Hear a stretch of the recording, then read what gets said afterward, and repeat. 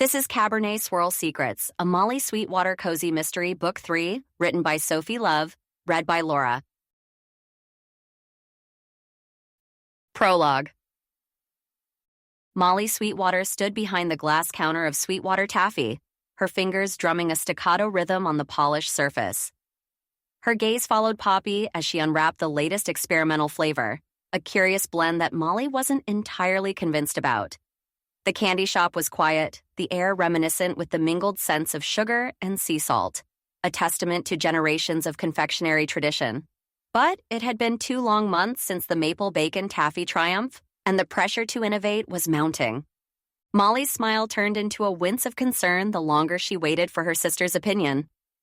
Poppy's teeth sank into the taffy, her light eyes meeting Molly's for a moment before closing in anticipated pleasure. Or so Molly hoped. With each chew, Poppy's brows rose higher, and the wrinkles beside them seemed to twitch with discomfort. "Any good?" Molly ventured, leaning forward, her heart thumping against her ribcage. The corners of Poppy's mouth turned upwards in a strained smile, her attempt at politeness palpable. But after a few more chews, the awkward grimace won out. With a pained expression, Poppy spat the offending candy into a napkin, the smile vanishing like vapor. "I'm sorry," Poppy said, her voice tinged with genuine regret. "I tried to fake it for a little bit, but that's really bad." Molly exhaled, a mix of disappointment and relief, and pulled out her phone. She swiped through her notes, finding the list labeled New Flavors. Her thumb hesitated for just a second before she deleted dill from the options. There weren't many left, and most of the ones that still sat on her list were Christmas-themed. "Wasn't my best work," Molly confessed, her cheeks heating with a blush that matched the pink walls of the shop. "There has to be something else," Poppy insisted, her look of distaste replaced by one of determination. "Something that screams summer on the boardwalk?" Molly nodded, locking her phone and slipping it back into her apron pocket.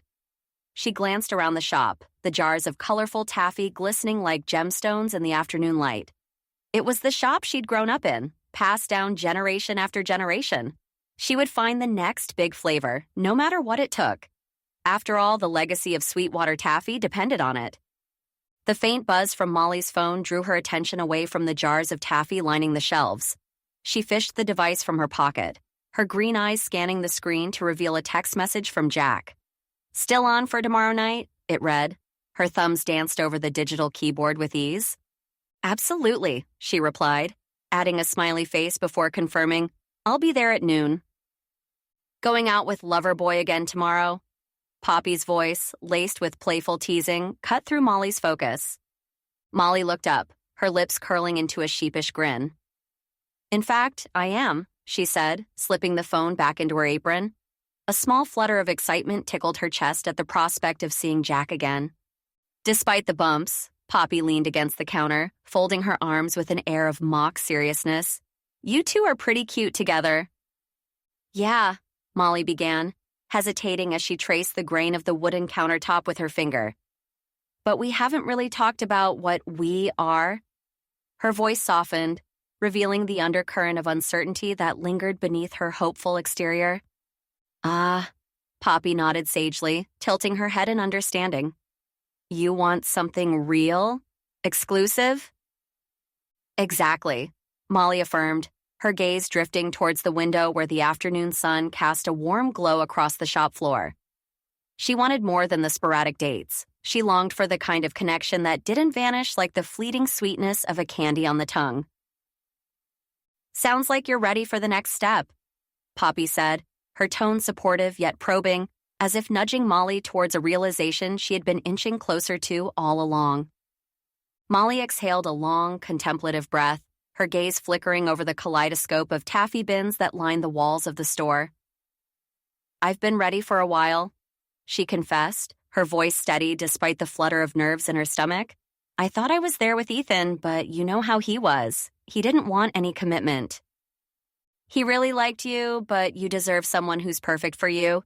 And that includes a guy who wants a future with you, a real one, with, like, a little house and a family and whatever else you want," Poppy said with a smile. "You're right. I think Jack might be that guy. I mean, he's been really sweet to me so far, especially given the circumstances. Molly explained. Poppy's eyebrows knitted together, a shadow crossing her eyes. Jack better be good to you, Molly, she said, a protective edge sharpening her words. After the stunt he pulled this summer, if he messes up, there'll be an angry mob with pitchforks and saltwater taffy torches ready for him. A smile flickered across Molly's lips at Poppy's hyperbole before she sobered. He was in a hard spot, Pop. The whole town was screaming my name like some twisted game of whodunit. And the evidence? Her heart clenched as she recalled the relentless whispers, the accusing stares that followed her every move. He was stuck between his job and me. I think he handled it well. It was just a few months ago when Jack cornered you about Harold's accident, Poppy interjected, her tone softening with recollection. Right. Molly's fingers stilled on the countertop, the memory vivid and visceral. But even with everyone pointing fingers, Jack stood by me. She remembered the steadiness in his eyes, the unwavering belief etched into his furrowed brow as he protected her from a fate she didn't deserve. It was tough on him, too. He had just transferred here. It wasn't exactly the welcome he expected. We've never had murders in Tidewater, and he was dealing with the whole town on his back. Still, he believed you over the gossip, Poppy conceded, leaning closer as if to share a secret. That's gotta count for something. Molly nodded, her heart swelling with gratitude for the detective who'd become so much more than a mere acquaintance. It does, Pop. It really does. Molly's gaze drifted to the window, the pastel hues of sunset casting a soft glow on the jars of taffy lining the shelves. Her fingers absent-mindedly twisted a lock of dark hair as she considered her lack of focus lately, her inability to come up with these new and fresh ideas because her mind had been elsewhere. The only thing wrong with Jack is I think he might be the reason I'm all over the place lately, Molly told her sister. From across the counter, Poppy looked up with a raised eyebrow and let out a chuckle tinged with sarcasm. You think? Yes, Molly admitted with a half smile, dropping her hand from her hair. It's been tough to concentrate, to dream up new flavors when all I want is for things to smooth out between us. She let out a sigh. I'm over 30 now. I crave stability, a real relationship, a family. It's time to sort my life out.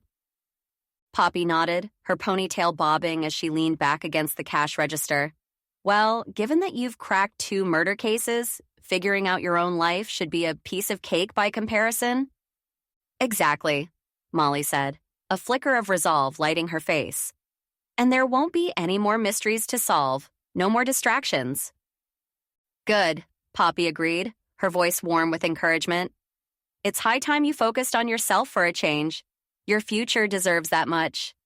Molly reached over to squeeze her sister's hand. And what about you, Pop? You need to think about where you're headed to. Me? Poppy's lips curved into a grin, and she shrugged off the concern with a carefree wave. I'm still working it out. Besides, I'm only 27. I've got some time before I hit the big 3-0. Watching her sister's relaxed demeanor, Molly felt a ripple of comfort. There was truth in Poppy's words. Time wasn't slipping away just yet. But for Molly, the days of waiting for life to happen were over. It was time to take the reins, starting with a heart-to-heart with Jack. Molly's laughter trailed off into a light-hearted chuckle as she caught the twinkle in Poppy's eyes. Are you insinuating that I'm old? She teased, quirking an eyebrow at her younger sister. Of course not, Poppy replied with feigned shock, her voice lifting in playful defense. Yet she couldn't resist adding fuel to the banter and arched her brows suggestively. They shared a moment of genuine mirth, their chuckles mingling and filling the cozy taffy shop with warmth. Molly felt a sense of contentment settling in her chest. The trials of the summer seemed to dissolve in the face of their camaraderie.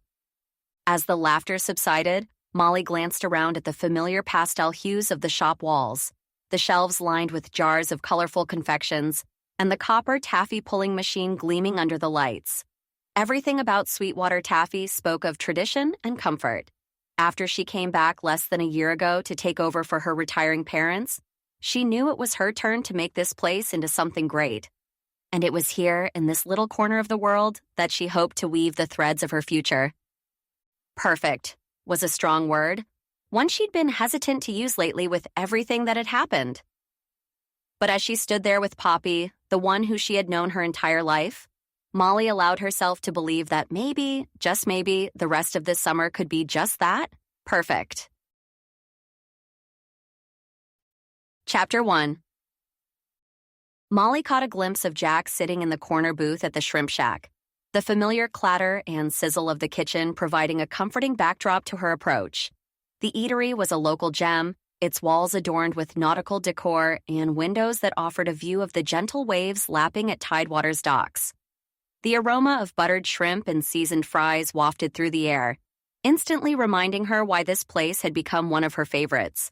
She noticed the way his focused gaze lifted from the laminated menu as she neared, replaced by the beginnings of a smile that reached his eyes before fully forming on his lips.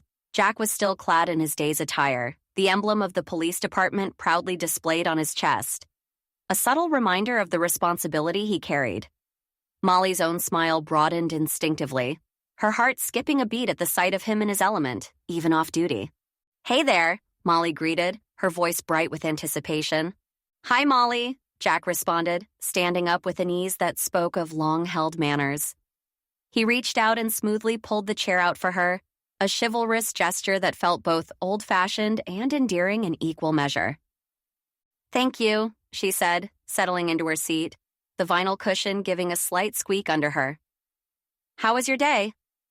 "Pretty good, actually," Jack admitted with a casual shrug, reclaiming his own seat across from her. "I finally got some time to work on reorganizing things at the station." "Renovations?" Molly inquired, tilting her head slightly as she pictured walls being torn down and new desks being assembled. He chuckled, the sound low and pleasant. "No, not quite that dramatic. More like paperwork, filing systems, processes. You know, the thrilling life of a detective," Jack quipped, his dry sense of humor surfacing. "Sounds meticulous," she replied, the corners of her mouth twitching upwards.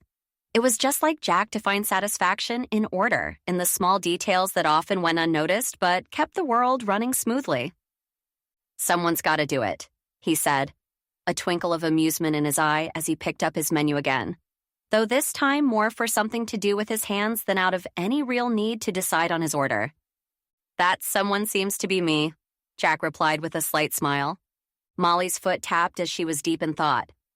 "Well, that must be hard coming into somewhere new and having to adjust," she said, her voice carrying a note of empathy as she imagined the challenges of settling into a new place. Jack shrugged, his movements easy and relaxed. "It's not too bad, just some getting used to," he replied with a hint of a smile. "And the work is nothing exciting, but I'm glad to finally have some downtime." "Must be nice," Molly mused, leaning back in her chair. "After everything that's happened, to take a step back and get into a routine." Her eyes met his, searching for a reflection of her own need for normalcy. "Routine is good, at least some of the time," Jack agreed, his gaze steady on hers. "Yeah," Molly sighed, feeling the weight of recent events still swirling around her. "I feel like I've been in a whirlwind too. I've missed the little things. I'm glad to be back to it." The waitress appeared then, offering them a brief respite from the conversation.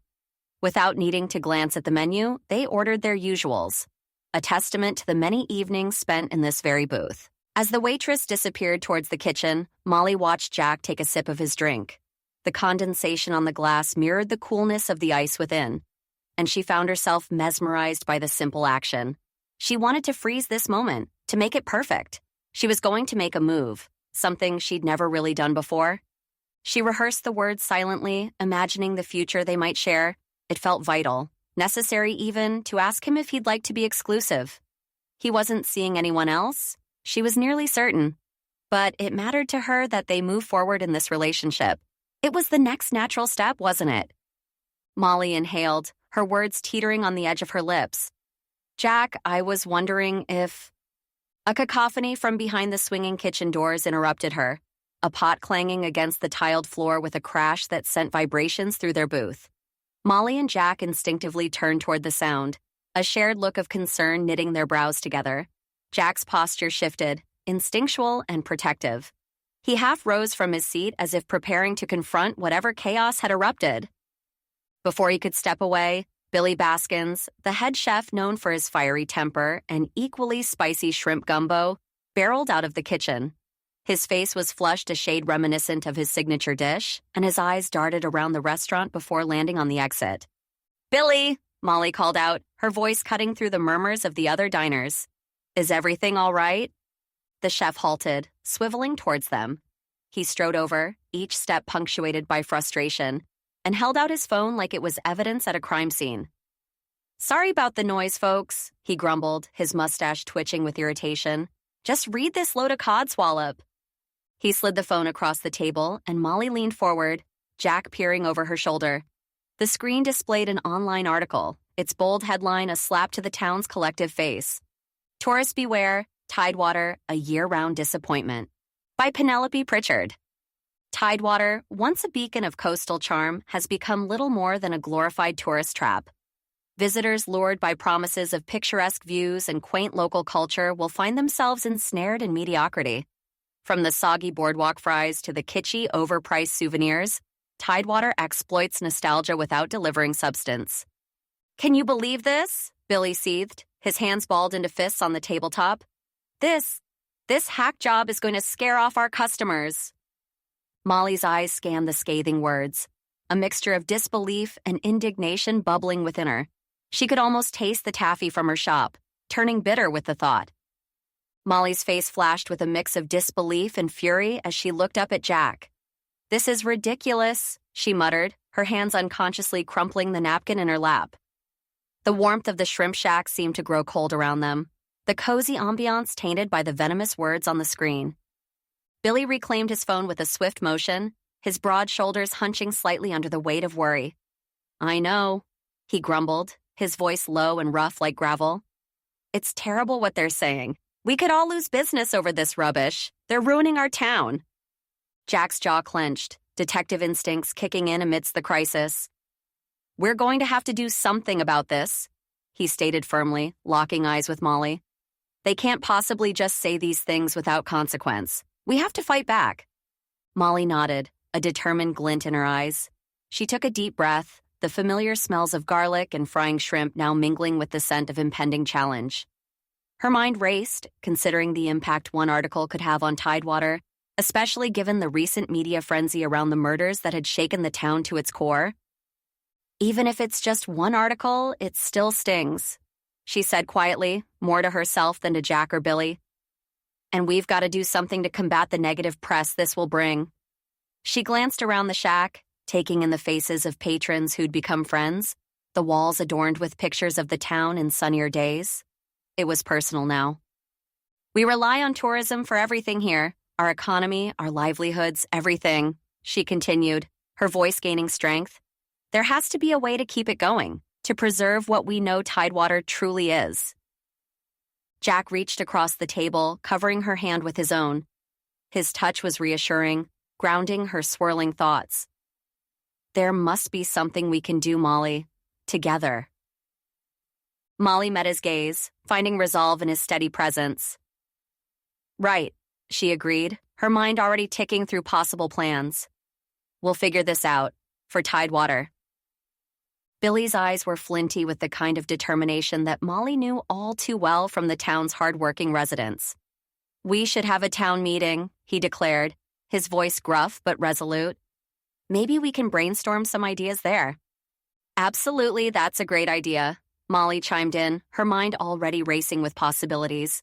She had always been one to rally the community together, her shop often serving as an informal gathering place for local concerns. Billy nodded, his broad shoulders set like he was bracing against a storm. "I'm headed to the town square now to see if the council's planning a meeting." His conviction was palpable. "They better be." "We'll be there, Billy. You can count on us," Molly assured him, her eyes fierce with shared resolve. With a huff that sent his chef hat askew, Billy turned and stomped off, his departure leaving a wake of unsettled murmurs in the shrimp shack. Molly watched him go, her heart heavy with the weight of the town's troubles. As silence settled back over their booth, she turned to Jack, her gaze clouded with worry. "This could really ruin some of the businesses here," she confessed, her voice barely above a whisper. Jack's hand reached out again, the warmth of his touch a balm to her fraying nerves. "Hopefully, the town won't let it," he said, his voice steady and sure. If we pull together, keep the tourists coming, it'll all be okay. But Molly's brow remained furrowed, the cogs of her mind turning over the severity of the situation. What could have made someone hate our town so much? She couldn't fathom it. Tidewater was her home, a place of warmth and community, not the bleak picture painted by that scathing article. Jack shrugged slightly, his badge glinting in the dim light of the shack. I'm not sure, Molly. I don't know how to bring people in. That's your expertise. I just know how to keep them safe and find out what they've done wrong. His expression softened as he looked at her. But I do know you and this town. You're full of good ideas. This meeting will help. I'm sure of it. Everyone will have good ideas, Molly agreed, her voice growing stronger with conviction. We'll find something. We have to. She took another deep breath, the scent of salt and shrimp bolstering her spirit. This meeting is going to fix this. And for a moment, as she locked eyes with Jack, Molly felt the promise of that statement ring true. Together, they would stand for Tidewater, and together, they would find a way forward. Still, in the back of her mind, Molly wondered when they would get the chance to talk about their relationship. She had so many things she wanted to say, so many words left unsaid. With the hustle and bustle of a new festival, would she find a spare moment to tell him how she truly felt? Chapter 2. Molly squeezed into the seat between Jack and Liv, her knees brushing against the rigid metal frame of the chair that seemed to have been designed with discomfort in mind. She tried to focus on George's voice as he called for everyone's attention from the stage, but her mind wandered to the eclectic mix of townsfolk gathered in the Tidewater Town Hall. Could this place actually be at capacity? I didn't even know we had this many people here, she whispered to herself, a hint of wonder lacing her words. She glanced around, noting Mayor Sylvia's stern profile as she watched the assembly from her vantage point beside the stage. Please take your seats, we're about to begin, George, the town council president, urged again, his tone patient but firm. On stage with him were Ginny, whose bakery was renowned for the best peach cobbler in 3 counties, Jaden, who sold prime real estate in Tidewater, and Kim, whose jewelry store had somehow weathered every economic storm for more than a decade. Each of them looked as earnest and concerned as the rest. Molly's gaze swept over the crowded room, her green eyes reflecting the soft glow of the overhead lights, which thankfully weren't flickering like the streetlights that once tormented her outside Sweetwater Taffy. Has it ever seen so many people? She mused aloud, though keeping her voice low enough that only Liv might hear. Liv, looking characteristically composed with her sleek black hair framing her glasses, nodded subtly as Molly leaned closer. Have you been to many of these meetings before? Molly asked, genuinely curious. Every single one, Liv replied without missing a beat. Her beautifully dark eyes met Molly's with a level of commitment that both surprised and impressed her friend. No way, Molly said, a playful incredulity dancing in her tone. I never knew that. I was kind of kidding. Yep, Liv confirmed, pushing her glasses up her nose slightly. I'm the town librarian after all. It's practically in the job description to know what's going on around here. Wow. Molly sat back in her chair, a smile tugging at the corners of her mouth. That's dedication. I knew there was a reason you're my best friend. There was a warmth to Molly's voice, a testament to the deep bond they shared, forged through years of shared experiences and unspoken understanding. Jack, sitting silently to Molly's left, offered a small, knowing smile. Even in the gravity of the meeting ahead, the camaraderie among friends was a light in the dim hall. Molly felt a surge of gratitude for the familiar faces around her. This was what community was all about. Together, they would find a way to save their beloved Tidewater.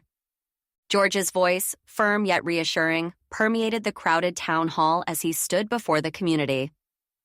We're all aware of the concerns raised by the recent article about our tourism, he began, adjusting his glasses with a practiced motion that conveyed both authority and empathy. Instead of reiterating worries, let's focus on solutions, shall we? A collective murmur of agreement rustled through the room like a gentle breeze. Molly watched from her seat, scanning the sea of faces as they all turned their attention to Kim, who rose with a poise that seemed to command silence even before she spoke. The jewelry store owner cleared her throat, and Molly could almost hear the cogs turning in everyone's head, anticipating what might be suggested. I believe we should invest in creating a commercial, Kim announced, her voice carrying across the hall. A showcase of Tidewater's charm to attract more visitors. Her suggestion hung in the air, a kite caught in a sudden lull. Glances were exchanged throughout the crowd, accompanied by a few scattered nods. Molly, however, felt a twinge of concern gnawed in her stomach. She took in the hesitant expressions around her, knowing that behind each polite nod was a mental ledger tallying up hypothetical figures. The idea of drawing tourists like this was appealing, sure, but at what cost? Commercials can be quite pricey, though, Jack murmured from beside her, voicing the unspoken calculations. Molly nodded, biting her lip thoughtfully. The finances of such an endeavor were not lost on her. Running Sweetwater Taffy and going to school for business had honed her understanding of budgets and balance sheets. The prospect of extra taxes to fund a large-scale advertisement campaign made her pulse quicken with anxiety. How would her quaint little shop fare under the strain of increased financial demands? Exactly, she whispered back, her creative mind already searching for alternatives as she continued to observe the reactions around her. There was an entrepreneurial spirit in Tidewater that wouldn't be easily quelled by fiscal fears, but it needed nurturing, not burdening by hefty tax hikes and uncertain returns. Kim continued trying to prove her point. This is the fastest way to get people to come, and it would show the great things about Tidewater to people who might not have even heard about it before.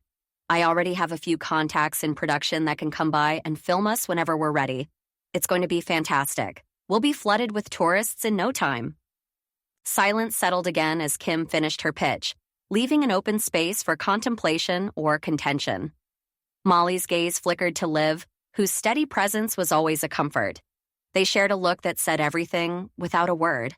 They would need something innovative, something that struck the perfect note between frugality and flair.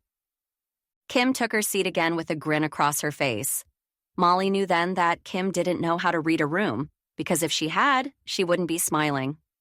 A proposition for the town to pay for a commercial when it was full of small businesses trying to keep doors open wasn't going to garner much love. People began to whisper to each other. Molly assumed it was about how they were doomed if someone didn't have a different idea. As Ginny from the bakery rose to her feet, a hush fell over the assembly. I've been thinking, she began, her voice as warm and inviting as the scent of fresh pastries, about hosting another festival. It could lure in crowds with minimal spending on our part, just some clever leveraging of the website traffic we already have. Molly's eyes lit up at the suggestion, watching as nods blossomed throughout the room like a field of agreement. It was a solid plan, using their existing resources to stoke the fires of tourism without burning through the town's wallet. Could be a real hit, Molly murmured, turning toward Jack, whose posture in the adjacent chair suggested both interest and evaluation. But what sort of festival? The next one on the calendar isn't until fall. That's still 3 more months away. Jack's shrug was nonchalant, his profile etched with contemplation under the fluorescent lights of the town hall. It'll need to be something enticing, he said, his low voice threading easily into her ear. Something that makes a trip to Tidewater irresistible. Her mind churned with possibilities, each idea flickering like the once troublesome streetlights outside her shop. A taffy festival sprang to mind, a celebration of the chewy delight that had become her lifeblood. Yet, as she glanced around, she pictured the bakers, the jewelers, the artisans, all trying to twist their trades into taffy-themed wares and couldn't suppress a small chuckle at the thought. Ha! I'm imagining a taffy festival. Wouldn't that be something? Molly mused, tapping her finger against her lips, envisioning the colorful banners and the sugar-spun joy such an event might bring. Despite the appealing vision, she harbored doubts about its broad appeal. Though I'm not sure everyone would want to hop on the taffy train with me. Perhaps not, Jack conceded, a hint of a smile playing at the corner of his mouth. But it's a start. Tidewater has plenty to offer, we just need the right hook. Molly nodded, her entrepreneurial spirit undaunted by the challenge. In the sea of faces around her, she recognized the same tenacity that had kept Sweetwater Taffy afloat for generations. It was only a matter of time before the collective creativity of Tidewater reeled in a winning idea. The air in the Tidewater Town Hall was thick with anticipation, as George, a pillar of composure, stood at the podium. His voice, steady and clear, cut through the murmurs like a lighthouse beam through fog. "We've heard 2 solid suggestions tonight," he said, surveying the gathering with a practiced eye. "Now, it's time for us to decide together." Molly felt the weight of expectation settle over the room. The idea of another festival had sparked something in the townspeople, an ember of hope that needed only a collective breath to ignite. As George called for a vote, she watched a forest of hands rise into the air, each one casting a silent ballot for promise and prosperity. George's nod was firm. "A festival it is, then. Next week, we will bring Tidewater to life once more. Does anyone have a theme to propose?" A hum, low and contemplative, buzzed through the crowd. Molly scanned the faces around her, each one awash with thought.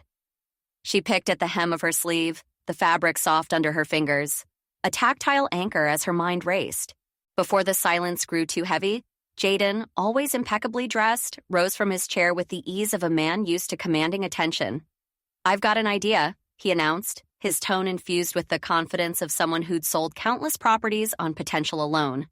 He shared a glance with Ginny, whose supportive nod was nearly imperceptible. "What about a wine and cheese event? It's classy, it's high-end, and it'll draw in a crowd that appreciates the finer things. It could show off a side of Tidewater many haven't seen." Molly's heart skipped at the suggestion. Wine and cheese, elegant yet inviting, a pairing as timeless as the tides themselves. She leaned toward Liv, whose dark eyes sparkled behind her glasses with the reflection of possibility. "How fun," Molly whispered, the words a tiny burst of excitement in the quiet of the hall. "Absolutely," Liv agreed, a smile curving her lips as she adjusted her glasses. Even Poppy, usually reserved in such settings, gave an enthusiastic nod, her long hair swaying with the movement. "Could be a hit," she chimed, her youthful insight a valuable currency in the market of ideas. Molly's gaze returned to Jaden, his proposal now rippling through the room, lifting spirits and setting imaginations alight. With every passing second, the concept seemed to grow more resplendent, like a gem being polished to reveal its inherent shine. George's voice cut through the rising tide of murmurs, decisive and clear. "That's a great idea, Jaden," he said, nodding with approval. "We can extend invitations to our neighbors from the surrounding towns as well. If we play our cards right, we might just have one of the largest gatherings Tidewater has seen in years." Molly leaned back in her chair, feeling the hardwood press against her spine. Her eyes roamed over the crowd, taking in the nods and smiles that greeted George's words. A sense of unity seemed to weave through the room, binding everyone with a thread of shared purpose. "Isn't this wonderful?" Molly whispered, more to herself than to Jack on her left. She could already taste the salty, sweet tang of opportunity in the air. "What a pleasant idea!" Jack nodded, his expression thoughtful. "It's got potential," he agreed, his gaze following George as the mayor took his seat once again. Molly tapped her lip, mulling over the flavors that danced across her mind like bright kites on a summer breeze. Each one vied for attention, but which would best complement such a refined event? Chocolate with a hint of red wine essence, perhaps? Or maybe a bolder cheese-infused concoction. "Whatever flavor we make, it needs to be special," she mused aloud, catching Liv's eye. The librarian, always ready with a supportive word, smiled reassuringly. "This is a chance for us to show how good we are." "Knowing you, Molly, whatever you create will be a hit," Liv said, her tone imbued with unwavering faith. "Thanks, Liv," Molly replied, a blush of gratitude coloring her cheeks. "I just want to make sure it's perfect for the event." The chairs creaked as people began to stand, the meeting evidently adjourned. The town hall buzzed with excited chatter as plans were discussed and hands were shaken. Molly rose, her thoughts still swirling around taffy flavors and festival preparations. She glanced at the stage where the council members were now mingling with residents, absorbing the palpable enthusiasm that filled the space. "This is going to work," she said, mostly to herself. "For Tidewater, for Sweetwater Taffy, this is our chance to shine." And with that hopeful sentiment echoing in her heart, Molly joined the throng of townspeople, all moving forward, together. She just needed a new taffy. Chapter 3. Molly's fingers tapped a rhythm on the worn wood of her dining room table, each tap echoing the thudding uncertainty in her chest. The array of glasses before them, once full of potential, now stood as a testament to their indecision. Poppy, slumped against the table with the grace of a marionette whose strings had been cut, let out a soft groan. "Is it just me?" she murmured, voice tinged with exhaustion. "Or does wine make you tired?" Her eyelids fluttered like delicate moths tempted by the light but too weary to take flight. "We've already tried all of these," Molly sighed, rubbing at her temples, "and we're no closer to picking one." She glanced at the lineup of contenders, each glass holding the ghost of flavors they'd sampled, now muddled in their palates. "Maybe we should just go with the rosé," Liv suggested from across the table, pointing to the pale pink liquid on the end. Her rational tone was a soothing balm, yet it couldn't quite ease the frustration tugging at Molly's decision-making. Molly frowned softly, the gears of creativity turning slowly within her. "I'm not sure if I can recreate a rosé flavor that would do justice to taffy. Something more sweet or less light might pair better with the theme of wine and cheese," she reasoned, the idea unfurling like a flag in the wind. "Clear, yet still uncertain, and it would have been nice to know that before we went through all of these," Poppy quipped, her sass failing to mask the hint of affection in her eyes for her older sister's process. "I didn't realize it until we tasted them," Molly replied with a shrug, her intuition guiding her even when the path wasn't clear. She scanned the remaining bottles, her gaze pausing on the reds. "A red might work, but it has to be sweet, not dry. Dry won't do for taffy, at least not too dry.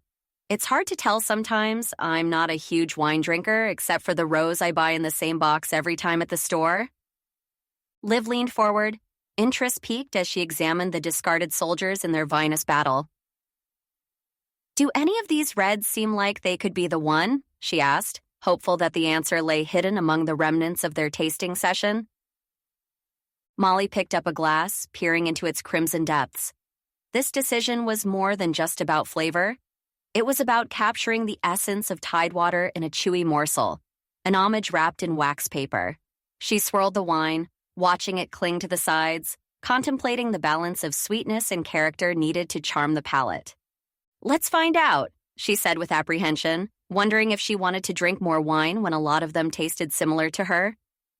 Molly lifted the glass of Moscato to her lips, allowing the sweet aroma to tease her senses before taking a delicate sip. She concentrated on the play of flavors across her palate, the fruity undertones vying for attention against the sugary sweetness. She wasn't a connoisseur by any stretch, but her taste buds were finely tuned to the subtleties required for crafting taffy goodness. "It's down to these two," she announced, gesturing towards the dessert wines, a golden Moscato and a darker Madeira. "Tell me which seems better for the taffy." Poppy sighed, the corners of her mouth upturned in resignation as she reached for the glass of Madeira. She took a small sip, closing her eyes as if to will her senses to give her a clear favorite. Beside her, Liv carefully brought the Moscato to her lips, her analytical mind quiet as she allowed herself to simply experience the flavor. "Thoughts?" Molly pressed gently, searching their expressions for a hint of preference. Poppy placed the glass down and dabbed at her lips with a napkin. "They're both good," she admitted, a playful twinkle of mischief in her light eyes. "I can't really tell." Liv exchanged glasses with Poppy, their hands brushing briefly. The librarian's dark brown eyes narrowed in thought as she tasted the Madeira. Then, glancing at the assortment of bottles, something seemed to click. "What about the port?" she suggested, picking up the bottle to inspect its label. Rich red color, deep flavor, it'd be distinctive in taffy form. Molly considered the idea, the notion sparking her creative vision. "You're right," she agreed, her voice tinged with relief. "That could work, and it would be easier to recreate." Finally, Poppy exhaled, a soft chuckle escaping her lips as she nodded in agreement. "We've picked it out." Contentment settled around the table like a cozy blanket. They had found their muse in a bottle of port, and Molly's culinary adventure was ready to take shape. Molly swirled the rich, ruby liquid in the glass, her gaze locked on its velvety swirl. "Just one last taste to figure out the flavor. If I want to recreate this, I should know everything about the sweet taste," she murmured, more to herself than to her companions. She was close now, so close to crafting the perfect taffy for the upcoming festival, With a sigh that seemed to carry the weight of the evening's exhaustive sampling, Poppy slumped forward until her forehead met the cool surface of the dining room table. "I can't, Malls," she groaned, the words muffled. "My taste buds are waving white flags. I'm done." Molly turned to leave, seeking solace in her friend's usually unshakable support. But Liv only offered a sheepish shrug, pushing up her glasses with a slender finger. "Wine tasting isn't exactly my forte," she confessed. "You know I'm more about the history of the wine than its taste." The myriad of sampled bottles loomed at the edge of Molly's vision, a testament to their evening's endeavor. She took a deep breath, the myriad scents of fermented grapes mingling in a confusing bouquet. Her palate had journeyed through a landscape of flavors tonight, and the thought of another sip was daunting. Yet time was not on her side. The festival was a ticking clock, each second drawing closer to the moment when her taffy needed to be more than just an idea. A sense of urgency flickered within her, igniting a spark of determination. "All right," she exhaled, setting down the glass with a decisive clink. "I've had enough, too." She eyed the lineup of bottles, her mind racing. Her intuition, often her guiding light in moments of uncertainty, began to pulse with possibility. "I have an idea," she announced, a plan forming like the pieces of a puzzle clicking into place. Poppy lifted her head slightly, eyes bleary but curious. Liv leaned in, attentive. Molly's fingers danced over the labels, her touch lingering on the chosen port. She didn't need another taste. She needed inspiration, and she knew just where to find it. By the time Molly turned back around with the bottle in her hand, Poppy's eyes were closed shut. Liv gently slid a cushion under Poppy's head, careful not to disturb her impromptu slumber. As she straightened up, her eyes met Molly's, which sparkled with the gleam of an epiphany. "What are you thinking?" Liv whispered, her voice a soft thread in the quiet room. "Look at this," Molly murmured, rotating one of the bottles so that the label faced Liv. Her finger tapped against the emblem, a quaint little chateau nestled among hills of vines. "This port is from Beaumont Winery." Recognition dawned in Liv's eyes, and a knowing smile curled the corners of her lips. "You're considering a visit, aren't you?" Molly nodded, her determination solidifying like cooling taffy. She could already envision herself walking between rows of grapes, soaking in the essence of the place. "I need more than what my taste buds can tell me tonight. I'll go to the Beaumonts, get a real feel for the wine, and bring back the perfect flavor for the festival." The idea seemed to resonate through the room, turning the previous hours of indecision into a distant memory. Liv looked on, admiration mingling with amusement in her gaze. Only you, Molly Sweetwater, would turn wine tasting into an adventure. And an adventure they were going to have. Chapter 4. Molly stepped out of her compact car, the gravel crunching softly under her sensible shoes. The Beaumont Winery loomed ahead, its grandeur undeniable. The sun-kissed stone facade of the building radiated warmth and history, while row upon row of meticulously tended vines stretched as far as the eye could see. It was a picture-perfect snapshot of rural charm, complete with fluttering butterflies and the sweet hum of bees. "Wow," Molly breathed out, her eyes wide with admiration. "I knew it would be lovely, but it's like something out of a storybook." Jack emerged from the passenger side, his detective's gaze sweeping across the sprawling estate with an appreciative nod. "Impressive," he agreed, matching Molly's tone of wonder. They stood side by side for a moment, taking in the view. Molly contemplated talking to Jack again, trying to get out the words she so desperately wanted to say. But in the car, where they couldn't run away if anything went wrong, it didn't seem right. She didn't know if he was ready for this step, and if he wasn't, what an awkward wine tasting this would be. She decided quickly that this would only be about wine, not about defining their relationship, but still, the topic nagged at the back of her mind. "It's beautiful here," she continued, her voice laced with a hint of awe. "The vines, the greenery, it's so peaceful." Her hands gestured to the expanse before them, as if trying to capture the essence of the place. "Have you been here before?" Jack asked, turning toward her with genuine curiosity etched in his features. Molly shook her head, her dark brown hair catching the sunlight. "No, I never have," she confessed. I knew it was big and people always talked about how great their wine is, but she shrugged lightly, a sheepish grin on her face. I've never really been big into wine, you know. My focus has always been on taffy in the shop. Seems like you might have missed out, Jack observed, his tone gentle, causing a soft chuckle to escape Molly's lips. Maybe so, Molly admitted, casting another lingering look at the winery. I kind of regret that now. But at least we made it here eventually. Molly and Jack had barely taken a few steps toward the elegant entrance of the Beaumont winery when a crisply dressed young man approached them with an easy stride. His name badge identified him as Liam, Vincent's assistant. Mr. Beaumont is expecting you, Liam said with a professional smile. Please, follow me. He led them through the grand double doors into the heart of the building. Inside, the winery's tasting room unfolded like a scene from a high society magazine. Vaulted ceilings loomed above, and the room was filled with small tables adorned with crystal glasses that glinted under the soft lighting. Each chair was placed just so, inviting intimate conversations amongst wine connoisseurs. At the far end of the room stood a long bar, its polished surface reflecting the rows of stools lined up in anticipation of guests. Behind the bar, a magnificent floor-to-ceiling rack displayed an array of Beaumont wines, a testament to years of viniculture and refinement. The sight was both imposing and impressive. Vincent will join you shortly, Liam informed them before disappearing as smoothly as he had arrived. Molly let out a low whistle, her gaze sweeping over the details of the sophisticated space. It's a good thing Vincent had time for us, she murmured, still taking in the splendor around her. With how well kept this place is, I can only imagine the work that goes into it. Especially since they'll be busy prepping for the Wine and Cheese Festival, Jack chimed in, his eyes scanning every corner with a detective's thoroughness. Indeed, but I always have time to assist those who share our town's passion for flavor, came a voice from behind them, deep and welcoming.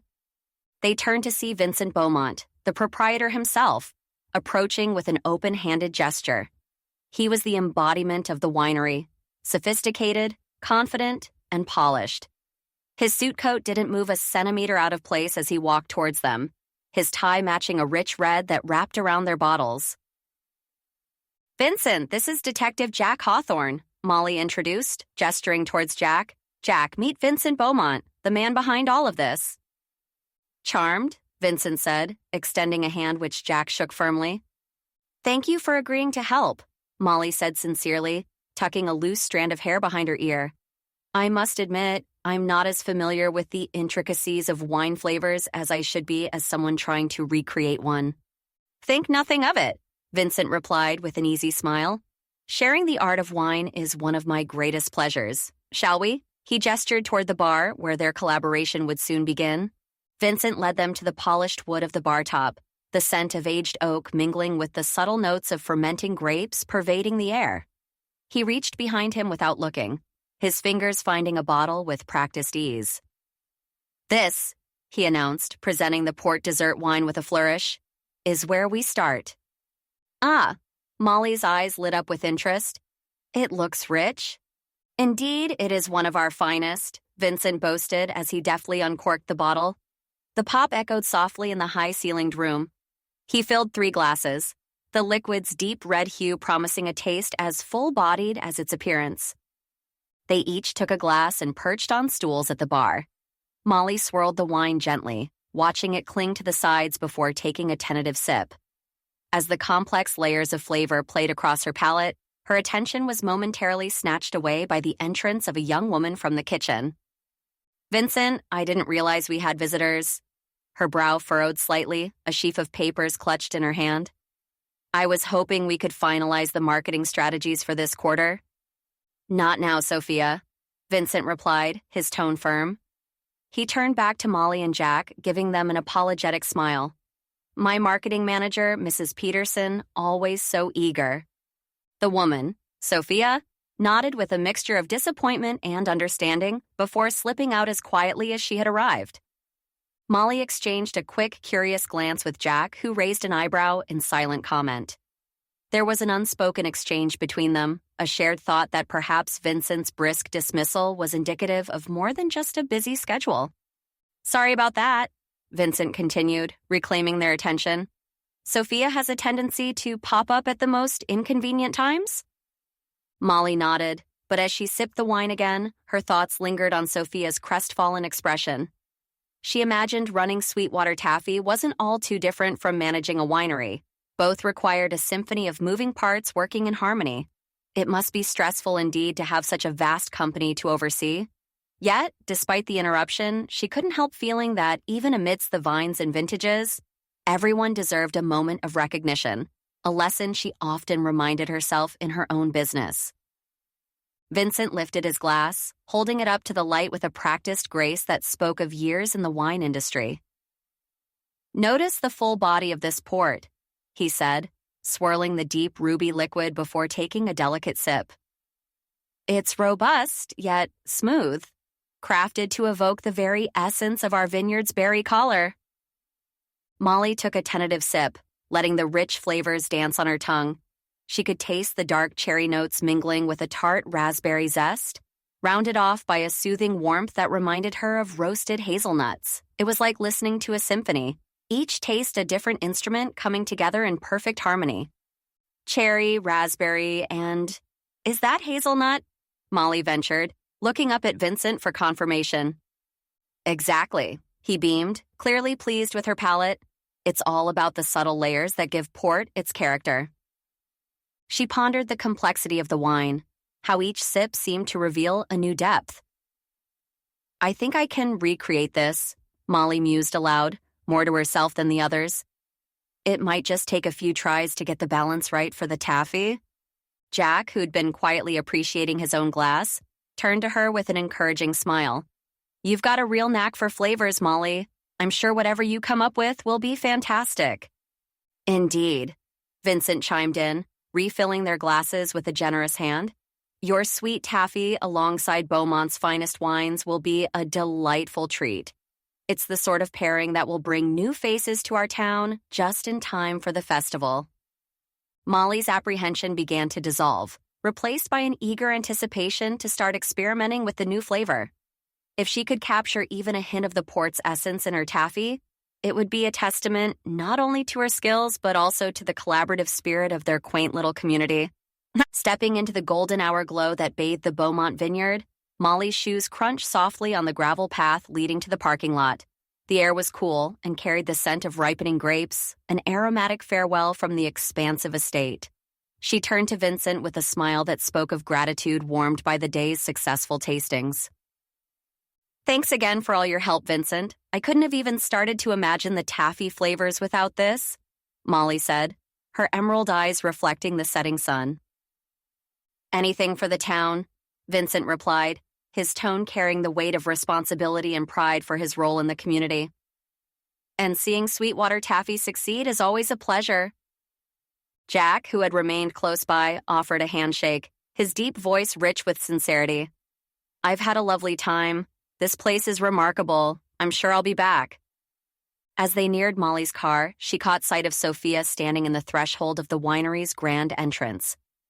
The marketing manager's posture was rigid, her expression one of unspoken urgency. Vincent followed Molly's gaze and sighed quietly, a hint of weariness crossing his face. Without a word, he turned and ambled back toward the building, passing Sophia as if she were just another piece of the picturesque backdrop, leaving her in silent frustration. Molly exchanged a brief, puzzled look with Jack before climbing into the driver's seat of her car. The engine hummed to life, and they pulled away from the winery, leaving behind the sprawling vines and the unanswered questions lingering at the doorstep. I'm really excited to get started on these new flavors, Molly confessed as the winery faded into the distance through her rearview mirror. There's so much potential with what we tasted today. Absolutely, Jack agreed, his gaze fixed on the road ahead, but his mind clearly still on the events of the day. This event is exactly what the town needed, and your taffy, it's going to be perfect. Molly felt the challenge of the task ahead like a spark igniting her creativity. She was determined to distill the essence of Vincent's port into her taffy, to pay homage to the full-bodied, berry-laden wine with her own sweet twist. It wouldn't be easy, but as the car wound through the quiet streets toward home, Molly's intuition whispered that she was more prepared for this than any flavor challenge before. With the warmth of Jack's support and the richness of the day's experience enveloping her, she knew she was ready to bring a taste of Beaumont's legacy to life in her taffy shop. Chapter 5. Molly wiped a stray lock of hair from her forehead, leaving a faint smudge of sugar in its wake. The scent of port wine wafted through the cozy interior of Sweetwater Taffy as she pressed and shaped the sticky mixture on the large cookie sheet lined with parchment paper. She looked up just as Poppy burst into the front space from the back kitchen. "Guess what? I finished the banners and the new decor for our booth at the festival," Poppy declared with a flourish, her greenish-gray eyes sparkling with accomplishment. "It took all afternoon, but I crafted this beautifully large wine bottle to put in our tent, and I've got these adorable wine bottle balloons." "Those will be a great touch to the booth," Molly acknowledged, admiring her sister's knack for capturing the essence of their product in such a festive way. Poppy approached the counter, leaning in to inspect the taffy arrayed before them. "So, how are things going in here?" she asked, curiosity lacing her tone. Molly glanced at the taffy, its rich burgundy hue glistening under the shop's warm lighting. Each piece was a small work of art, twisted and turned with an artisan's care. "I'm going to need an unbiased opinion on these," she admitted while transferring another batch onto the cooling sheets. "Good luck finding that in a place where people adore you and your taffy." Poppy's voice held a playful note, a sassy edge that made Molly chuckle. "Come on, just try it," Molly urged, rolling her eyes but smiling broadly.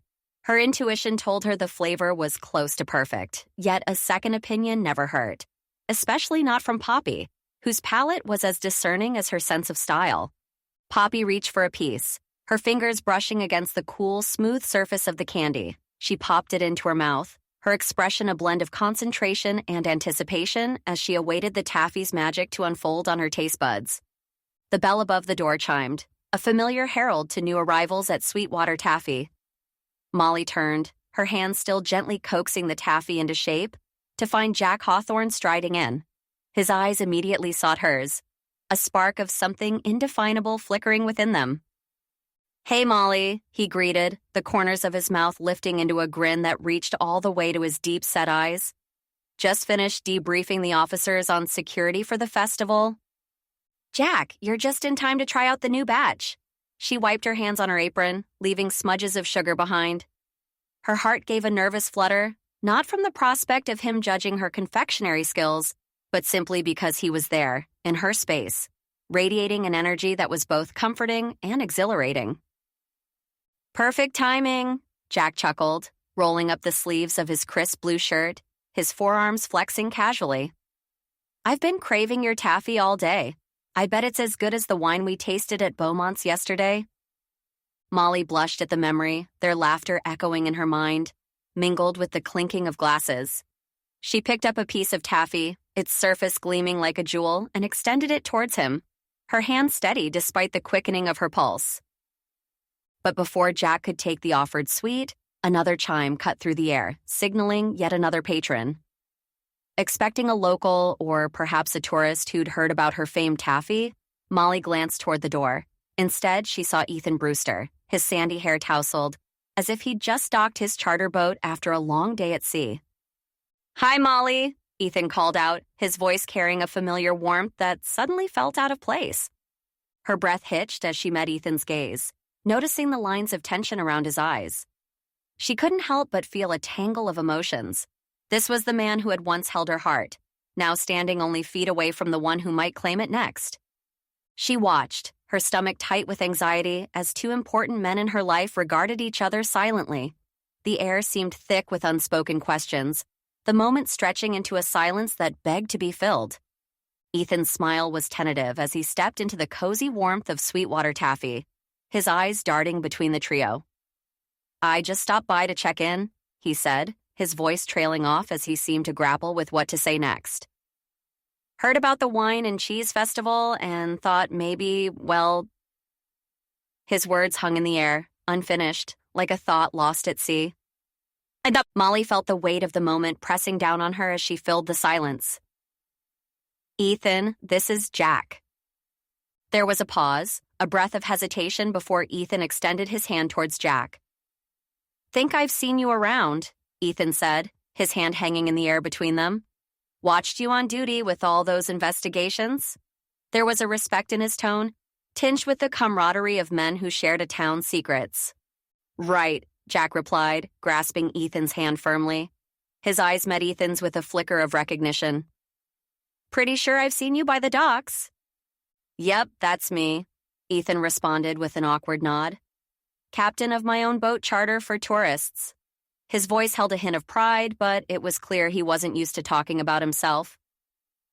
"Sounds cool," Jack said after a beat, his response polite but laced with the same awkwardness that clung to the room. Molly watched the exchange, feeling the taut threads of tension between the present and the past. She could almost taste the salt in the air, remnants of Ethan's life on the water, and the sharp tang of Jack's recent arrival to their quiet seaside town. The undercurrents were impossible to ignore, yet here they were, navigating this unexpected crossroads together. Molly's lips parted, but words fled her mind as the silence stretched awkwardly between them.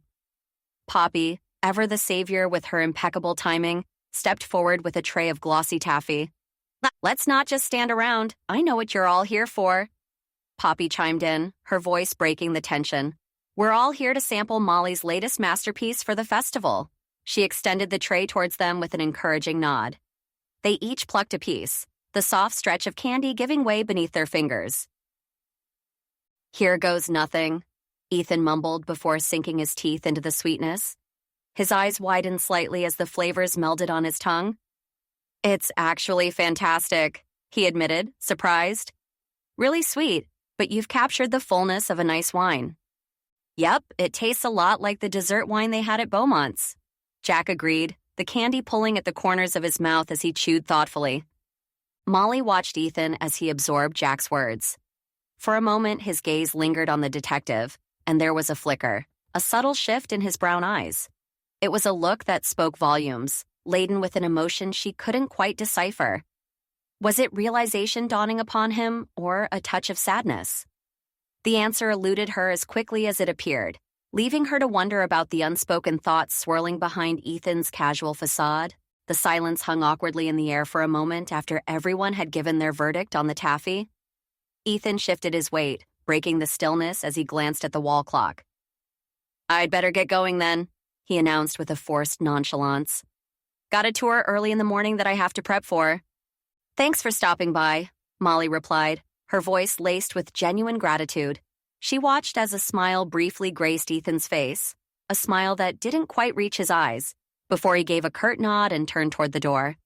As the bell above the entrance jingled with Ethan's departure, Molly found herself caught in a whirlwind of emotions. His presence had always stirred a familiar comfort mixed with an undercurrent of what-ifs. But now, with Jack in the equation, those feelings were accompanied by a tinge of guilt. She didn't know how to bridge the past with her present, especially when her future seemed to be taking shape with someone else. Meanwhile, Jack rose from his chair, his tall frame unfolding gracefully. He brushed imaginary crumbs from his shirt before meeting Molly's gaze. "Looks like you're practically ready for the festival," he said, confidence warming his tone. "But I've got to head out too. Only a few days left and a lot to organize." "Of course," Molly nodded, understanding all too well the demands of preparation. "I'll see you soon, at the festival, with a very busy taffy stand." Her words carried hope and a hint of playful challenge. Jack's smile widened in response, lighting up his face in a way that made Molly's heart skip. It was a smile full of promise, one that spoke of shared jokes and quiet moments yet to come. "No doubt about it," he agreed, his eyes locking with hers. "Goodbye, Jack," she said softly as he stepped out into the evening, leaving her alone with the lingering sweetness of port wine taffy and the echo of his laughter. Molly took a deep breath, letting the sugary scent of her shop fill her lungs. The day had been a roller coaster of emotions, but amidst the chaos, there was a sense of accomplishment. Her taffy was a hit, her booth was nearly ready, and she had two men, one fondly remembered, the other full of potential, cross paths in a dance of what was and what could be. With a sigh, she reached for a cloth to wipe down the counter, her movements slow and thoughtful as the day's events replayed in her mind. Molly swept the remaining strands of taffy into a neat pile on the parchment-lined tray, her fingers working deftly even as her mind churned with the day's encounters. The sugary scent clung to the air, a sweet reminder of her hard work. "Quite the day, huh?" Poppy leaned against the counter, her ponytail bobbing as she tilted her head, studying Molly with those perceptive eyes. Molly let out a small laugh that didn't quite reach her eyes. "If you hadn't jumped in with the taffy tasting," she admitted, "I might have just stood there gaping like a fish out of water." Poppy snorted softly. "Did you see Ethan's face when Jack mentioned you two went to Beaumont's winery? I swear he turned paler than your vanilla taffies. It was like he knew you guys were dating and just panicked, poor guy." Molly shrugged, her hands still busy as she started to pack up the taffies into their boxes. "Ethan would probably find any mention of my dates with Jack sour." She pressed her lips together, feeling the weight of unsaid words between her and Ethan. "Hey, you don't owe him any explanations," Poppy said firmly. "You're free to see whomever you want, Malls." "Right," Molly acknowledged, though the simple truth did little to unknot the tension in her shoulders. "Doesn't make it any less complicated, though." "Life's too short for what-ifs and maybes," Poppy replied, giving her a supportive smile. Molly nodded silently, feeling the truth in Poppy's words, but also the sting of moving on from a past that still lingered close by. With the leftover taffy now securely packed, Molly stacked the boxes neatly, ready for transport to the festival. She allowed herself a moment of pride. Despite everything, her confections were perfect, glossy, chewy, and packed with flavor. "Look at this, Pop," she said, gesturing to the fruits of her labor. "All set for the festival." "Those taffies are going to be the talk of the town," Poppy declared with confidence. Molly cracked a genuine smile then, imagining the bustling festival, the laughter and chatter, and the joy her taffies would bring. The wine and cheese event loomed on the horizon, a chance to showcase her craft and maybe, just maybe, to knit the community a little closer with each sweet bite. "Thanks," she said softly, her heart easing at the thought. "Let's hope they do more than just talk. Let's hope they buy enough to keep us rolling in sugar for months." "Knowing you, they'll be back for seconds before they've even swallowed their first taste," Poppy teased, her eyes shining with shared anticipation. "Then let's make sure we're ready to give them exactly what they want," Molly said with renewed determination. Her gaze drifted toward the door where Jack had exited, his presence still lingering like a promise in the air. Yes, she decided the festival would be a new beginning, a chance for her taffies, and perhaps for her heart as well. Chapter 6. The blush of dawn kissed the quaint seaside town of Tidewater, strewing golden light across cobbled streets and weathered shopfronts. Molly inhaled the briny tang of the sea mingled with the scent of fresh paint and varnish as she made her way down Main Street. The early morning near summer's end held a gentle warmth, a tender caress before the day's bustle began. Booths unfurled like blossoms along the promenade, each one vying for attention with grand decorations. Streamers and ribbons danced in the soft breeze, and flowers in vivid bursts adorned table corners. Molly's eyes lingered on a particularly opulent stand draped in deep blues and golds that shimmered in the waking light. Her gaze then drifted to the balloons bobbing eagerly at the edge of her vision, their vibrant hues jostling merrily against one another. Were they perhaps a tad too exuberant for the occasion? She couldn't help but second-guess their choice, wondering if the crowd would appreciate the whimsy or find it frivolous.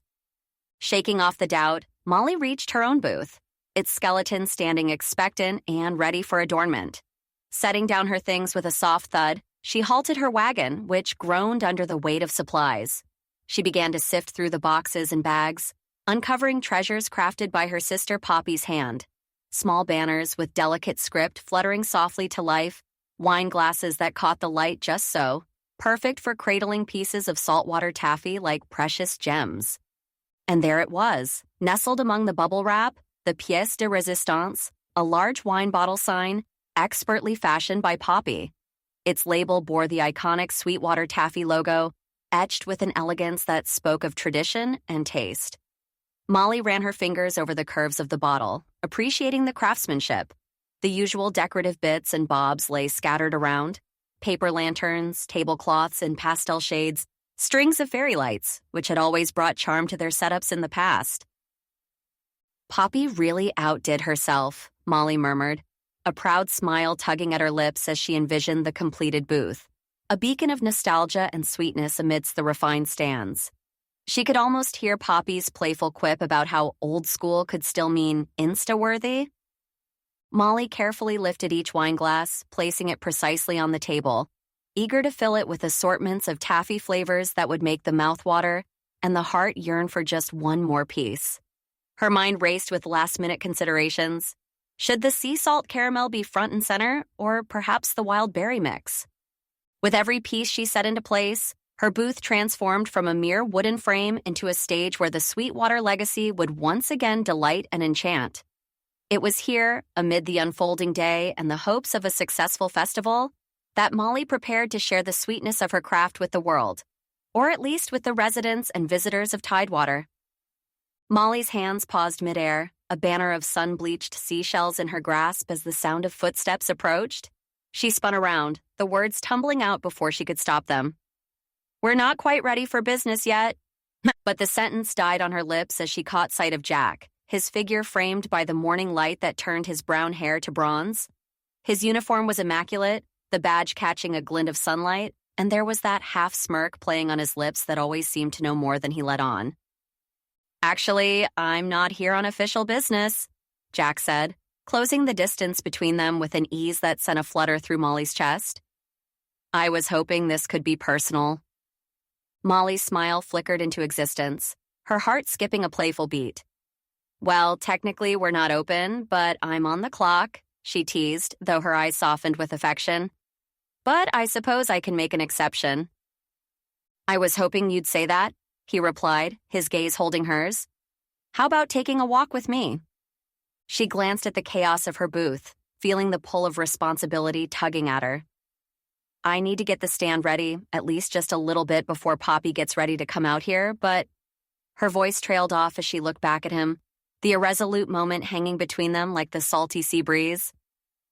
"Give me a few minutes to sort this out, and I'll join you. I've been dying to see Beaumont Wine's stand. It's bound to be enormous." "Sure, no problem." Jack's agreement came easy, his eyes reflecting understanding. "I wouldn't mind seeing their setup myself, and maybe catch up with Vincent," he added, a thoughtful edge to his tone. "He really helped you out with that wine selection, didn't he?" "Absolutely," Molly affirmed, feeling a glow of gratitude for Vincent's generosity. "He went above and beyond. Just give me a moment to straighten up here." "Meet you at the stand?" Jack asked with a hint of a smile playing on his lips. "Absolutely," Molly replied, her fingers already working to untie the bundle of signs. As Jack strolled away, she unfurled the first one, a colorful banner that read Sweetwater's Taffy in looping, cheerful script. She held it up, squinting against the morning sun, and imagined its place among the burgeoning festivities. The tents around her were filling the air with anticipation, each adorned with such an array of grandeur that Molly couldn't help but wonder if her seaside-themed decorations would hold their own. She was placing the wine glasses on the table, envisioning them filled with sample-sized taffies when her hands paused. A perfect spot for the large wine bottle sign caught her eye, right beside where the early risers would start to wander in. If she arranged everything just so before leaving with Jack, the setup would be swift upon her return. Molly reached for the Sweetwater's taffy sign, about to hoist it into position, when the air shattered with shouts. The sign clattered to the ground as she spun towards the commotion. Her heart picked up pace, thumping erratically against her ribcage. "Call 911. The urgency in the low voice sent a ripple of alarm through her. Without hesitation, Molly dashed out from the safety of her tent, her feet pounding the cobblestone street of Main Street. The calls grew louder, more frantic, and she wove through the clusters of booths, her eyes scanning for signs of distress. The scent of the ocean was strong, mingling with the growing sense of dread that clouded the festive atmosphere. "Where?" she muttered under her breath, trying to pinpoint the source amid the growing clamor. Ahead, a crowd began to gather, their faces etched with concern and curiosity. Molly's breath came in short bursts as she skirted past a florist's booth bursting with late summer blooms, the scent of roses and lilies briefly calming her racing pulse. The Beaumont Winery tent loomed ahead, its grandeur unmistakable amidst the quaint charm of Tidewater's Main Street. Draped in swathes of cream fabric, accented with gold trim, the tent was a marvel. more akin to an aristocrat's pavilion than a simple market stall. Vincent really outdid himself this year, Molly murmured, her admiration for the beautiful setup briefly distracting her from the chaos. She hesitated at the entrance, the commotion having stirred an unsettling déjà vu within her. Her curiosity, ever her guiding force, propelled her forward. Inside, the air held a different kind of stillness, the eerie prelude to an unwelcome revelation. Molly's eyes danced over the beautifully set tables and the long bar top, adorned with racks of wine that gleamed under twinkling fairy lights. She noted no one tending the stand, the polished glasses untouched, the bottles of Chardonnay and Pinot Noir waiting to be uncorked. Where is everyone? She wondered aloud, the question hanging in the air like a note in a somber melody. Circling the bar, she pieced together the source of the panic, each step drawing her closer to a truth she wasn't sure she wanted to confront. Outside, the murmur of the gathering crowd swelled, their collective worry punctuating the morning's serenity. "The police are on their way," someone called out, the urgency in their voice slicing through Molly's focus. Rounding the corner of the bar top, time seemed to stutter. There he was, Jack, knelt on the ground, his posture rigid with shock. Beside him lay Vincent, the mastermind behind Beaumont's success, motionless. A spilled wineglass lay by his side, its contents seeping into the earth like a dark secret unwilling to stay hidden. "Jack?" Molly's voice was barely audible over the pounding in her ears. His head snapped up to meet her gaze, his eyes clouded with something unreadable. Vincent's face, now a mottled canvas of reds and purples, bore witness to a silent assailant. Hives raised angry welts along his arms, the telltale signs of an allergic reaction exposing the fragility of life amidst such opulence. "Stay back, Molly," Jack warned, his detective instincts taking command even as his features betrayed a tremor of distress. His hand hovered over Vincent's, as if unsure whether to offer comfort or to search for clues. Molly stood frozen, her intuition warring with her concern for Jack. This wasn't how she envisioned their morning unfolding, not here among the clinking glasses and promises of revelry. How quickly joy could turn to sorrow in the quaint town of Tidewater. "What happened, Jack?" Molly's voice was a whisper lost in the chaos of the crowd gathering outside the tent. He slowly rose to his feet, the lines of his face drawn tight with shock. "I found him like this," he said, his voice steady despite the tremor that ran through his hands. "We need to clear the area now." Molly watched as Jack stepped away from Vincent's lifeless form, his movements precise, every inch the detective despite the personal connection. She swallowed hard, her gaze fixed on the third victim she had encountered in Tidewater. A shiver traveled down her spine, and she was oddly relieved that, for once, it hadn't been her stumbling upon the cold embrace of death. She knew she should turn away, go console the onlookers, or, at the very least, get away from the body laid on the ground, but her feet refused to obey. The scene before her held her captive, a siren song of morbid fascination and the grim reality of mortality. The spilled wine seemed to mock the celebratory nature of the event, its stains spreading ominously across the white tablecloth that lay partially off of one of the tables, as if gently tipped over. Jack was already moving, cordoning off the area with the swift efficiency of law enforcement, his profile set in grim determination. Molly felt the weight of the moment settle over her, another mystery unfurling its dark wings in the heart of their small seaside haven. And once again, whether by fate or chance, she found herself at the center of it all, unable to look away. Chapter 7. "Everyone, please step back and give us room to work," Jack called out to the gathering crowd, his voice steady as he gestured for the officers to extend the yellow tape across the open space of the festival grounds. The fluttering of the tarps being unfurled resonated with a somber tone, reminiscent of the ripples on the surface of a disturbed pond. Molly, her heart thrumming in her chest, leaned against the bar top, its polished surface cold under her palms. Her brows were raised, taking in the scene as if committing every detail to memory. Vincent, the jovial vintner known for his robust laughter and even more robust reds, now lay motionless, an eerie stillness where there should have been life. As Jack approached, the two paramedics in tow, Molly couldn't help but notice the set of his jaw, the way his brow furrowed with concern. He was every bit the detective she was coming to know, focused, methodical, yet not impervious to the gravity of the situation. "Over here," Jack said, directing the paramedics to Vincent's body with a nod. His expression was unreadable, but Molly could sense the gears turning behind those discerning eyes, puzzling through the early pieces of what had happened. The paramedics knelt beside Vincent, their hands moving with practiced efficiency. They checked for a pulse, a breath, any sign of life, but found none.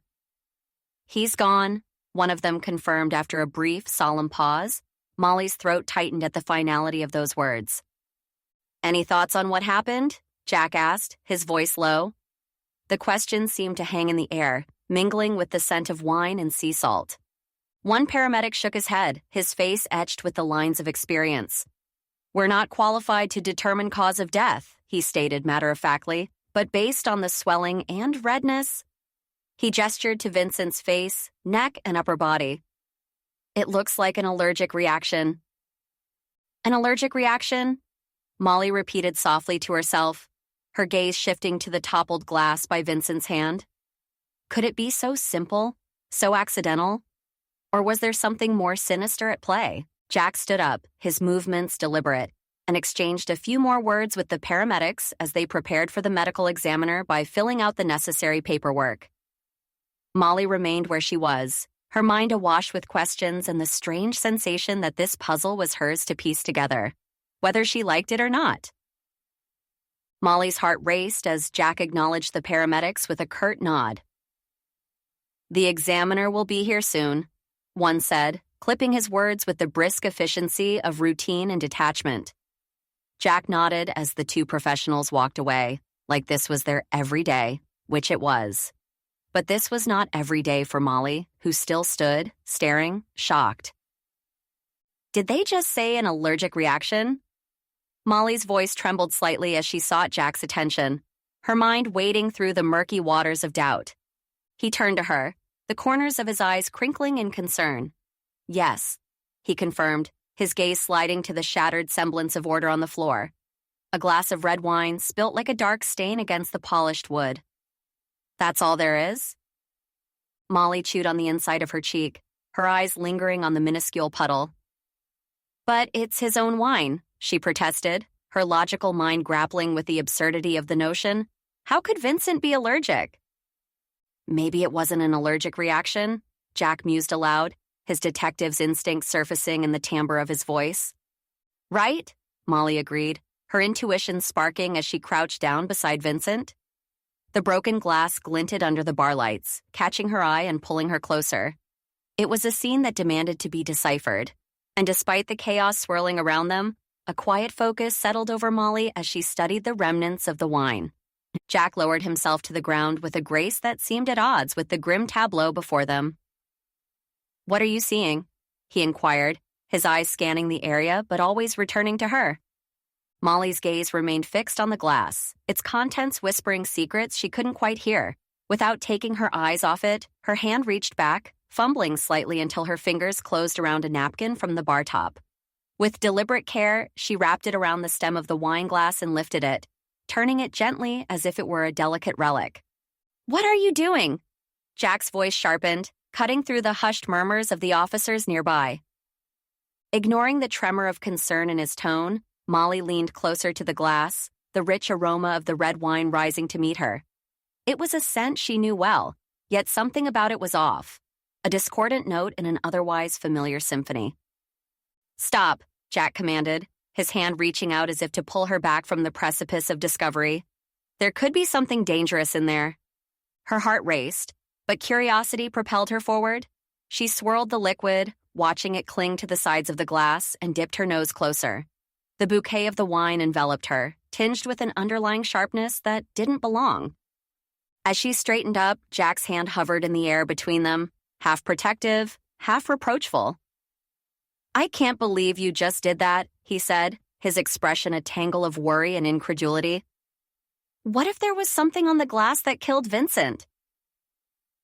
Jack reached out and grabbed the glass from Molly, putting it in a clear plastic bag marked evidence. He wrote the proper notes on it and handed it off to another officer. "Put this in the evidence bin. We'll need to bring it back to the station." Molly bit the inside of her cheek, a twinge of guilt seeping in as she watched Jack's concern morph into frustration. He was right to worry. She had acted on impulse. "Jack, I'm sorry for scaring you," she began, her voice softer now, laced with regret. "I've sampled almost every kind of wine Beaumont's has when we were selecting one to feature at the shop. I feel like I can still identify most of their scents. I thought it would help." She hesitated, searching his eyes for understanding. "This Cabernet, it doesn't smell right, not for a bottle that's supposed to be freshly opened?" Molly's intuition twined with knowledge, whispering that something was amiss. "You could have explained that without risking yourself," Jack countered, his tone steadier but still carrying an edge of disapproval. Molly straightened up, meeting his gaze squarely. "But you wouldn't have let me check it out, would you?" There was no accusation in her voice, only a statement of what she believed to be true. "Exactly," Jack asserted, rising to his full height beside her. His eyes, usually warm and teasing, now held a glint of sternness. "It was unsafe and not cool, Molly." Her heart sank a little more. Disobeying him hadn't been easy, but the lure of the clue had been too strong to resist. "I know, and I'm sorry. I just wanted to help," she murmured, her words a mix of apology and resolve. Jack's face softened slightly, but the sadness lingering there told Molly she might have overstepped.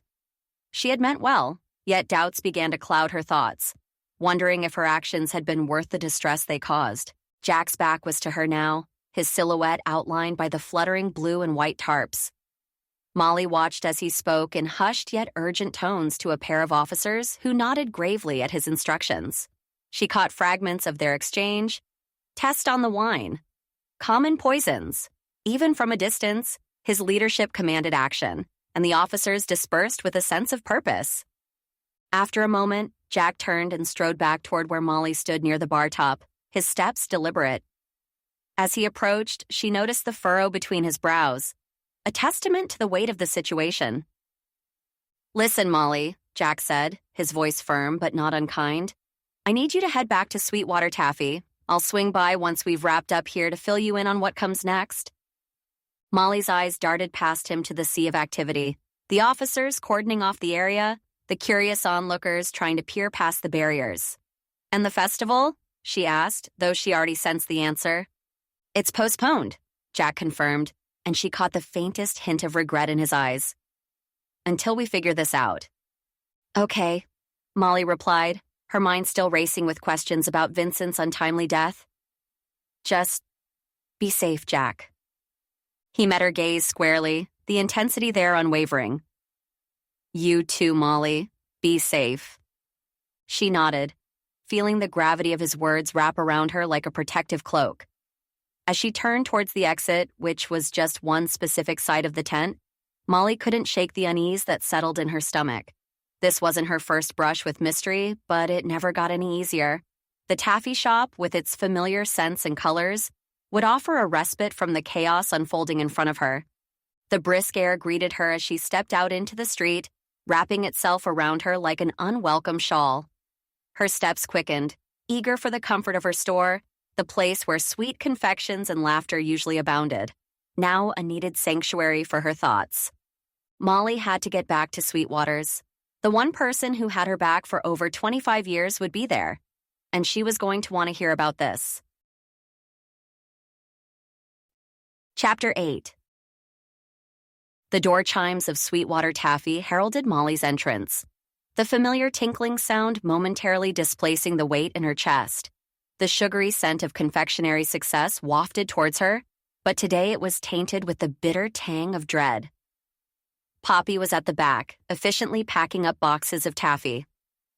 "Hey, how did the decorations go?" Poppy asked without looking up, her voice carrying the lightness of routine. Molly hesitated, her mouth dry. "Well, it seems we won't need to be decorating anymore." The words felt heavy, awkward on her tongue.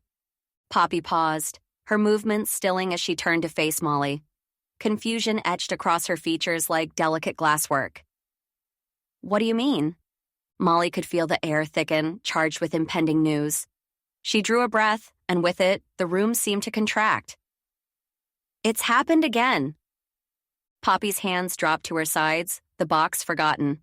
Her eyes widened, the light irises rimmed with alarm. Not another murder? A subtle nod was all Molly could muster. Yes, she whispered. Vincent Beaumont. Vincent? Disbelief painted Poppy's expression with stark lines. But you just visited him. He can't be dead, Molly finished for her, sinking into one of the comfortable chairs that flanked the shop's cozy lobby. Yep, she sighed, the word hollow.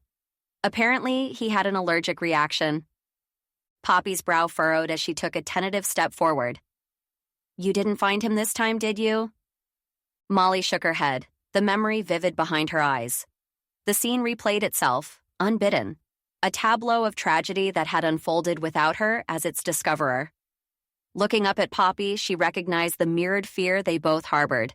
It was clear that even in the sweet cocoon of their taffy shop, the shadows of Tidewater's latest mystery had found a way to creep in. Molly's hands remained clenched around the armrests of her chair, her knuckles as pale as the taffy she molded daily with practiced ease.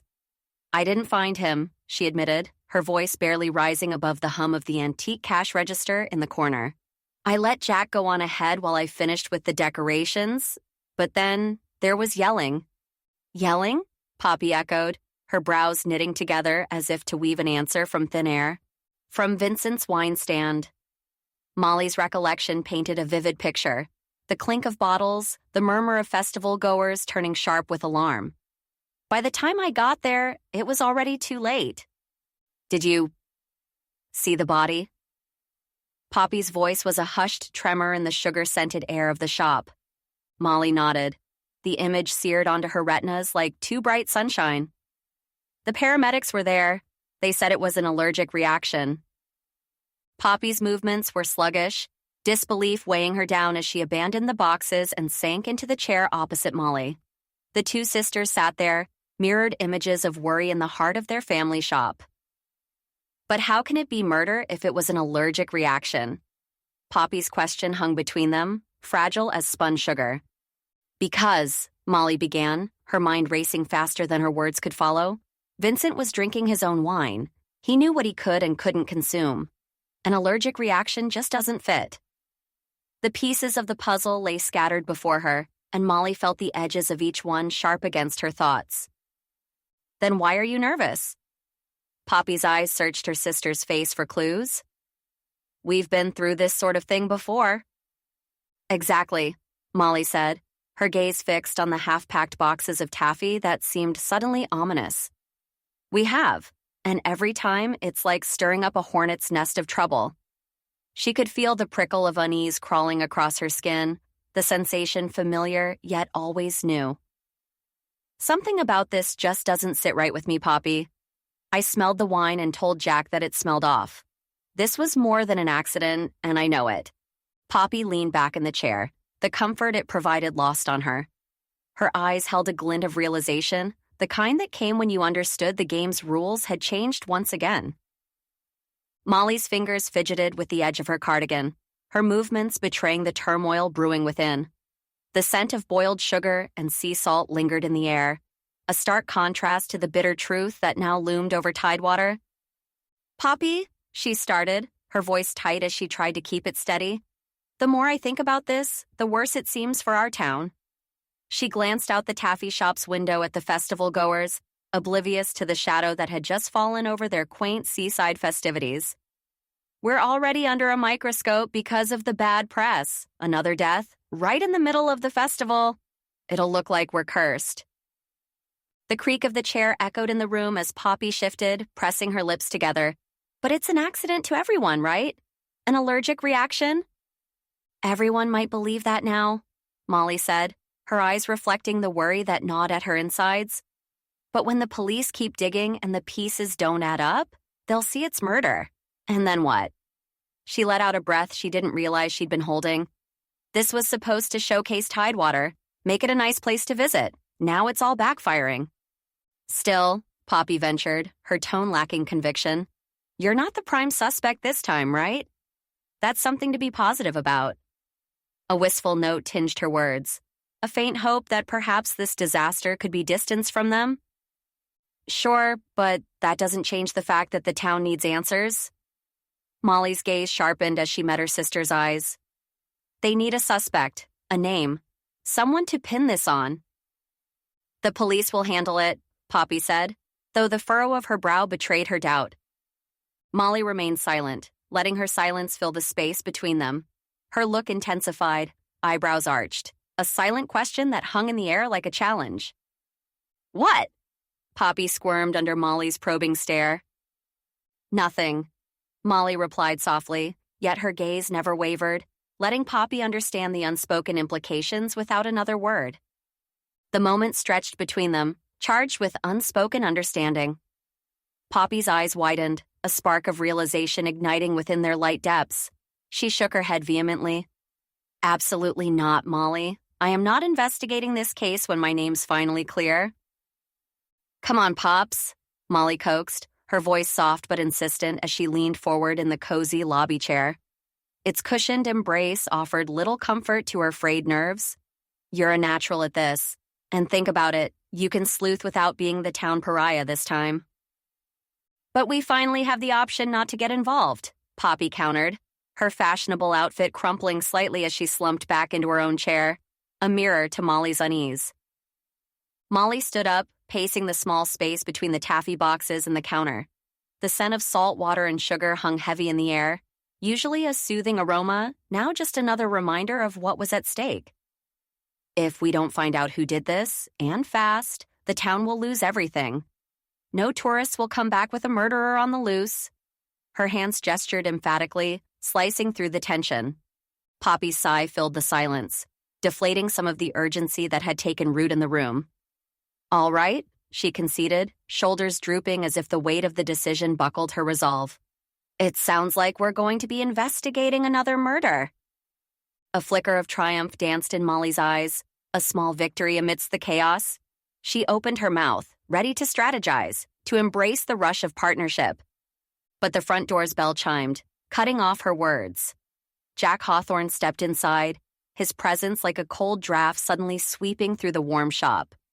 His eyes found Molly's immediately, a silent acknowledgement passing between them before he could even announce his presence. Poppy's gaze darted back and forth between Molly and the detective, the tension palpable in the small shop. With a quick, knowing glance at her sister, she pushed off from her chair, her foot bouncing as she made her decision. I'm going to call Liv, she announced, her voice steady despite the undercurrent of concern. Without waiting for a response, Poppy disappeared through the swinging door that led to the kitchen, leaving Molly alone with Jack. Molly's attention fixed on him, searching his face for any hint of what lay beneath that professional exterior. But Jack's features were locked down, his eyes guarded as if he too understood the gravity of the situation they faced. Jack, what's the news? She asked, her voice betraying a hint of the anxiety she felt churning inside.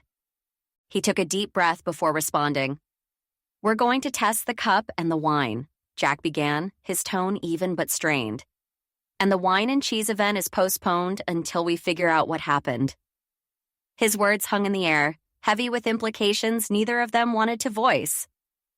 This is going to hit the town hard, Molly murmured, her heart sinking at the thought of Tidewater streets empty of visitors, the vibrant festival atmosphere turning to whispers of fear. When everyone finds out this wasn't just some accident? Jack nodded, the corners of his mouth pulling downward in a frown. I know, he agreed, and silence settled between them like fog rolling in off the bay. The quiet was filled with the sound of taffy wrappers crinkling softly as if the shop itself was uneasy. They stood there for a moment, two figures caught in the eye of an impending storm, each lost in their thoughts about the future of Tidewater and the shadow that had fallen over its quaint charm. Molly twisted the hem of her apron between anxious fingers, her gaze lingering on Jack as he hovered by the door, his stance rigid with a discipline forged from years in law enforcement. She drew in a shuddery breath, steeling herself for the words that needed to come next. Jack, I'm sorry. His body tensed at the apology, and he turned back to her, a slight furrow creasing his brow. For what? She swallowed hard, her eyes meeting his, a silent plea for understanding. You know what I have to do to help this town, she said, the weight of responsibility heavy in her voice. "Does it have to be you, Molly?" Jack's question was gentle, his concern for her evident even as he grappled with the implications of her decision. In the quiet space of the taffy shop, with its sweet scent of sugar clinging to the air, her resolve firmed. "I can't just stand by, not when I know I can make a difference." Her voice betrayed her internal struggle, knowing all too well the risks that came with her unofficial role as Tidewater's amateur sleuth. "Do you really have to?" There was a hint of hope in Jack's voice, a wishful thinking that perhaps she would reconsider. Molly nodded reluctantly, her green eyes holding a determination that echoed her unwavering commitment. "Yes." "All right then," Jack conceded, his face drawn into a resigned acceptance. He pivoted on his heel, reaching for the door handle, then paused. Glancing over his shoulder, he added softly, "I'll see you around, Molly." As the door closed behind him, leaving a faint echo through the now empty shop, Molly felt the finality of his departure like the closing of a chapter. She saw the disappointment etched onto his features, a mirror to her own regret. But deep down, she recognized the necessity of her actions, driven by an innate sense that her involvement was crucial not only to the case, but to the very heartbeat of Tidewater. With a heavy heart, she watched through the window as Jack's figure receded into the distance, his silhouette blending with the shadows of the late afternoon. A pang of worry niggled at her, the fear that her choice might fracture the tender bond they had begun to build. Pushing aside the creeping doubts, Molly straightened her shoulders. Now wasn't the time for second-guessing or what-ifs.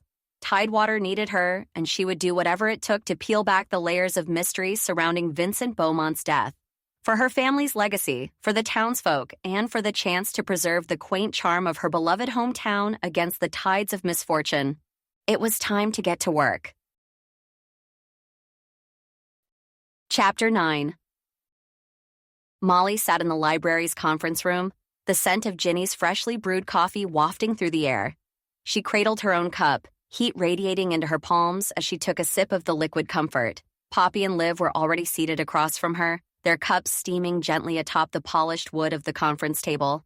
Molly's gaze drifted to the window where sunlight filtered through the blinds, casting a warm glow on the trio. It was hard to believe that just a month ago, they had sat here too, sharing indulgent pastries and chuckling over the absurd antics of reality television stars. The laughter had been easy then, unburdened by the weight of another Tidewater mystery. She let out a sigh, her breath fogging a small circle on the glass as she watched it dissipate slowly. "I hope after this one, we can go back to those simpler times," Molly mused quietly.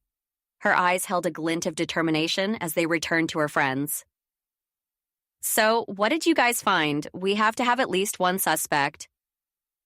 Liv set down her cup with an audible clink, pushing up her glasses with a practiced gesture. "Well," she began, her voice steady as she reached for the manila folder she had brought along, "I've been doing some digging, just basic research on the Beaumont family and their winery business." She flipped open the folder to reveal several articles neatly aligned inside, each one highlighted and annotated with her meticulous handwriting. With a flourish, Liv pulled out a few clippings and laid them out like a car dealer presenting a hand. "It seems there's a bit of a grapevine scandal brewing," she said, a hint of irony coloring her words. "Lucas Grayson, the owner of the rival Grayson Vineyards, has been struggling to keep his barrels rolling against the popularity tide of the Beaumont estate. His finances can't keep up?" Molly leaned forward, her interest piqued as she scanned the headlines.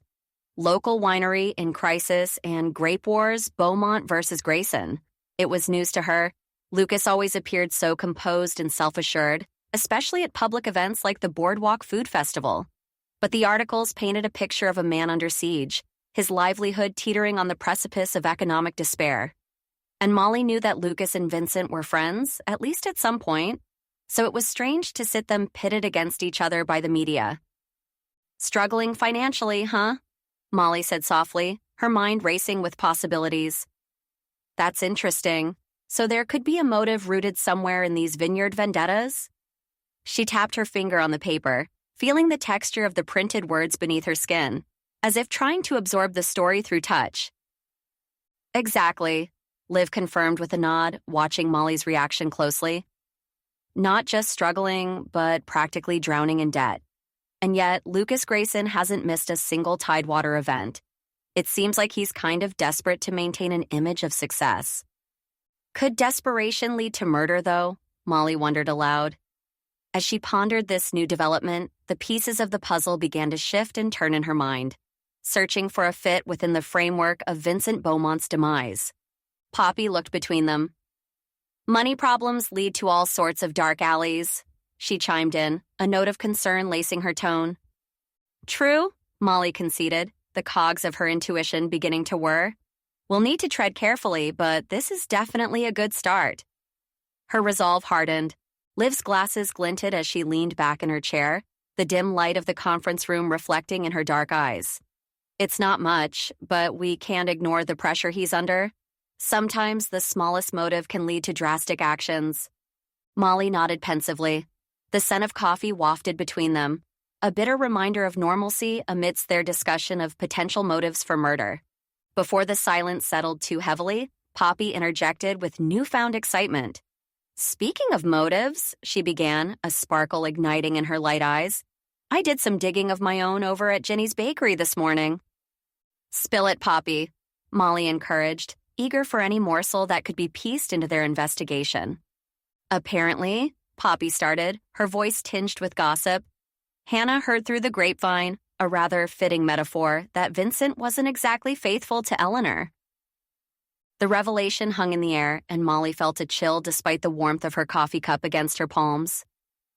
So, there's talk of him cheating on his wife? She asked, the idea setting off a cascade of potential scenarios in her head.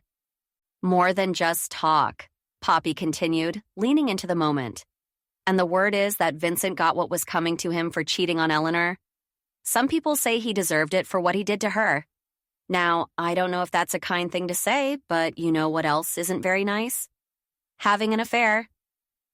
Poppy leaned back slightly and put her hands up as if to say, just saying, or, but that's just what I've heard. It reminded Molly of the older people in town when they didn't want blood on their hands for the gossip they were helping to spread. And that's exactly why she couldn't be sure if the information was accurate. There were a lot of people who talked. While she was glad for the information, she always thought that Eleanor and Vincent were the cutest couple. Rumors can be dangerous, Molly cautioned, yet she couldn't dismiss the possibility. She knew all too well how personal betrayals could fester into something sinister. Still, Liv interjected, her tone suggesting the weight of the implication. It's worth exploring. Scandal has a way of uncovering truths people wish stayed buried. Molly's fingers paused on the rim of her coffee cup, the smooth ceramic suddenly cold against her skin. The library's conference room felt smaller, the walls inching closer as she mulled over Poppy's revelation. Images from the Boardwalk Food Festival flickered through her memory. Vincent Beaumont's flushed face, Eleanor's tight-lipped smile. They had seemed tense, but Molly thought that was simply because of a tough day at another festival. Every other time she saw them, they were happy, beaming with love for each other and proud of what they built in their company together. Could they really have been that good at pretending? Molly wondered aloud, tension knitting her brow. I mean, to murder over an affair? Her voice trailed off, skepticism lacing her words.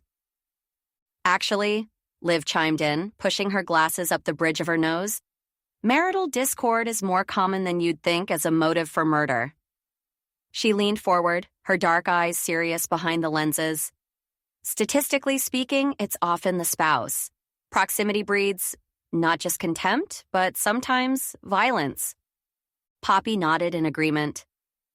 It's true, Malls. People can be pushed to extremes, especially where love and betrayal are involved. You've seen those episodes of true crime television. It's usually the husband, or in this case, the wife. The idea percolated in Molly's mind, mingling with the rich aroma of Ginny's bakery blend.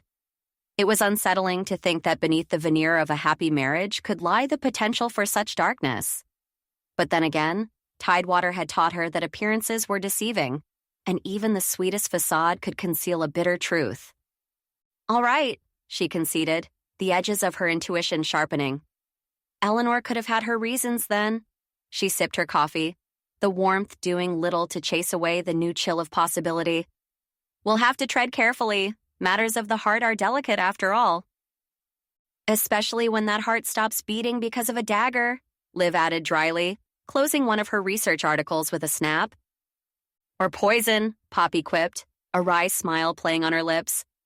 Let's just hope our investigation uncovers answers before anyone else gets hurt, Molly said, setting her cup down with resolve. The path ahead was murky, but with her friends by her side, she felt the first threads of a plan weaving together.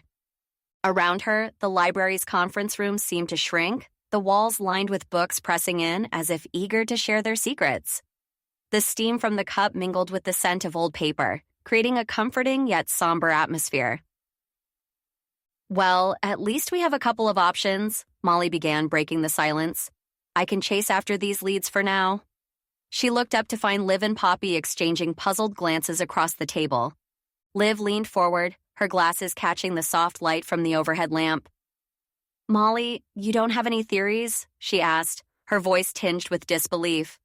A lock of sleek black hair fell over her brow as she tilted her head curiously. Poppy's laughter was a brief, sardonic bark as she shook her head.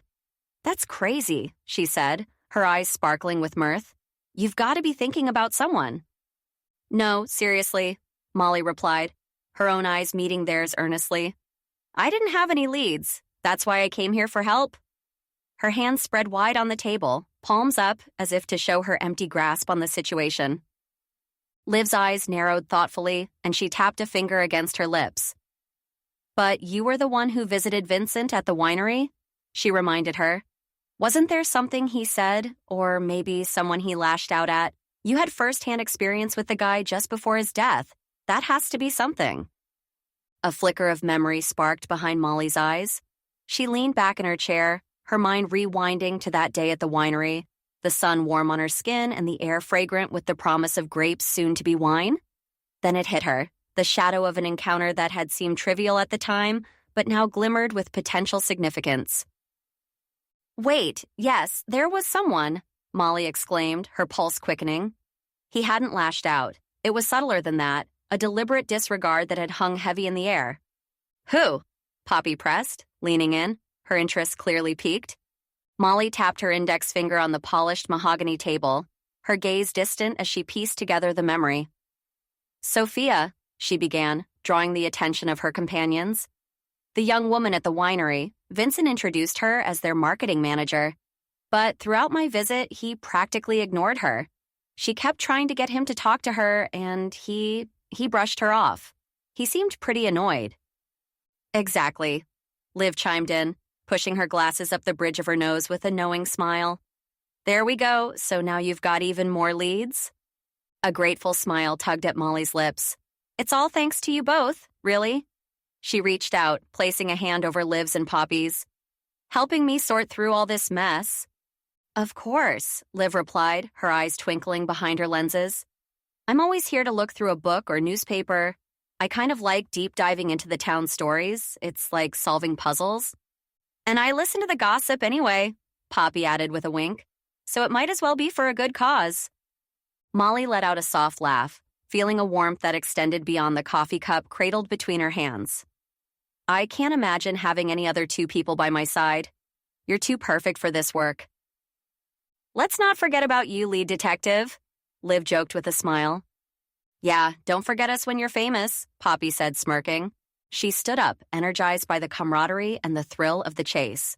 Oh, I won't. This is going to be my last case, and I'm glad you're both on it. Now, first stop, Molly declared, her voice steady with resolve. The Beaumont Winery. Chapter 10. Molly arrived at the Beaumont Winery with a bouquet of wildflowers cradled in her arms, their subtle fragrance a small comfort in the somber task ahead. The winery stood majestic against the backdrop of rolling hills, vines stretching out like veins nourishing the heart of the estate. She ascended the stone steps to the large oak doors, each knock echoing a mix of trepidation and duty. She had hoped Eleanor would answer, but instead the door swung open to reveal Liam, Vincent's assistant. A tall, wiry man with a countenance that suggested he was accustomed to dealing with more grapevines than people. Miss Sweetwater, Liam greeted, his eyes flicking down to the flowers before returning to her face. What brings you back here? Molly lifted the bouquet slightly, a visual testament to her intentions. I wanted to pay my respects to Eleanor, she said, her voice soft but clear. Hearing about Vincent, I thought it was the right thing to do. Mrs. Beaumont is in the main house, Liam informed her, pointing across the property to where a larger structure stood, its presence formidable yet inviting. But please tread lightly, she's not taking it well? Of course, Molly nodded, understanding the weight of the unspoken grief that hung in the air. Liam offered no further words as he shut the door, leaving Molly alone with the silent rows of grapes and the path ahead. As she walked toward the house, the gravel crunched beneath her sensible shoes, a rhythmic reminder of the distance she covered. The house loomed grander with each step, its white facade pristine and windows gleaming under the sun. It was charming despite its grandeur, with climbing roses and ivy that softened the edges of time and sorrow. By the time Molly reached the front porch, her breath came a bit shorter, not just from the walk, which felt like it spanned 2 towns over, but also from the anticipation of the conversation to come. She rapped on the door, her knuckles barely grazing the wood before it opened.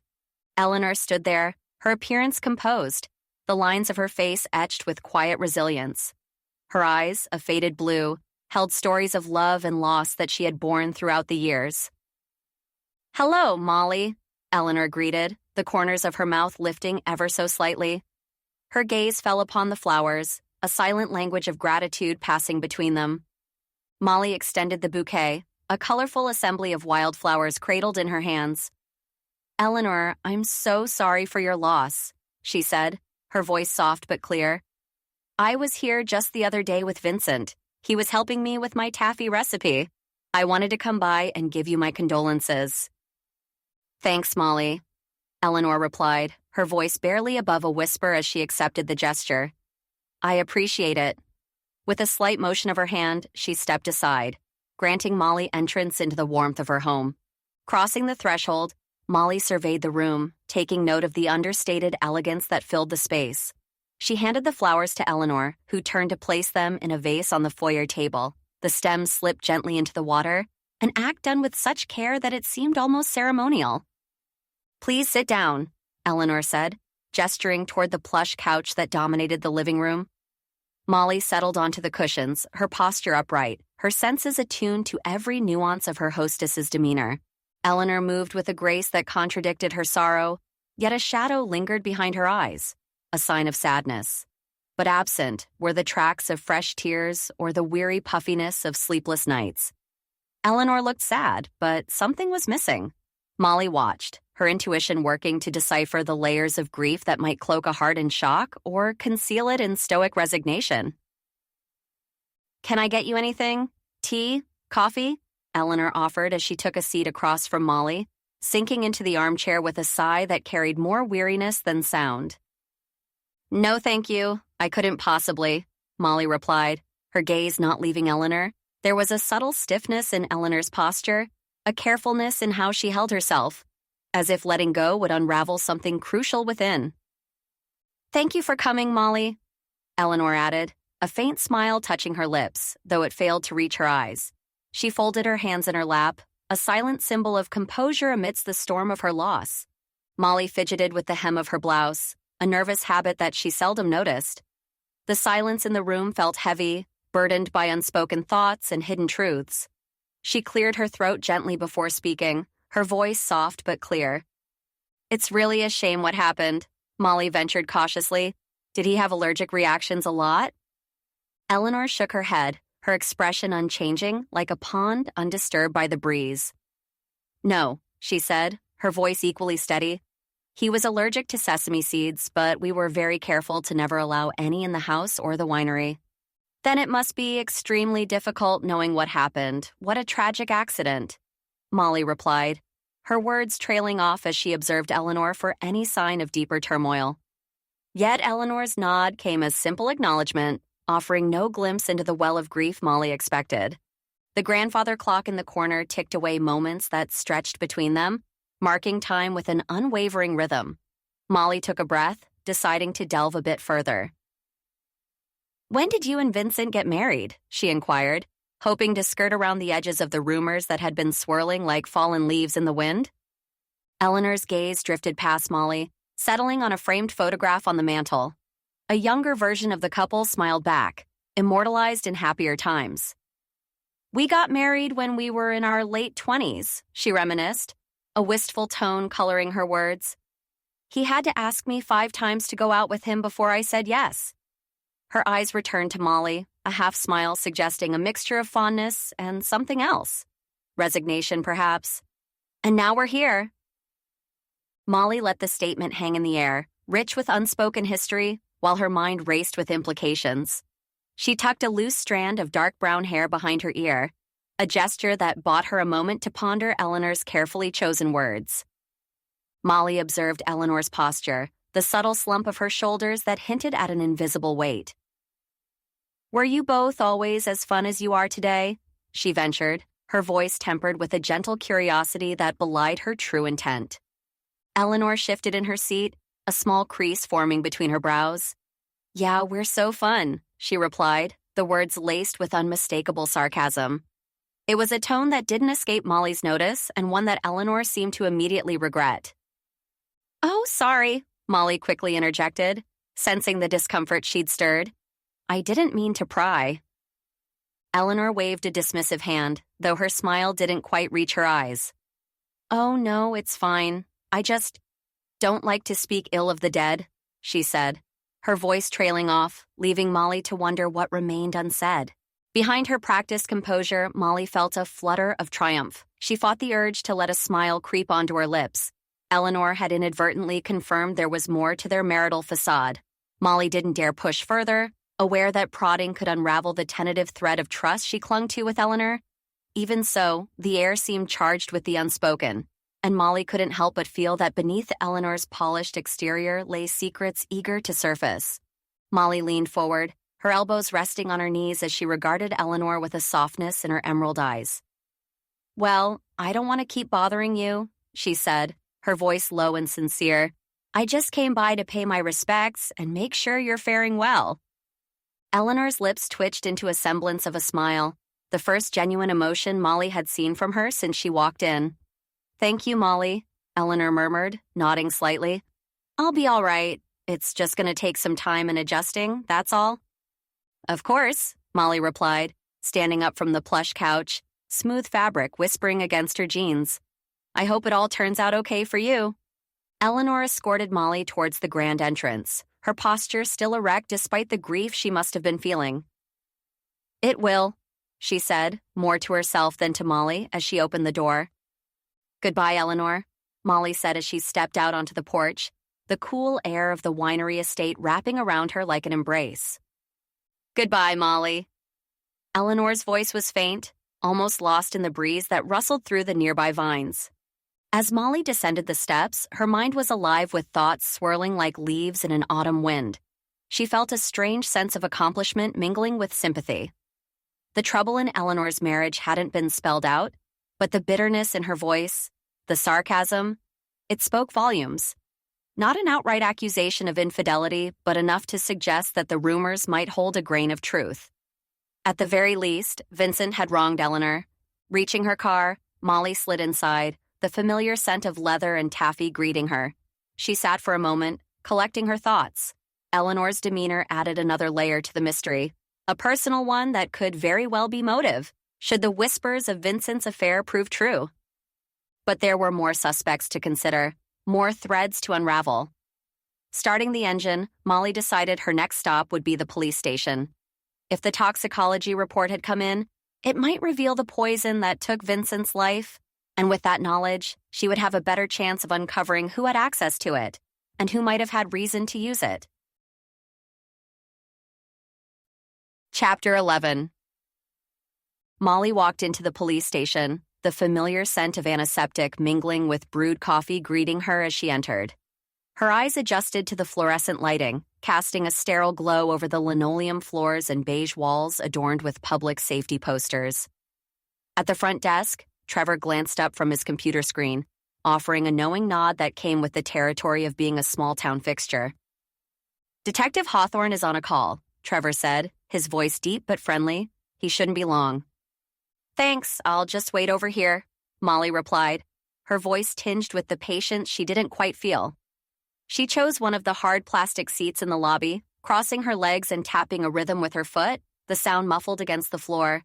She gazed around at the busy police station, observing the officers immersed in their duties. The intensity of their focus reminded her of bees in a hive, each with a task, each contributing to the greater effort of maintaining order. Some hunched over stacks of paperwork, scribbling notes with furrowed brows, while others typed away at keyboards, the clack of keys punctuating the buzz of conversation. In a small cubicle, an officer leaned forward, nodding solemnly as he listened to the person sitting across from him. Molly couldn't hear the words, but the gravity of the exchange was evident in the tight set of the interviewee's shoulders. She let out a soft sigh, the weight of waiting pressing down on her. Jack was ordinarily quick to greet her, yet today he was delayed by whatever conversation tethered him to the phone. Curiosity nibbled at her, the possibility of a break in the case teasing at the edges of her thoughts. Could it be that they were one step closer to solving the puzzle? Or was it wishful thinking born from her own eagerness to see justice served? For now, Molly could only wait, her instincts and intellect on standby until Jack appeared.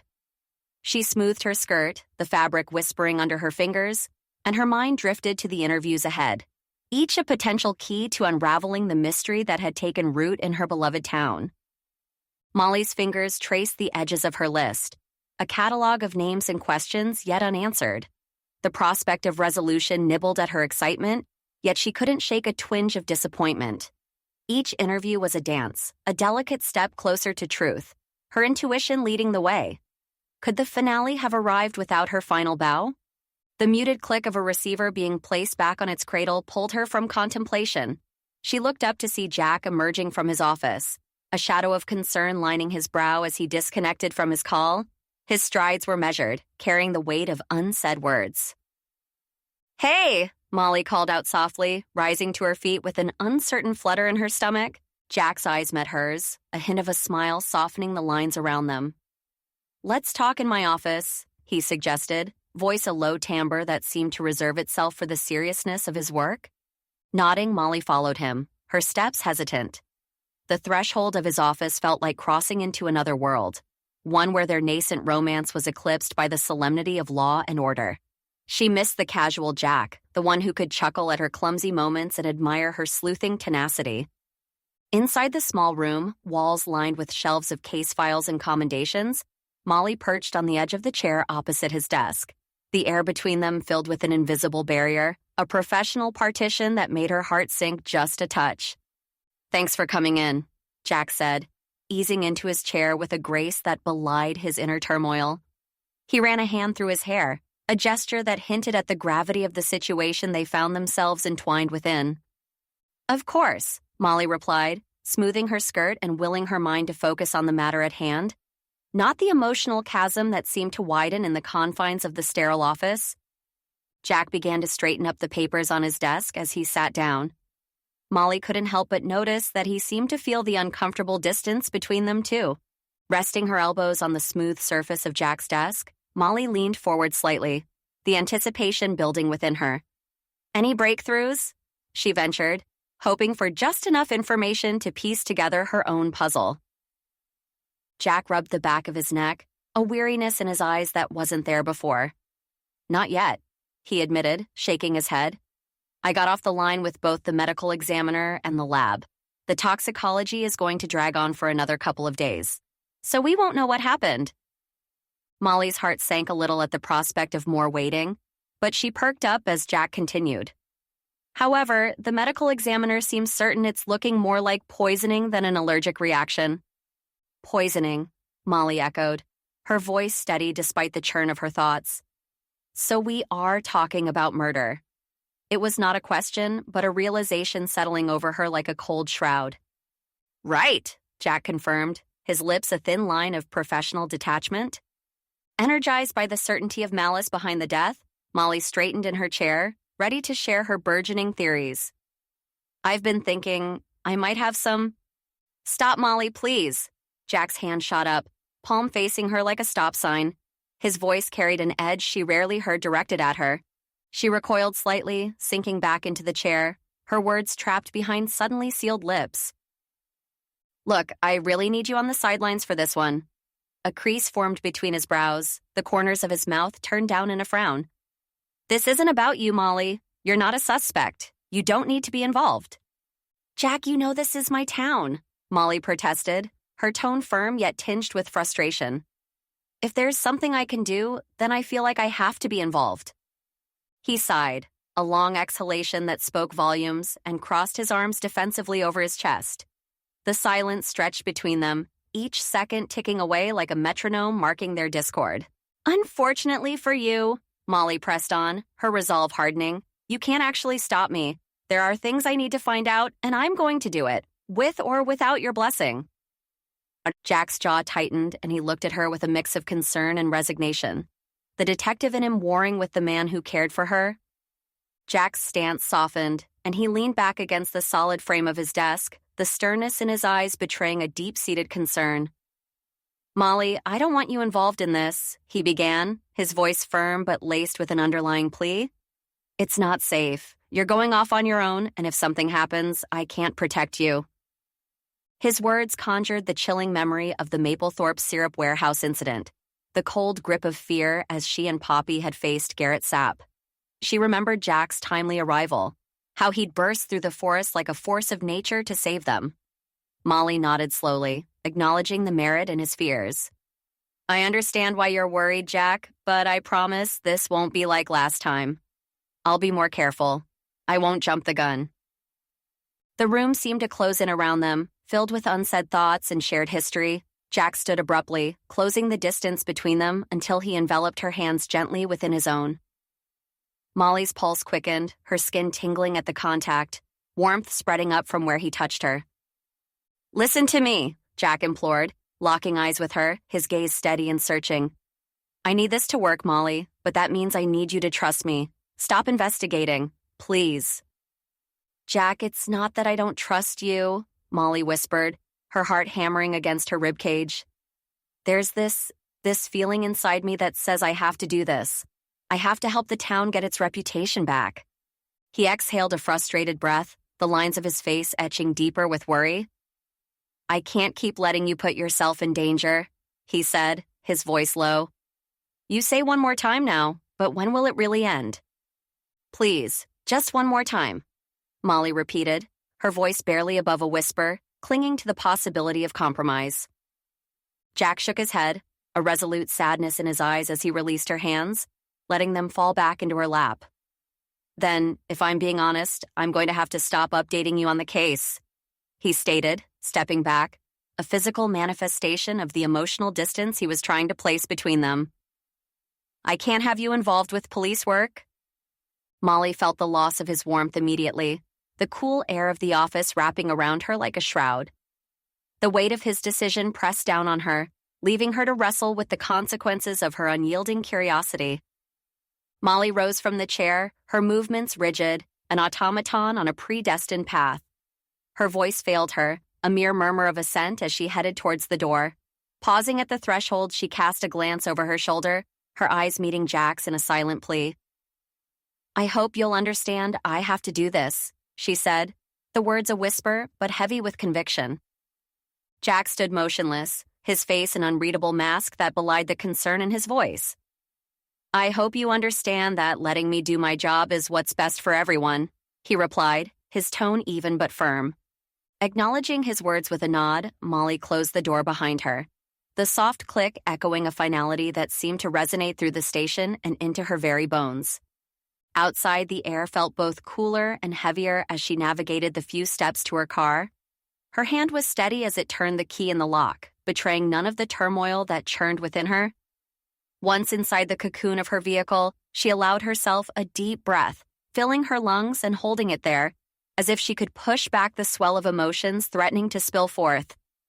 She willed the tears not to fall, imagining them as crystalline drops that could dissolve her resolve. Jack's earnest expression lingered in her mind, his plea for trust, his fear for her safety. She squeezed her eyes shut for a moment, wishing away the conflict, the desire to be part of the solution while craving the simplicity of just being with him. Molly's heart raced, a staccato drumbeat to the thoughts that raced through her head. She couldn't sit idle. the threads of the mystery weaving themselves into a tapestry she felt compelled to unravel. She gripped the steering wheel, her knuckles whitening as she anchored herself to the reality of her decision. She had to pursue the truth, no matter how much it pained both her and Jack. With a shake of her head, she started the engine, the purr of the car a contrast to the cacophony in her mind. She pulled out of the parking lot, the police station receding in the rearview mirror, a symbol of order and procedure, a stark opposite to the tangled path she chose to walk. Her curiosity wasn't just a part of her, it was the very essence of who she was. Molly Sweetwater, taffy shop owner, accidental sleuth, and a woman who simply couldn't let things lie. As she drove, she knew she would soon be heading to talk to Sophia, one of her suspects. But first, after everything, she needed a coffee. Chapter 12. Molly's footsteps echoed off the rustic wooden floors of the busy cafe as she took her place in line. Ginny, the barista with a flair for remembering everyone's usual order, was a flurry of activity behind the counter. Her hands danced from the espresso machine to the cash register with well-practiced grace. "Morning, Molly. The usual?" Ginny called out over the hum of conversation and the hiss of steaming milk.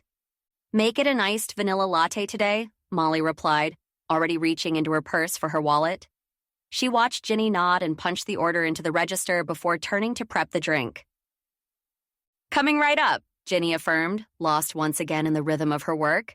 Stepping aside to let the next patron through, Molly adjusted the strap of her purse higher onto her shoulder. It was just as well that Ginny had her hands full. Molly needed a moment to collect her thoughts. She let her gaze wander across the cafe, taking in the familiar scene. The mismatched chairs, the local art on the walls, and the soft chatter of townsfolk. But her mind was elsewhere, sifting through the words she would say to Sophia, Vincent's marketing manager. "Boldness got you answers with Eleanor," Molly reminded herself, allowing the corners of her lips to curl upward slightly at the memory of her previous successful inquiry. "You can do this." But this conversation carried more weight, tangled with the potential revelation of Vincent's death being more than a tragic accident. If word got out that foul play was suspected, anyone close to him might close ranks, guarding their secrets even more tightly. Unless, Molly mused, they were brazen enough to believe they could get away with murder. Molly thought as she tapped her fingers against her purse. If she stayed under the radar, she could keep people talking. If they didn't know Vincent's death was a murder, then the killer wouldn't be afraid of getting caught. It allowed for her suspects to talk without restricting themselves. Though, if they were the killer, then they would lie or become nervous. Maybe they would even slip up and tell her something she shouldn't know. But that was wishful thinking. She knew it wouldn't be that easy. Her contemplation was interrupted as Ginny placed a plastic cup, beads of condensation already forming on the counter with a gentle thud. "Iced vanilla latte for Molly." "Thanks, Ginny. You're a lifesaver," Molly said, offering a grateful smile while securing her icy beverage. She walked over to the small station to the side of the counter, behind which Ginny still frantically fulfilled orders. There was a small container of straws, a tall pitcher of cream and sugar packets. Molly grabbed a straw, trying to keep out of the way of the people packed into the bakery behind her. As she stepped aside to put her straw in, she mapped out all of the ways her conversation with Sophia could possibly go. She thought about the very real possibility that Sophia would be angry and have nothing to say to her. Or maybe she would have the most information out of all of them because of how much time she spent at the winery with Vincent. The clink of porcelain and the whirring of espresso machines provided an ambient soundtrack to Molly's ruminations, but a familiar name piercing through the cacophony snagged her attention. "Lucas!" Ginny's voice rang clear, even over the din of the bustling cafe. Molly's gaze snapped up from the contemplative swirl of her iced vanilla latte, catching sight of Lucas Grayson as he reached across the counter. His lean frame moved with an ease that seemed at odds with the tension etched on his face. As he turned, coffee in hand, their eyes met for an instant before he diverted his path towards one of the cafe's secluded corners. Her heart gave a little jolt, not out of fear, but the thrill of the chase. With a suspect meandering right into her orbit, the wheels of deduction began to turn within her intuitive mind. She observed him claim a table, his posture relaxed, yet somehow guarded, as if he were surrounded by invisible walls. Grasping the opportunity, Molly delved into her purse, fingers dancing past the various contents until they closed around the familiar texture of wax paper encasing her homemade taffy. She extracted it, the wrapper crinkling softly in her grasp. Taking a moment to smooth down her blouse, a chic yet practical choice for an impromptu interrogation, she approached Lucas with deliberate steps.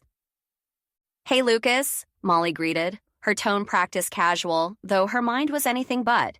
She slid the candy onto the table, nudging it towards him with a coy tilt of her head.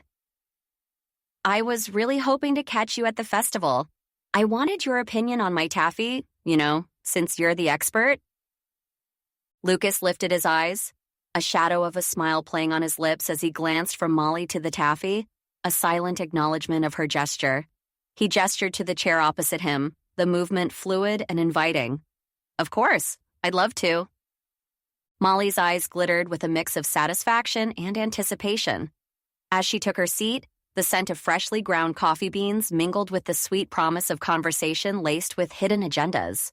Lucas unwrapped the taffy with deliberate motions, his fingers peeling back the wax paper as if he were unveiling a rare artifact rather than a piece of candy.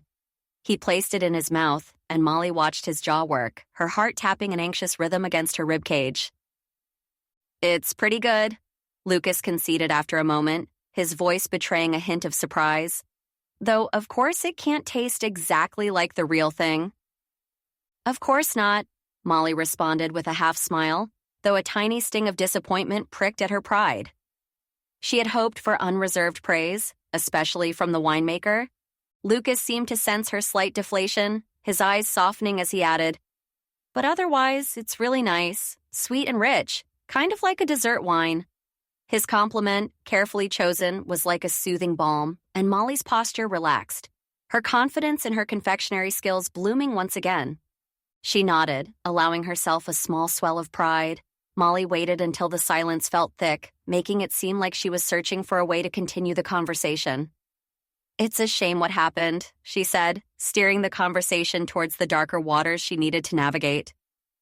"Yeah," Lucas agreed, his gaze drifting away as he laid the wrapper on the table, a telltale sign that he was distancing himself from the words about to leave his lips. "It is quite sad about Vincent." "You guys were friends, right?" Molly ventured, tilting her head to catch his evasive eyes. "Used to be," he muttered, his eyes landing somewhere over Molly's shoulder. "Out the window, perhaps, or maybe in the past." Molly leaned forward slightly, her curiosity sharpening like the blade of a well-honed knife. "Did something happen between you two?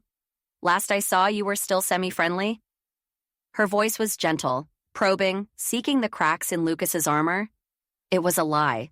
She saw them at festivals in the past, and they were distant and strange.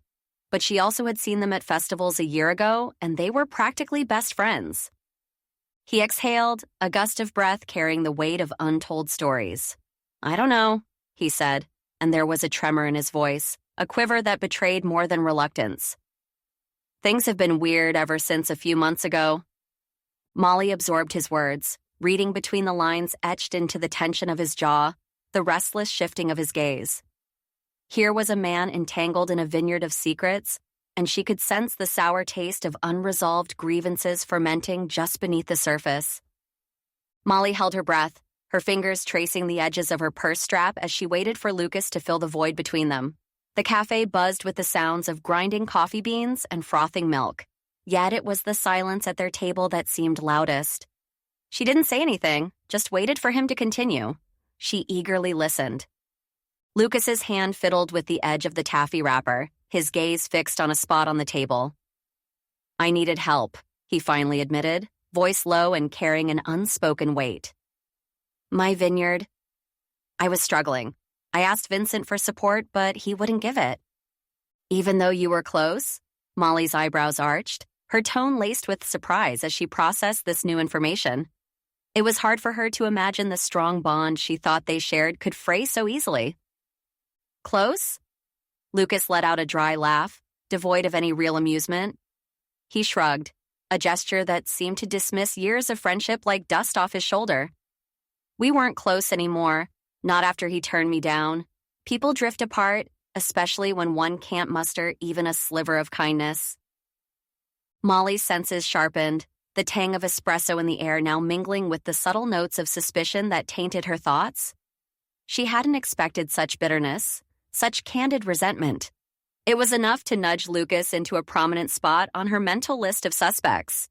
He glanced up then, catching her prolonged silence. His eyes, a moment ago hard as flint, softened. But still, he sighed, a weary concession. It really was a tragic accident what happened to him. Tragic, Molly echoed, her nod slow and thoughtful. Inside her mind whirred with implications and motives, but outwardly she maintained the calm, concerned facade of a friend reflecting on loss. Truly, Lucas added, his voice a quiet echo that seemed to seal the conversation, leaving Molly with more questions than answers.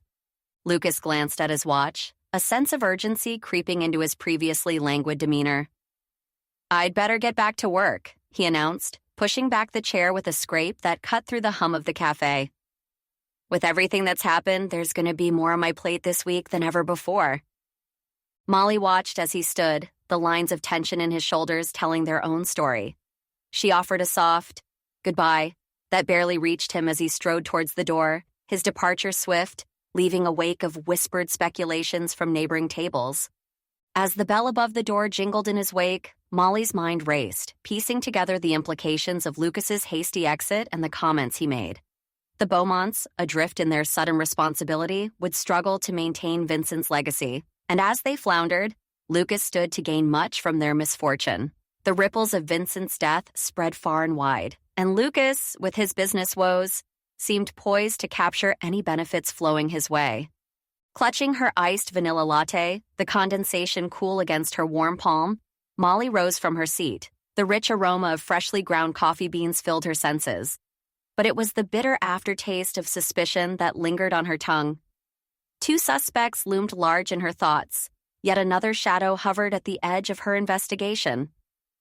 Sophia, Vincent's marketing manager, the enigma wrapped in professionalism, remained an unanswered question. Determination settled over Molly like a cloak, her intuition whispering that answers lay just beyond her grasp. She needed to see Sophia, needed to untangle the threads of connection that might bind her to Vincent's untimely end. "Third time's the charm," Molly murmured to herself, her decision firm despite the inconvenience. The winery beckoned once again, its sprawling vines hiding truths among the grapes. With a final sip of her coffee, its sweet chill sharpening her resolve, Molly set out to delve deeper into the mystery that had entwined itself around her peaceful town. Chapter 13. Molly's eyes scanned the horizon as she navigated her way towards Beaumont Winery, the picturesque landscape a stark contrast to the unease that churned within her. The once vibrant rows of grapevines now appeared subdued under the weight of the late summer heat, their leaves drooping like weary sentinels guarding secrets too heavy to bear. As she pulled into the familiar driveway, she immediately sensed an unsettling stillness. The winery, usually abuzz with visitors and the clinking of wine glasses, was eerily silent. "Odd," Molly muttered to herself, her brows knitting in concern. She stepped out of her car, the stifling air clinging to her skin like a second layer. Not a single breeze stirred the trees, and the vines seemed to sag, deprived of life's breath. Casting a glance at the winery building, she noted its darkened windows and the absence of laughter or conversation that typically floated through the air. Approaching the entrance, she reached for the door only to find it firmly locked. Molly circled the building, her flats crunching softly against the gravel. Sophia has to be here somewhere, she thought, her intuition telling her that the marketing manager might hold the key to unraveling the mystery surrounding Vincent's death. The walk back to Eleanor's house, where she had paid her respects just days before, was a study in contrasts. The late summer sun cast long shadows across the vineyard, painting the scene in hues of gold and amber. Yet, beneath the beauty, a sense of decay lingered, as if the land itself mourned the loss it had witnessed. Molly thought it was better that no one was around now that she was considering it. She had the perfect opportunity for a little sleuthing. Her mind raced with possibilities as she envisioned uncovering a clue that had been overlooked, something that would point her in the right direction. As she threaded her way through the rows of vines, her hand brushed against the rough bark of a trellis, the texture grounding her in the moment. Each cluster of grapes held a story, ripe with potential to inform or deceive. Molly knew that finding Sophia amidst this backdrop of tranquility and turmoil was crucial. But until she found her, she would uncover as much as she could. Molly wanted justice for Vincent. It wasn't just about solving a mystery. It was about honoring a life cut short and ensuring that truth prevailed over secrets and lies. With each step, Molly delved deeper into the heart of the winery and closer to the revelations that awaited her. Molly's chest felt heavy as she approached the estate house, her gaze catching the unusual sight of vehicles clustered in the driveway. A knot formed in her stomach. Had she blundered into a private moment? She could almost hear the somber tones of a funeral planning session or the murmured exchanges at a family gathering. This was not what she'd anticipated. Eleanor, she had thought, would be absorbed in her own quiet world of mourning. Tiptoeing closer, Molly positioned herself behind the ornate stone fountain that graced the front yard, peeking around its cherubic sculptures. The front door of the house swung open, and people began to emerge. She recognized the solemn parade. Employees, each with their own connection to the winery's daily life. Liam, the assistant known for his steadfast composure, stepped out first, followed by a man from the warehouse whose name escaped her, his expression unreadable beneath his mustache. Then there was Sophia, her presence like a discordant note amidst the group. Her hands fidgeted with the strap of her purse, eyes darting as if searching for unseen threats. The typically poised manager moved with an uncharacteristic hesitancy, her steps faltering before regaining a semblance of certainty. As Sophia passed by a blooming rose bush, a thorn snagged the hem of her skirt, and she paused just long enough to free it with trembling fingers. Molly watched intently from her hiding spot, noting each jittery motion and every anxious glance. Sophia's normally immaculate hair framed her face in slightly disheveled waves, and her suit, though sharp, seemed to hang off her shoulders with the weight of the world. It was clear to Molly that Sophia was rattling with nerves, barely managing to hold herself together under the strain of whatever had transpired within those walls. Something's up, Molly thought, her intuition buzzing like a charged circuit. She needed to get to Sophia, to unearth the secrets that lay heavy on her conscience. But patience was key. She couldn't risk startling her quarry into silence. For now, Molly remained still, watching Sophia's every move, waiting for the right moment to approach. Molly stepped out from her hiding place. She nonchalantly made her way toward Sophia. Her heart did a jittery dance, but she kept her voice even, practiced casualness masking her true intent. "Hey, Sophia, is there something going on here today?" Sophia turned, startled, her gaze flitting over Molly's shoulder before settling on her face. "Oh, it was just a business meeting," she replied, her voice threaded with tension. "Ah, I see," Molly said with an airy wave of her hand. "I actually came by because the other day when I brought Eleanor flowers, I forgot to leave the little plant food packet that comes with them." She chuckled at her own feigned absent-mindedness, tucking a loose strand of dark hair behind her ear. Sophia's eyes narrowed ever so slightly, as if weighing Molly's words. Molly felt a twinge of guilt for the deception, but steeled herself with thoughts of Vincent and the truth that needed to come to light. "Sorry, I didn't realize Eleanor was busy. I don't want to impose during such a sensitive time," Molly continued, adopting an apologetic tone. "I won't keep you. I'll just head back to my car." She gestured toward the winery, hoping Sophia would take the bait.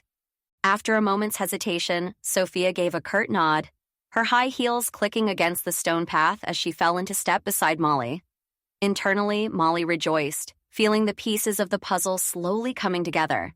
Yet, outwardly, she remained the picture of nonchalance, keenly aware of Sophia's nervous energy, almost palpable in the space between them. They walked in silence, the vines on either side of the path hanging heavy with late summer fruit, a stark contrast to the stifling quiet that had settled over the winery grounds. Molly could sense Sophia wrestling with an inner turmoil, the kind that gnawed at the edges of one's composure, threatening to unravel it completely. And though Molly knew she was walking a fine line, her curiosity, that insatiable force, propelled her forward, driven by the need to uncover the truth hidden within Sophia's guarded demeanor. It was difficult, but Molly matched Sophia's brisk pace, searching the woman's profile for any hint of candor. "So, how did the meeting go?" she asked, infusing her voice with casual interest. "Nothing out of the ordinary," Sophia replied, tucking a stray lock of hair behind her ear. "Just discussions about the company's future, Strategies moving forward? With everything going on, we need to start preparing, even if it is happening quite quickly.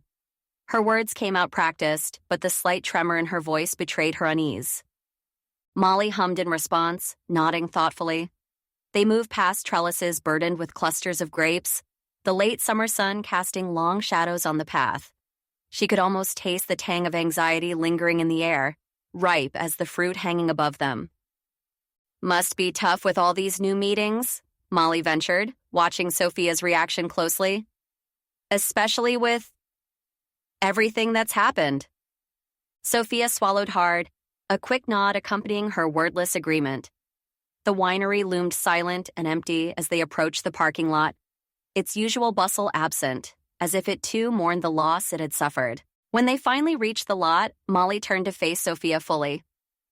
"Is everything okay?" she asked, her expression softening with genuine concern. "I know losing someone close is never easy." "Right," Sophia murmured, her gaze fixed on some distant point over Molly's shoulder. She seemed to wrestle with an invisible weight, her hands clasping and unclasping at her sides. Molly leaned in slightly, her intuition prickling. "What's wrong, Sophia? You can tell me." Sophia's eyes snapped to Molly's, wide and fraught with conflict. "It's just," she began, her voice barely above a whisper. "I know something I shouldn't." A shiver of apprehension raced down Molly's spine, mingling with the thrill of potential revelation. This was it, the crack in the facade she'd been searching for. "What is it you know?" she prodded gently, aware that pressing too hard might cause Sophia to retreat into silence. Sophia bit her lip, looking away again. I can't." She exhaled a shaky breath, her composure fraying at the edges. In her eyes, Molly read a story yet untold, a secret poised on the brink of exposure. Molly leaned in, her eyes locked onto Sophia's evasive gaze. "What is it, Sophia? What's going on?" Sophia's shoulders hunched as if the weight of her secret could crush her. "I shouldn't say anything," she blurted, her voice trembling like leaves in a storm. "Vincent, he didn't just have an allergic reaction, he was poisoned, or something. I don't know all the details, but someone did it on purpose." "Poisoned?" Molly's heart thumped against her ribs, the word echoing in her mind like a grim drumbeat. It was exactly what they suspected, but how did Sophia know that? "Why do you think that?" "I can't." Sophia's eyes darted to the side, then back to Molly's face, as though seeking an escape. She took a half step backward, edging towards her car. But Molly wouldn't let the moment slip through her fingers. She followed Sophia, questions tumbling from her lips faster than she could think them through. "Sophia, why would you say that? Who would—" "Stop." Sophia's command was a whisper, but it cut through the air with the force of a shout. "I can't say anything more. If I do, I'll be next." "Next?" Molly's throat tightened around the word, a chill trickling down her spine despite the sticky heat. Sophia fumbled for her car keys, her hands shaking so badly it took her 2 tries to unlock the door. Before climbing inside, she turned to Molly, her eyes wide and urgent. "Just leave, Molly. Leave and never come back to the winery if you know what's good for you." With that, Sophia slipped into her car, started the engine, and drove off with a haste that kicked up dirt behind her. Molly stood there, alone in the winery parking lot, the fading rumble of Sophia's car the only sound in the heavy silence. Her mind raced with the dangerous puzzle pieces Sophia had unwittingly dropped into her lap, poisoned, purposely. The words tangled with fear and determination within her. There was no turning back now. The mystery of Vincent's death demanded to be solved, and Molly couldn't and wouldn't walk away. Molly's hands trembled as she slid behind the wheel of her car, the key fumbling in the ignition before the engine sputtered to life. The reassuring hum of the vehicle did little to ease the unease that clung to her like the day's persistent humidity. She glanced in the rearview mirror, half expecting to see Sophia's frantic eyes staring back at her. But there was only her own reflection, eyes wide with the gravity of what she'd just learned. She pulled out of the winery parking lot, the gravel crunching beneath her tires, a stark contrast to the usual cheerful crunch of saltwater taffy being cut at her shop. The late afternoon sun dipped lower, casting elongated shadows that seemed to reach for her as she drove. a visual echo of the tendrils of doubt and fear that entwined her thoughts. Poisoned, she muttered to herself. The word tasted bitter on her tongue, heavy with implications that someone had intentionally ended Vincent's life. As she navigated the winding country roads back to town, Molly couldn't shake the image of Sophia's panic-stricken face, the way her hands shook like leaves in a storm. She reached for her phone, its presence a lifeline in the solitude of her car. With a few taps, she dialed Poppy's number, listening to the familiar ringtone cut through the silence. "Hey, Moll, what's up?" Poppy's voice was warm and edged with curiosity. "Poppy, I'm on my way home," Molly started, her voice steadier than she felt. "I'm bringing dinner. We need an update sesh stat." "Everything okay?"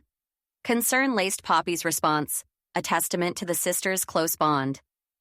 "Let's just say it's been an enlightening afternoon. I'll explain everything when I get there." Molly could almost see Poppy nodding, her ponytail swaying with the motion, ready to unravel the day's events. "Okay, hurry back. I'm starving, and you've got me all curious now." "Will do. See you soon." As she ended the call, Molly let out a breath she hadn't realized she'd been holding. The weight of secrets pushed down on her, but the promise of sharing them with Poppy lightened the burden. With each mile closer to home, her resolve solidified. She would uncover the truth, no matter how dangerous the path or how unsettling the revelations. The Sweetwater sisters were in this together, and together they would find justice for Vincent. Chapter 14. Molly pushed open the door to Sweetwater's, the familiar tinkling of the bell announcing her arrival.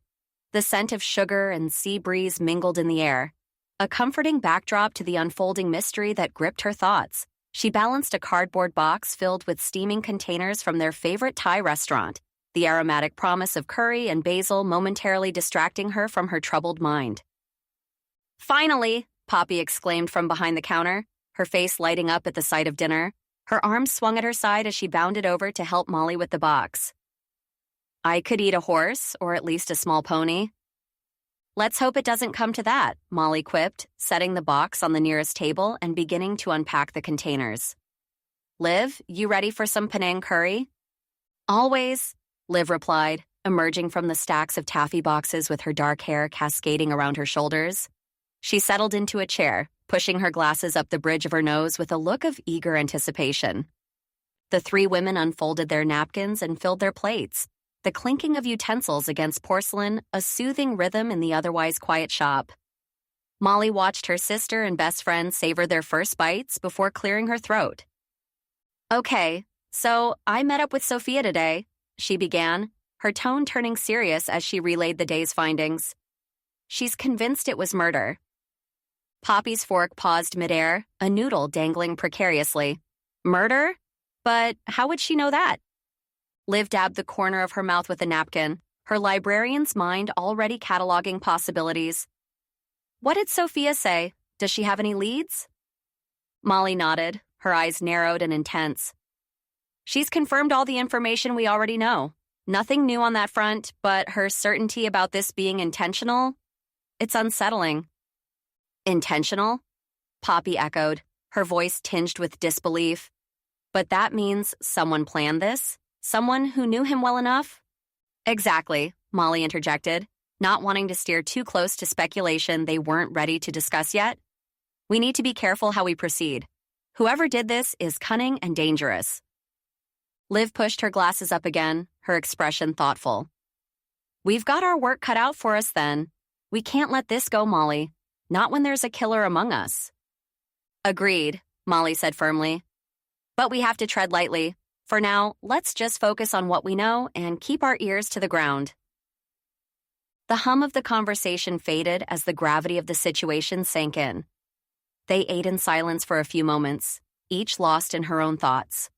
Molly felt a kinship with these two pillars of strength beside her. They were united in purpose, bound by loyalty and the shared love of a town that held more secrets than its tranquil shores suggested. "All right," Molly finally broke the silence, her resolve hardening like cooled taffy. "Let's get down to business. What are everyone's thoughts?" Poppy leaned forward, her elbows resting on the vintage checkered tablecloth that adorned their corner booth. The overhead light cast a soft glow over her animated features as she swirled a spoon in her untouched coffee. You know, she said, drawing Molly's attention. Whoever did this had to know about his allergies. To make it look like an accident? Molly nodded. She'd been turning that same thought over in her mind for days. The list of people who knew about the allergies wasn't long. I can only think of Eleanor or possibly Sophia, she mused, her fork pausing midair with a piece of chicken. But Sophia seemed genuinely shocked, and Eleanor, well, she's been strange lately, but not murderous. Lucas has been acting peculiar, though, Molly added after a moment, setting down her fork with a clink. Her intuition, usually spot on, tingled with unease whenever she thought of Lucas. Dark brown hair falling into her eyes, she brushed it aside hastily. He's been too quiet, almost like he's avoiding me since, you know. Since she made him feel uncomfortable with all of her questioning, Liv's gaze sharpened behind her glasses, bright with the spark of an idea. Maybe we need to talk to Lucas again, see if he knew about the allergies. She took a sip of her herbal tea, her fingers tapping lightly against the ceramic mug. Great idea, Molly agreed. If he knows something, we need to find out what and why he's keeping it under wraps.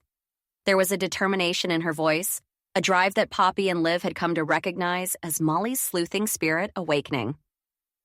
Tomorrow, Molly declared with newfound resolve, we'll find a way to casually bring it up to Lucas. Maybe we can gauge his reaction, see if it reveals anything. She didn't miss the brief exchange of excited glances between her sister and best friend. They were in this together, partners in confectionery, and now, it seemed, in clandestine investigation. The bell above the door chimed softly as Jack stepped into Sweetwater's, the cozy taffy shop that was a second home to Molly. He scanned the room with his sharp detective's eyes, finding her amidst a cloud of powdered sugar and laughter. The atmosphere, warm and fragrant with the scent of molten sugar, felt suddenly charged. Jack, Molly murmured, her heart skipping a beat at the sight of him. She stood, smoothing down her shirt nervously. Give me a minute, will you? Let's talk outside. Poppy and Liv exchanged a curious look but remained seated at the table, their dinner momentarily forgotten as Molly led Jack out of the shop, her steps brisk against the worn wooden floorboards. Outside, the evening air held the crisp promise of an approaching night. They sat side by side on a bench that had weathered many of town's seaside storms, its paint peeling gently under the touch of salt and thyme. The adjacent taffy store, its windows glowing invitingly, cast a ribbon of golden light across their faces. Jack, what did you find out? Something new about Vincent? Molly asked, turning towards him, her face reflecting a mix of hope and concern. The sea breeze played with her hair, teasing it into a dance around her shoulders. Actually, Molly, that's not why I'm here, Jack said, his voice holding a gravity that immediately set off alarm bells in Molly's head. He shifted to face her, his expression serious in the dimming light. You need to stay out of this one? His words hung between them like a weight, and Molly felt a curious chill that had nothing to do with the evening air. Her impulse to jump into the thick of things, to untangle the web of mystery that had ensnared her town, warred with the seriousness she read in Jack's face. I told you I'm working on this case. Stay out? Molly's voice rose with incredulity, a sharp note of disbelief cutting through the calm seaside ambiance. What's going on, Jack? Why can't I be involved? Jack's jaw set, and he turned to her with a sternness that was new to Molly. The fading light from the taffy shop window reflected off his earnest face, casting deep shadows across his features. You're not a part of this case, Molly, he said firmly. You digging into it is only going to complicate things for me. Complicate things? Molly balked, her hands gesturing animatedly, a piece of hair falling into her eyes. She brushed it aside, her movements jerky with frustration. But I'm not a suspect, Jack. Doesn't that make it simpler than the last mess I got tangled in? He looked at her, his eyes darkening with a gravity that sent an involuntary shiver down her spine. It's not about being a suspect or not, Molly. You can't be doing this. His voice dropped, each word pronounced with deliberate weight. You're not qualified, and you're not supposed to be involved. Molly watched as Jack's usual composed demeanor seemed to fracture, revealing a flicker of something she couldn't quite place. Fear? Desperation? It was unsettling to see him like this, so visibly shaken. This wasn't like earlier when he told her to stay out. This was real. Not a warning, but him pleading with her to stop. "Jack," she began, her tone softening as she reached out, her hand hovering over his arm before settling gently upon it. "You're actually scared, aren't you?" His gaze met hers, and she could see the conflict waging behind his guarded expression. Jack Hawthorne, always the pillar of control, now looked like a man grasping at the edges of a situation threatening to slip beyond his reach. Molly's hand lingered on Jack's arm, feeling the tension beneath his jacket. She withdrew, folding her hands in her lap as she mustered up the strength to face the internal storm brewing within her. The salty breeze that wafted from the ocean carried with it the scent of impending rain, mingling with the sugary sweetness that always clung to her clothing. She looked away from Jack, staring at the path leading up to Sweetwater Taffy, her sanctuary among the shambles. "All right," Molly finally said, her voice barely above a whisper. She felt the weight of the words heavy on her tongue. "I'll step back." She knew the moment she said she would stay out of it that she couldn't tell him about her findings, especially not about Sophia. She would keep that close to her chest despite telling him she wouldn't investigate further. It was only going to make him more upset, knowing that she was pushing it, going to the family's home to ask questions when she knew he didn't want her involved already. It wasn't real information anyway, no name to check on, and Sophia wasn't interested in talking about it. Maybe she could convince Sophia to come forward, but then again, wasn't that still inserting herself in the investigation? She couldn't agree with him before. This case was important to her. But now, with his earnest plea, she couldn't say no any longer. Jack's expression softened slightly, but the seriousness never left his face. "It's for the best, Molly. Trust me on this one." She nodded, though every fiber of her being screamed against the complacency. Her gaze followed a couple strolling by, their laughter a stark contrast to the gravity of her situation. Molly's mind raced with images of Vincent, his untimely demise, an unsolved puzzle that beckoned her. The town she cherished, with its quaint shops and close-knit community, deserved the truth, and she yearned to unearth it. But Jack's plea echoed in her ears, tugging at her sense of duty. Taking a deep breath, Molly let the internal conflict wash over her. She was torn, caught between the need to unveil the truth behind Vincent's death and her desire to protect the fabric of the town she loved so dearly. The promise to Jack, however, hung in the air, a silent vow she wasn't sure she could keep. "Okay," she repeated, more firmly this time, hoping to convince herself as much as Jack. "I'll leave it to you. I will stay out of the case." Jack stood up from the bench, offering her a grateful, if troubled, smile. "Thank you, Molly. It means a lot." As he walked away, Molly's resolve wavered, like a ship caught in a tempest, unsure of which way to sail. She watched him disappear around the corner, the sound of the bell above Sweetwater Taffy's door chiming faintly in the background. She needed answers, but for now, she'd given her word to Jack. And until her heart and mind could navigate the turbulent waters, she would have to anchor herself to that promise.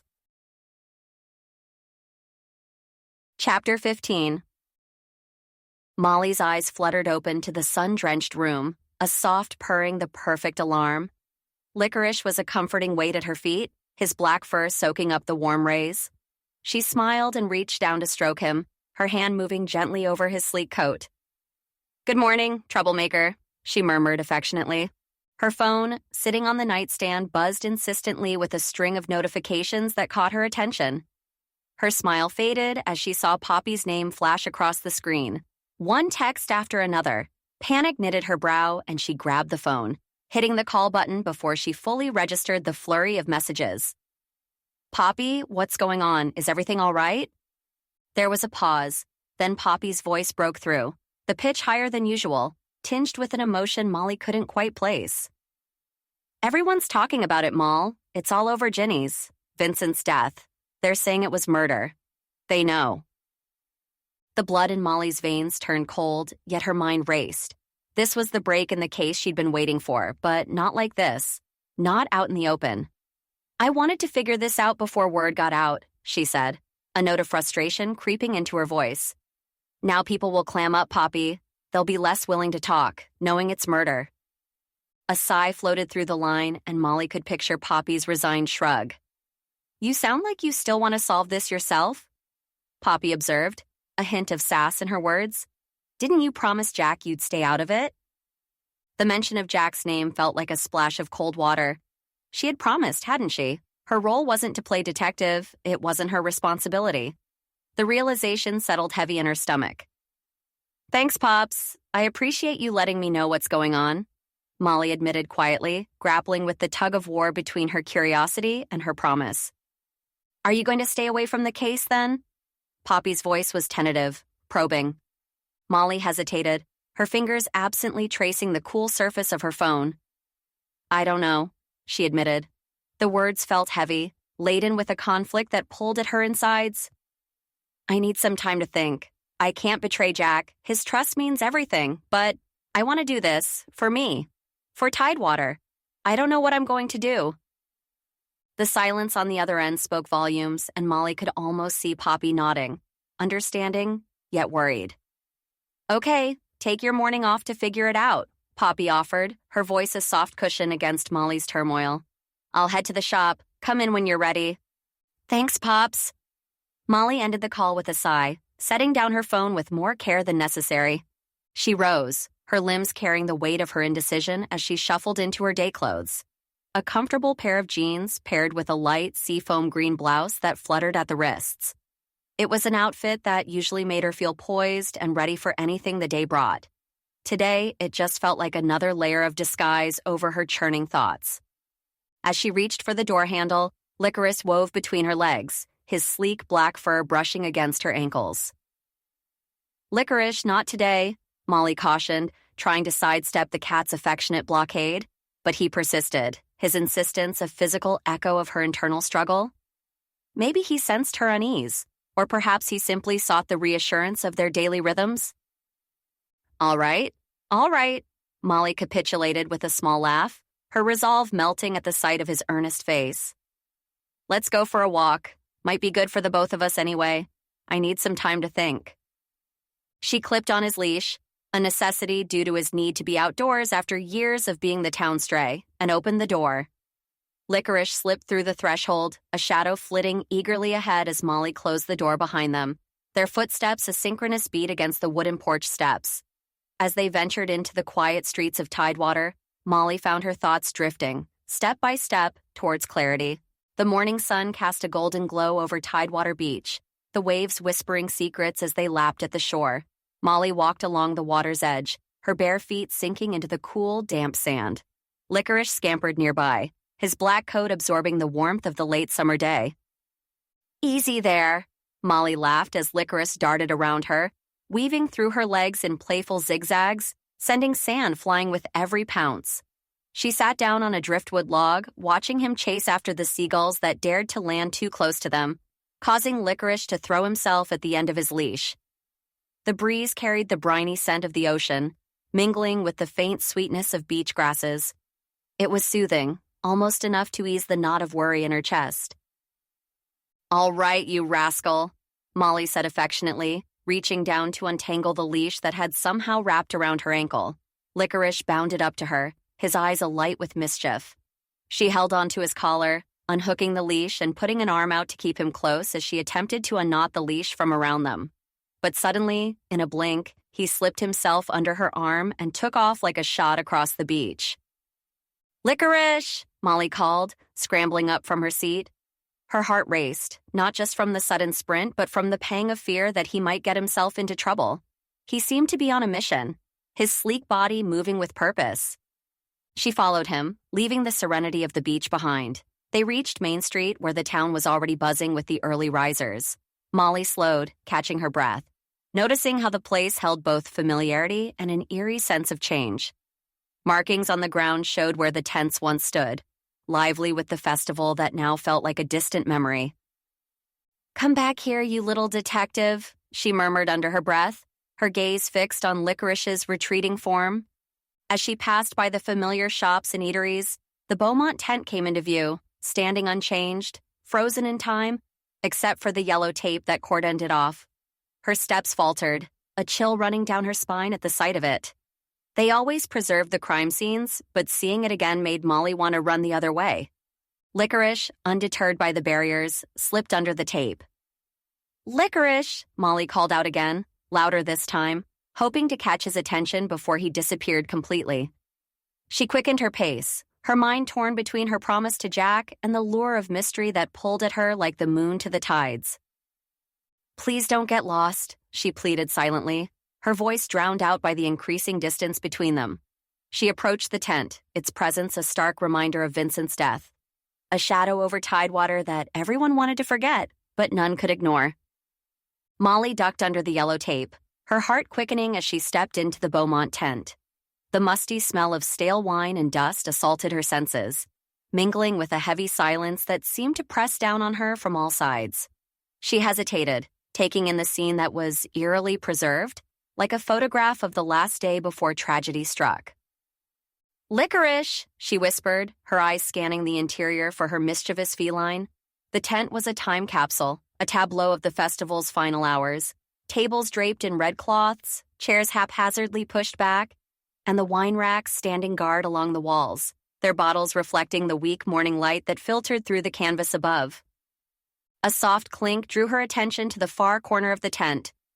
There, Licorice's small form weaved between the shadows, his eyes catching a glint of light. Molly moved closer, careful not to disturb the unseen lines drawn by investigators who had scoured the scene. "Shh, boy," she soothed as she approached, noting how Licorice's paw playfully batted at a precariously perched bottle on the bottom shelf of a wine rack. Her hand shot out, steadying the bottle just as it threatened to topple over with a telltale wobble. "Not the time for games, Licorice." As she righted the bottle, her gaze drifted to the ground and landed on a single crumpled napkin tucked under the wine rack. It lay there, innocuous yet somehow calling to her. With a careful touch, she picked it up, the texture of the paper rough against her fingertips. The bright pink lipstick mark stood out starkly against the white background, a silent scream in the quiet of the tent. Molly turned the napkin over in her hands, her mind racing with possibilities. The color was distinctive, vibrant, almost defiant in its hue. Who did it belong to? A guest? Someone working the event? The questions piled upon each other, building a wall of curiosity she could no longer resist. The police missed this. Who knew what else they missed? This was exactly why Molly was investigating in the first place. That and her connection to everyone in this town. It wasn't that the police department was incompetent. They were still new to the world of homicide, just like Molly was. Molly looked down at the inquisitive eyes of her feline companion, still marveling at the bright pink smudge on the napkin now nestled safely in her pocket. "Licorice, what am I going to do with you?" she whispered with a mixture of exasperation and affection. She scooped him up into her arms, feeling his soft fur against her hands, a grounding contrast to the whirlwind of thoughts in her head. "Seriously, how do you keep finding these things?" Molly asked, as if expecting an answer. Licorice merely blinked back at her, his tail twitching slightly, as though he held the secrets of the universe in his enigmatic, feline gaze. Molly chuckled and raised a hand, palm out. All right, you don't have to give away your secret. Just keep it up." Her voice was buoyed by a renewed sense of purpose. "Everything you find is bringing us closer to the truth." With care, she set Licorice back on the ground and fastened the leash once again around his neck. Her fingers lingered for a moment on the soft material, a silent thank you for his inadvertent help. Together they stepped out from under the shadow of the tent, leaving the cold memories behind them. As they walked, the weight of the napkin in her pocket felt like a tangible lead pulling her forward. Molly's mind turned over the possibilities, each step towards home punctuated by the rhythmic jingle of Licorice's collar. Sunlight glanced off the windows of neighboring shops, casting long, warm rays across their path, a stark reminder that even amidst mystery and whispered rumors, life in Tidewater continued, unyielding and vibrant. "Let's go figure out what this means," Molly said more to herself than to Licorice, determination settling in her chest like an anchor.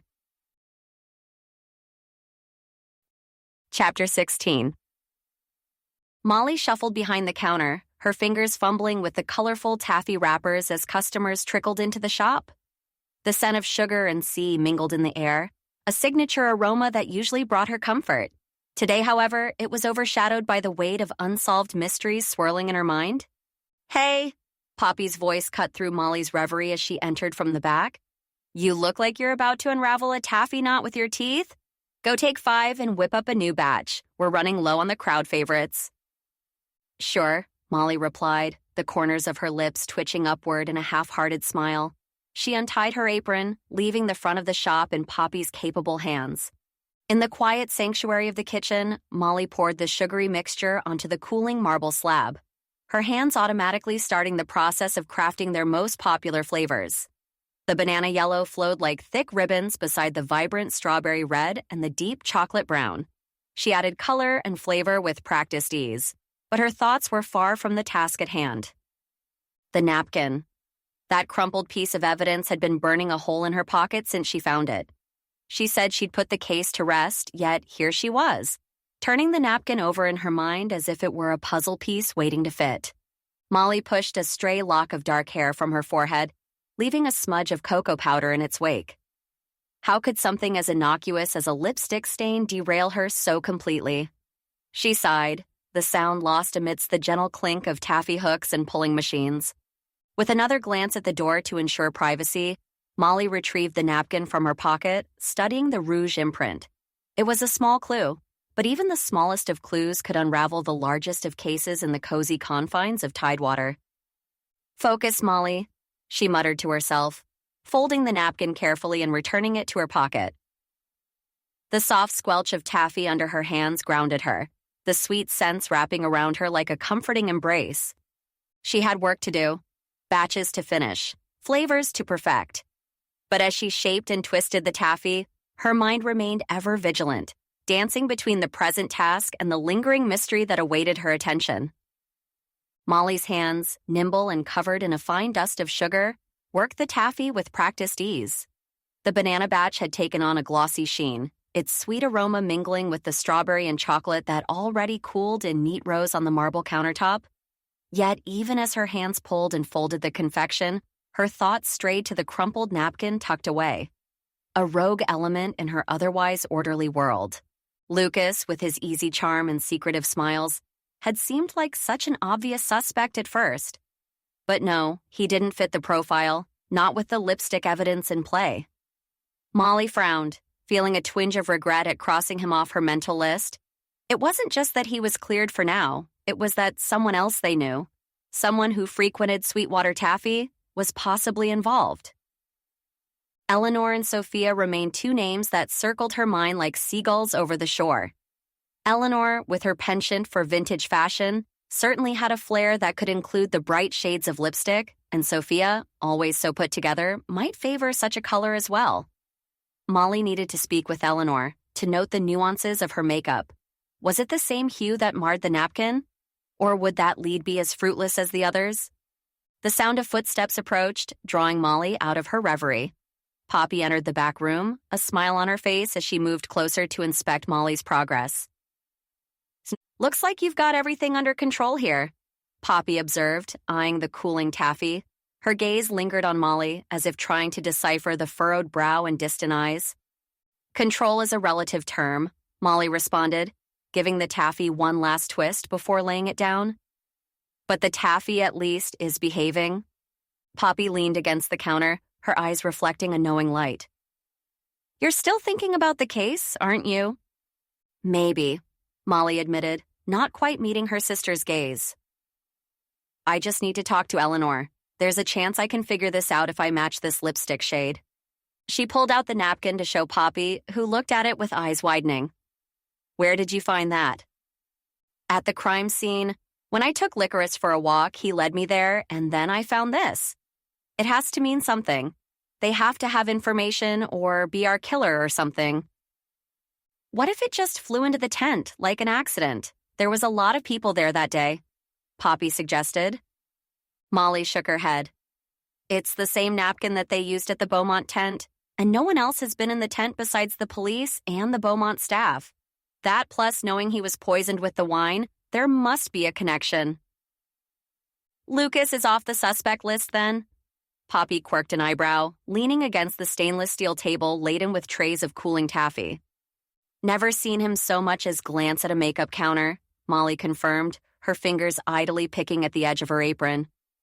So, yeah, he's on the back burner for now. I'd say we should focus on the women we already thought were suspects. Good. That means you need to get out there and dig deeper, Poppy urged, the corners of her mouth lifting in a determined smile. The taffy can wait.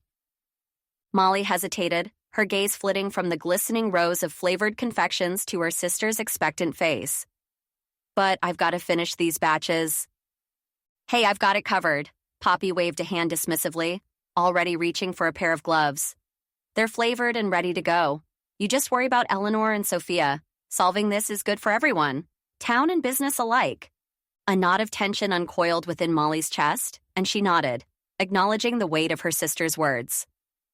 Thank you, she said, her voice infused with a newfound purpose. Think nothing of it, Poppy replied, her tone breezy as she began to expertly stretch a length of strawberry taffy. We're a team, remember? Last time, I was the one chasing down gossip while you held down the fort. Now, it's your turn to play detective. Your confidence means the world to me. Molly's appreciation was warm and genuine. Poppy's support was the buoy that kept her afloat in this sea of mystery. Poppy flashed a grin, full of sass and solidarity. Get out of here, Sherlock Sweetwater. Go solve us a mystery. With a final look at the candy stripes of banana, strawberry, and chocolate, Molly untied her apron, setting it aside like a mantle of responsibility now passed to her sister. She stepped through the swinging doors of the back room, the bell above the shop's front door jingling in chorus with her determined heart. It was time to pay Eleanor another visit. And Chapter 17. Molly's eyes narrowed with determination as she navigated the familiar streets of her coastal town toward Eleanor's grand Victorian house. The air was crisp, carrying the salty tang of the sea that intertwined with the earthy scent of fall leaves. As she rounded the corner onto Elm Street, just a stone's throw away from her destination, a flash of red caught her attention. There it was, Eleanor's car, unmistakable with its glossy cherry paint, zipping past Molly and heading in the opposite direction. With an instinctive flick of the wheel, Molly made a swift U-turn, her heart skipping a beat. She couldn't shake off the sense of intrigue that clung to her like the candy wrappers that sometimes got stuck to her shoes after a long day at Sweetwater Taffy. Where could you possibly be going? Molly muttered to herself, keeping a safe distance as she followed the sleek vehicle. The rhythmic thump of her tires over the road's imperfections was a soothing counterpoint to the flurry of questions in her mind. As she tailed Eleanor's car, Molly's thoughts churned like the taffy puller back at the shop. Eleanor had a mountain of tasks to tend to, what with all the meetings and funeral planning for their dear departed friend. Yet there she was, out and about, seemingly unperturbed by the weight of her responsibilities. Or maybe she was on her way to complete one of these errands, and Molly had a front row seat. A part of Molly felt a twinge of relief amid her suspicions. Eleanor, the epitome of grace under pressure, always seemed to carry the world on her shoulders. To see her stepping out, even if it was shrouded in mystery, was oddly comforting. It showed a sliver of normalcy in a time where everything seemed anything but normal. Maybe she just needs a break, like anyone else. Molly pondered aloud, her voice softening. The sight of Eleanor seeking respite from her burdens reminded Molly that behind every furrowed brow and tired smile, there was a person trying to find their way through grief and confusion. Still, she knew that there was work to be done. If Eleanor was innocent, wouldn't she give anything for the justice of her husband's death?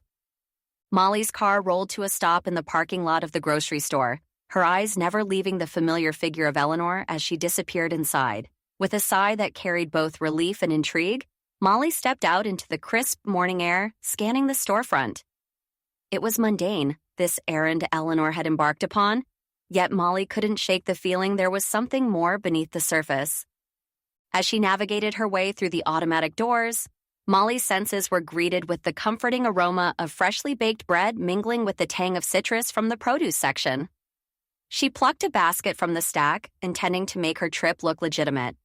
The cereal aisle called to her, but her attention remained reserved for Eleanor's movements.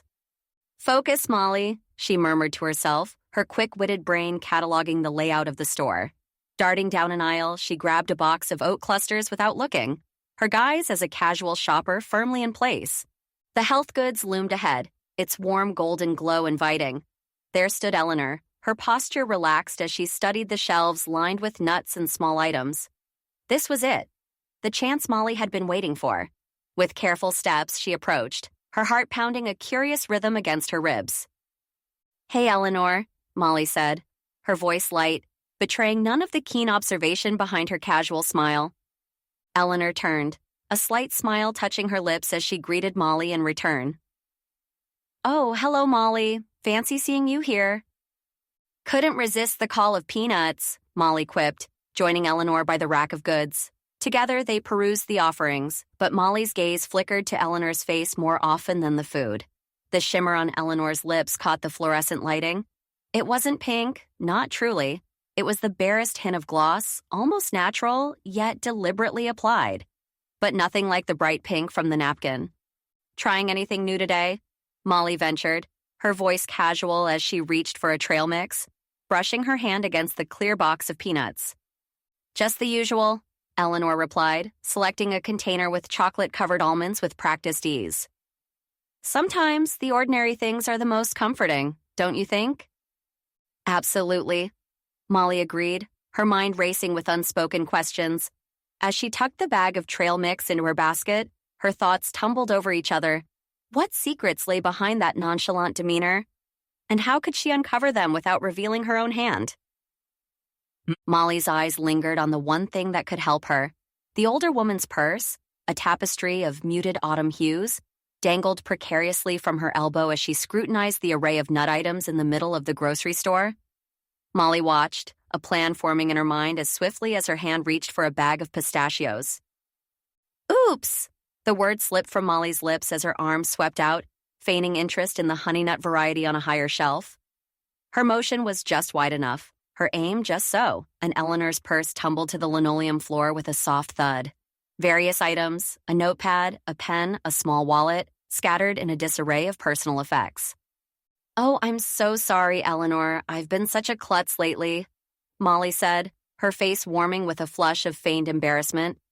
She knelt down, gathering the fallen items with swift movements, scanning for any telltale signs of makeup amidst the contents of the purse. Eleanor crouched beside her, a gentle smile softening her features. "Oh, it's all right, dear. Accidents happen." She brushed her hand against Molly's as they both reached for a set of keys. "Let me help you with that," Molly insisted, scooping up a handful of Eleanor's belongings. She couldn't help but notice the absence of a makeup bag as she handed back a pair of reading glasses and a tissue pack, the mundane items revealing nothing of the secrets Molly sought. "Thank you, Molly," Eleanor said, accepting her possessions.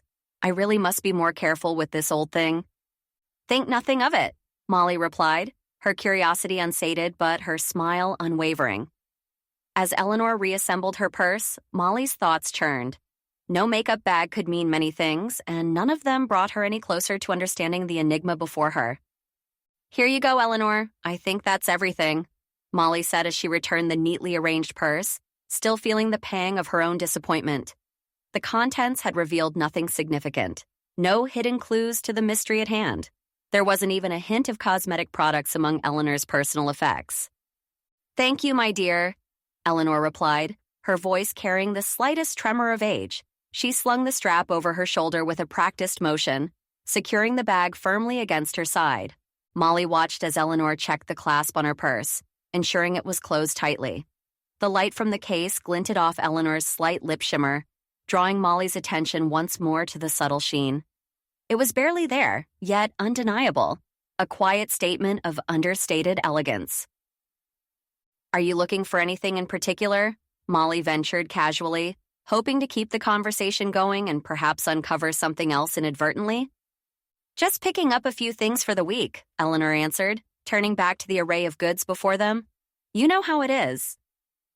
"Of course," Molly murmured, her mind racing as she tried to think of a new angle. She needed to piece together the puzzle, and every bit of information could be the key. But with Eleanor's seemingly a dead end, another path beckoned. Sophia. Anyway, I'll let you carry on, Molly said, stepping away from Eleanor with a polite nod. I've got some cereal to grab. Her words trailed off as her thoughts drifted to Sophia, another enigma wrapped in the quaint veneer of their small town. Since Eleanor didn't have the lipstick, it was time for suspect number 2. As Molly meandered through the aisles, her hand absent-mindedly trailing along the shelves, she pondered her next move. How would she confirm if Sophia possessed the elusive lipstick? The question nagged at her like an itch she couldn't quite reach. After adding a box of cookies to her basket, she headed to the checkout, her eyes inadvertently scanning the faces around her. Each person seemed to carry their own secrets, tucked away behind friendly nods and pleasantries. Molly knew one thing for certain: the truth was out there, hidden just beneath the surface of everyday life, and she was determined to find it. Chapter 18. Molly stepped into the taffy shop, the familiar feeling of home enveloping her. Poppy looked up from where she was artfully arranging a display of saltwater taffies in an array of pastel colors. "Any luck with Eleanor?" Poppy asked, her brows raised as she turned to face her sister. "None," Molly replied, slumping down into a chair near the counter. "She didn't have the lipstick, and when I accidentally knocked over her purse, nothing. No makeup other than what looks like her usual mascara." "Really?" Poppy raised an eyebrow, a smirk playing on her lips. "Eleanor does have that effortless elegance, though. I've never seen her at any event with anything more than those dark lashes enhancing her natural beauty." "Great," Molly sighed, a frown creasing her forehead. "That means we're back to square one with Sophia. We need to figure out how to get the same information from her without causing a scene." Poppy chuckled lightly, leaning against the counter. "We could always follow her around until she goes shopping, then give her purse a little nudge. See what spills out." Molly shot her a look, not amused. "Very funny, Pop, but seriously, we need a plan, a real plan. I can't just reenact my clumsy act in every store in town." "I'm serious. Can't you do something similar to what you did with Eleanor?" Poppy suggested, tilting her head thoughtfully. "It took about 5 coincidences to end up alone in the store with Eleanor," Molly countered, her eyes reflecting her frustration. "And even if I could manage it, I can't just go around pushing people's purses onto the ground. It'd be suspicious, not to mention rude. Doing it once was hard enough. I felt so horrible." Molly drummed her fingers on the glass countertop, the rhythmic tapping mirroring her racing thoughts. She glanced at the taffy puller, its arms methodically stretching and folding the candy, a perfect metaphor for the twisted situation they found themselves in. "Perhaps," Poppy began with a mischievous glint in her bright eyes, "they'll start calling you the purse pusher around town." A snort escaped Molly before she could stifle it, and she pressed her lips together, fighting the smile that threatened to spread across her face. She shook her head. "We can't have that, but seriously, we need a solid lead on Sophia's makeup, or lack thereof." Poppy tapped her chin in a mock gesture of deep thought. Then her face brightened with sudden inspiration. "What if we just invite her over here and pop the question?" "Invite her here?" Molly echoed skeptically, raising an eyebrow. "And what, interrogate her between samples of saltwater taffy? No one in their right mind would agree to that, especially not Sophia." "Who said anything about interrogation?" Poppy countered. "We lure her in under the pretense of needing a marketing manager. It's perfect. She won't suspect a thing." Molly paused, considering Poppy's out-of-the-box idea. It was risky, maybe even a bit underhanded, but they were running out of options and time. She let out a slow breath, the sweet scent of molten sugar filling her senses. "All right, let's do it, but we have to be subtle, or we'll spook her." "Subtlety is my middle name," Poppy replied with a wink, though Molly knew better than to take that claim at face value. "Are you sure about this?" Molly questioned, her voice laced with uncertainty as she glanced at the screen of Poppy's phone. "Trust me," Poppy replied, her tone casual but confident. She scrolled through the Beaumont Winery website until Sophia's cheerful profile picture came into view. "She's a professional, right? It's just a casual business inquiry." Molly studied the photograph of Sophia, the curve of her smile foreign yet disarming. It was a stark contrast to the somber, almost guarded woman she had encountered thus far. The dichotomy gnawed at Molly's intuition, urging her forward. She pressed the contact number and brought the phone to her ear, listening to the trill of the dial tone. "Hello?" Sophia's voice, unmistakably crisp and professional, answered. "Hi, Sophia. This is Molly Sweetwater from Sweetwater Taffy," Molly began, her voice steady despite the flutter in her chest. "I was wondering if you'd be interested in discussing a potential marketing opportunity with us." "Absolutely, I would love to. When were you thinking?" Sophia responded, her eagerness a positive sign. "Could you do today? Say, late afternoon?" Molly proposed, hoping the spontaneity wouldn't deter her. "Today works for me. I'll see you then," Sophia confirmed before they ended the call. With the plan set into motion, Molly couldn't shake the feeling that they were stepping into uncharted territory. It was a delicate dance between sleuthing and socializing, and Molly hoped her two-step was up to scratch. The hours ticked by until the golden hue of late afternoon sun filtered through the shop windows, casting long shadows across the floor. The melodic chime of the doorbell announced Sophia's arrival, punctual as ever. "Thank you so much for coming on such short notice," Poppy greeted her warmly, her smile genuine as she extended a hand toward Sophia. "We're really glad you could make it, especially with everything that's been happening lately." "Of course," Sophia replied, her words gracious as she stepped inside, a light scarf draped elegantly over her shoulders. "I'm always happy to lend my expertise to local businesses." Molly watched the exchange from behind the counter, trying to read the subtleties in Sophia's demeanor. There was a poise to her stance, an openness in her expression that seemed promising.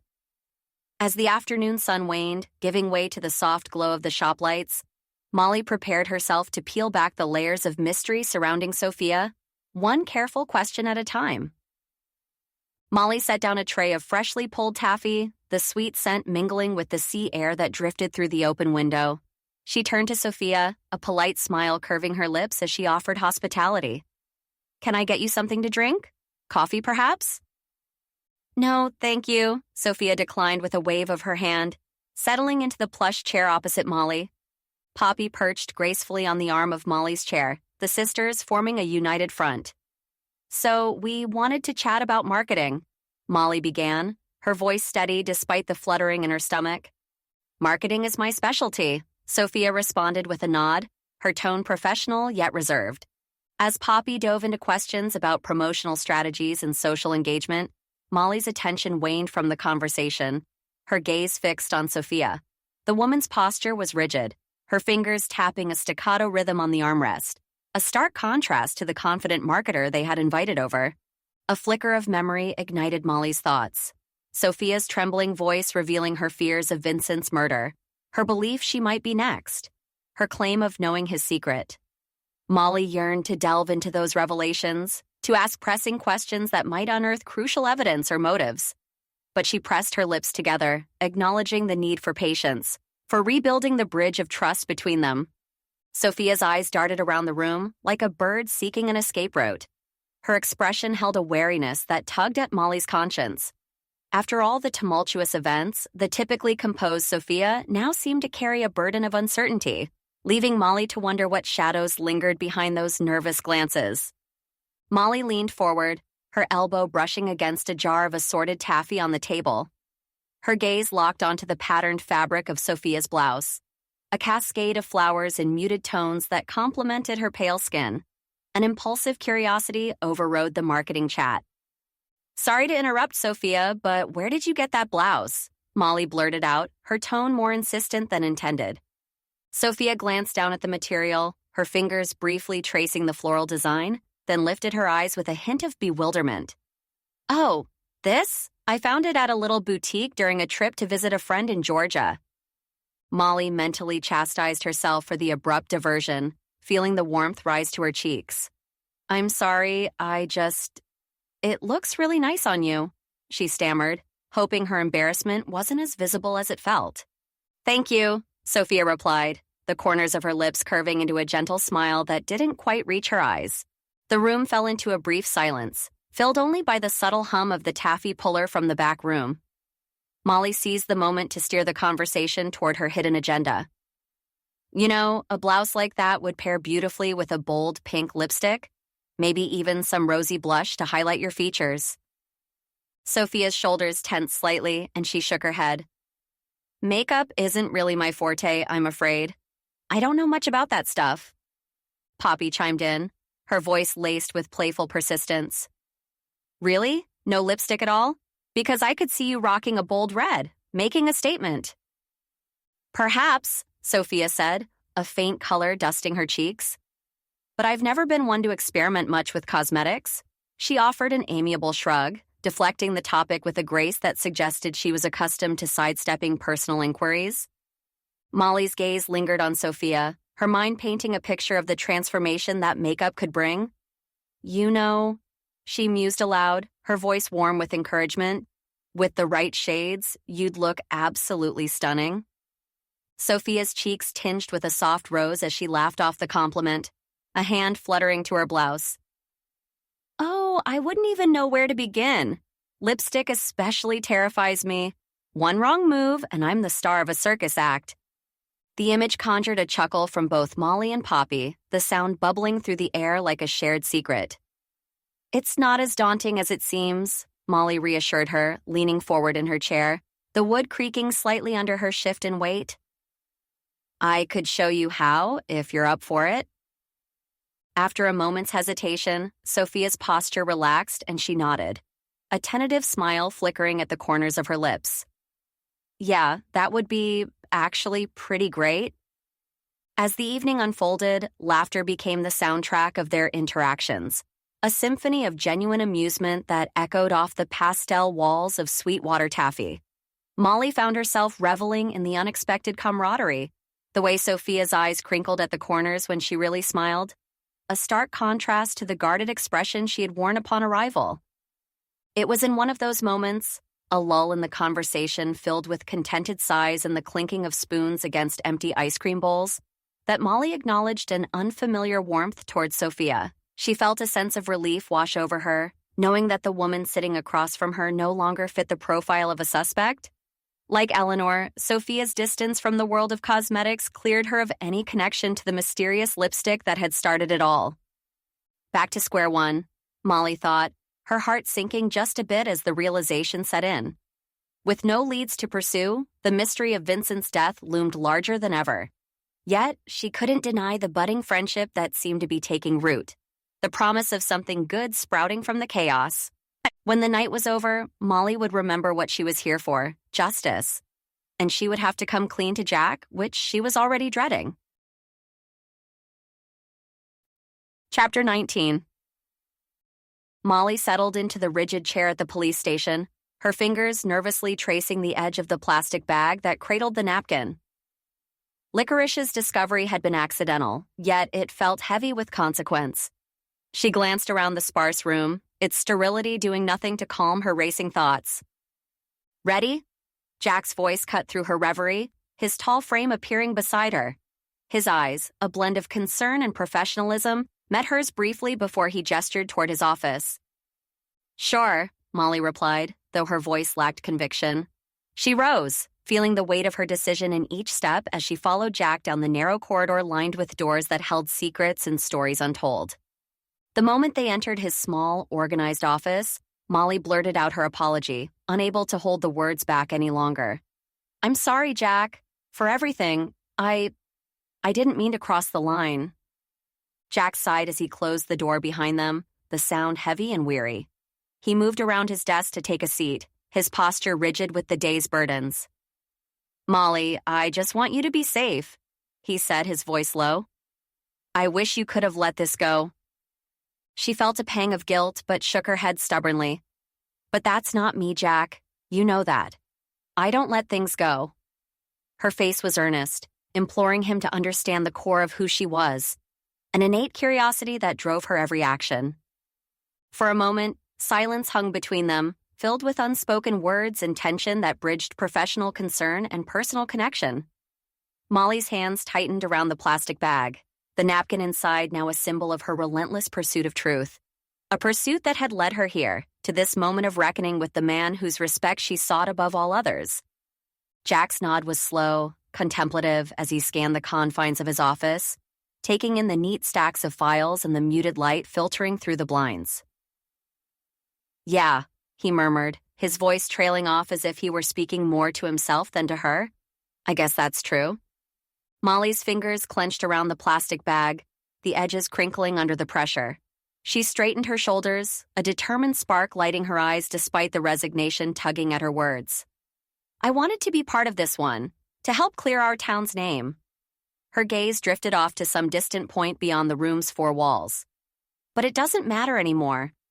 With a hesitant motion, she extended her hand towards him, the encapsulated napkin held out like an olive branch or perhaps a white flag. "This is for you," she said, her voice dropping to a whisper. "I know I promised I'd take a step back, and I tried, really." Jack's attention shifted from the sparse decor of his workspace to the offering in her hand. He reached out, his fingers brushing against the plastic as he took the baggie, his brow furrowing as he examined the vibrant smear marring the white napkin within. The pink hue stood out starkly, a silent witness to something unseen, something unsaid. "Licorice found it," Molly continued, filling the silence that had settled between them.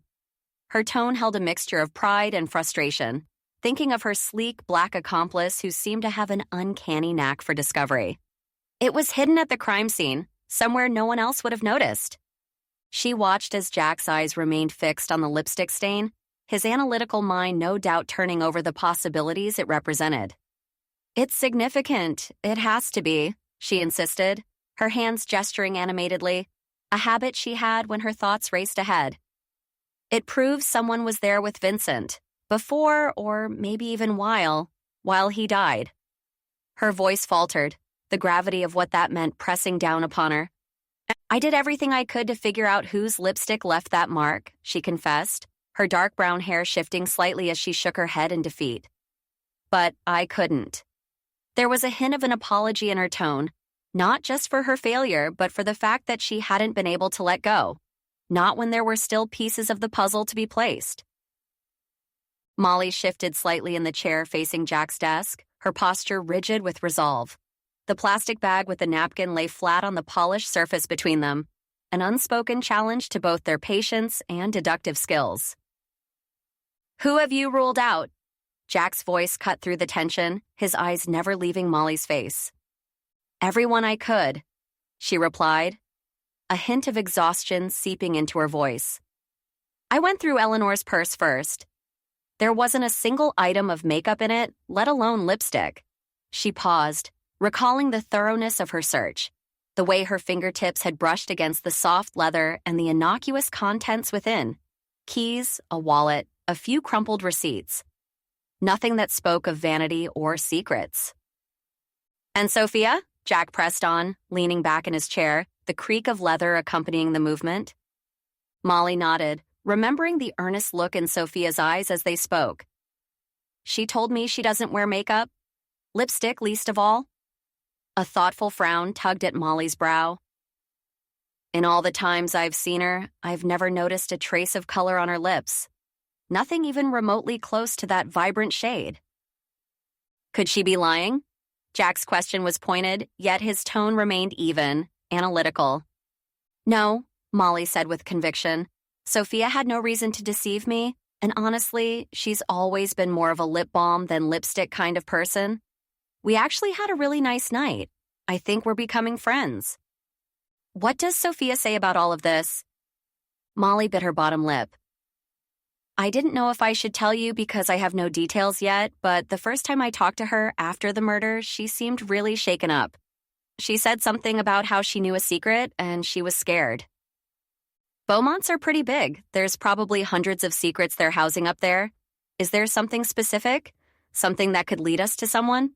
Jack asked, leaning forward slightly, a curious expression on his face.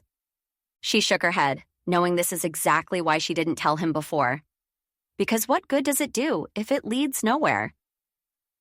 "No, just another dead end, like all the other leads." The room fell quiet, save for the soft hum of the air conditioning and the distant murmur of voices from outside Jack's office. Molly's fingers drummed lightly on her knee, a nervous rhythm born out of a need to act. "Tell me, Molly," Jack finally asked, his gaze steady and searching. Why do you want this so badly? Molly hesitated, her mind racing with reasons. It wasn't just curiosity. It was deeper than that. I want to clear the town's name, she said firmly, her eyes meeting Jack's with an intensity that surprised her. Tidewater is my home. I can't stand the thought of it being tarnished by something like this. Is that all? Jack's question hung between them, laced with implications. Maybe I also want to prove that I can do this, Molly admitted, her voice dropping to a softer tone. That I'm not just the taffy shop owner, that I have something more to contribute.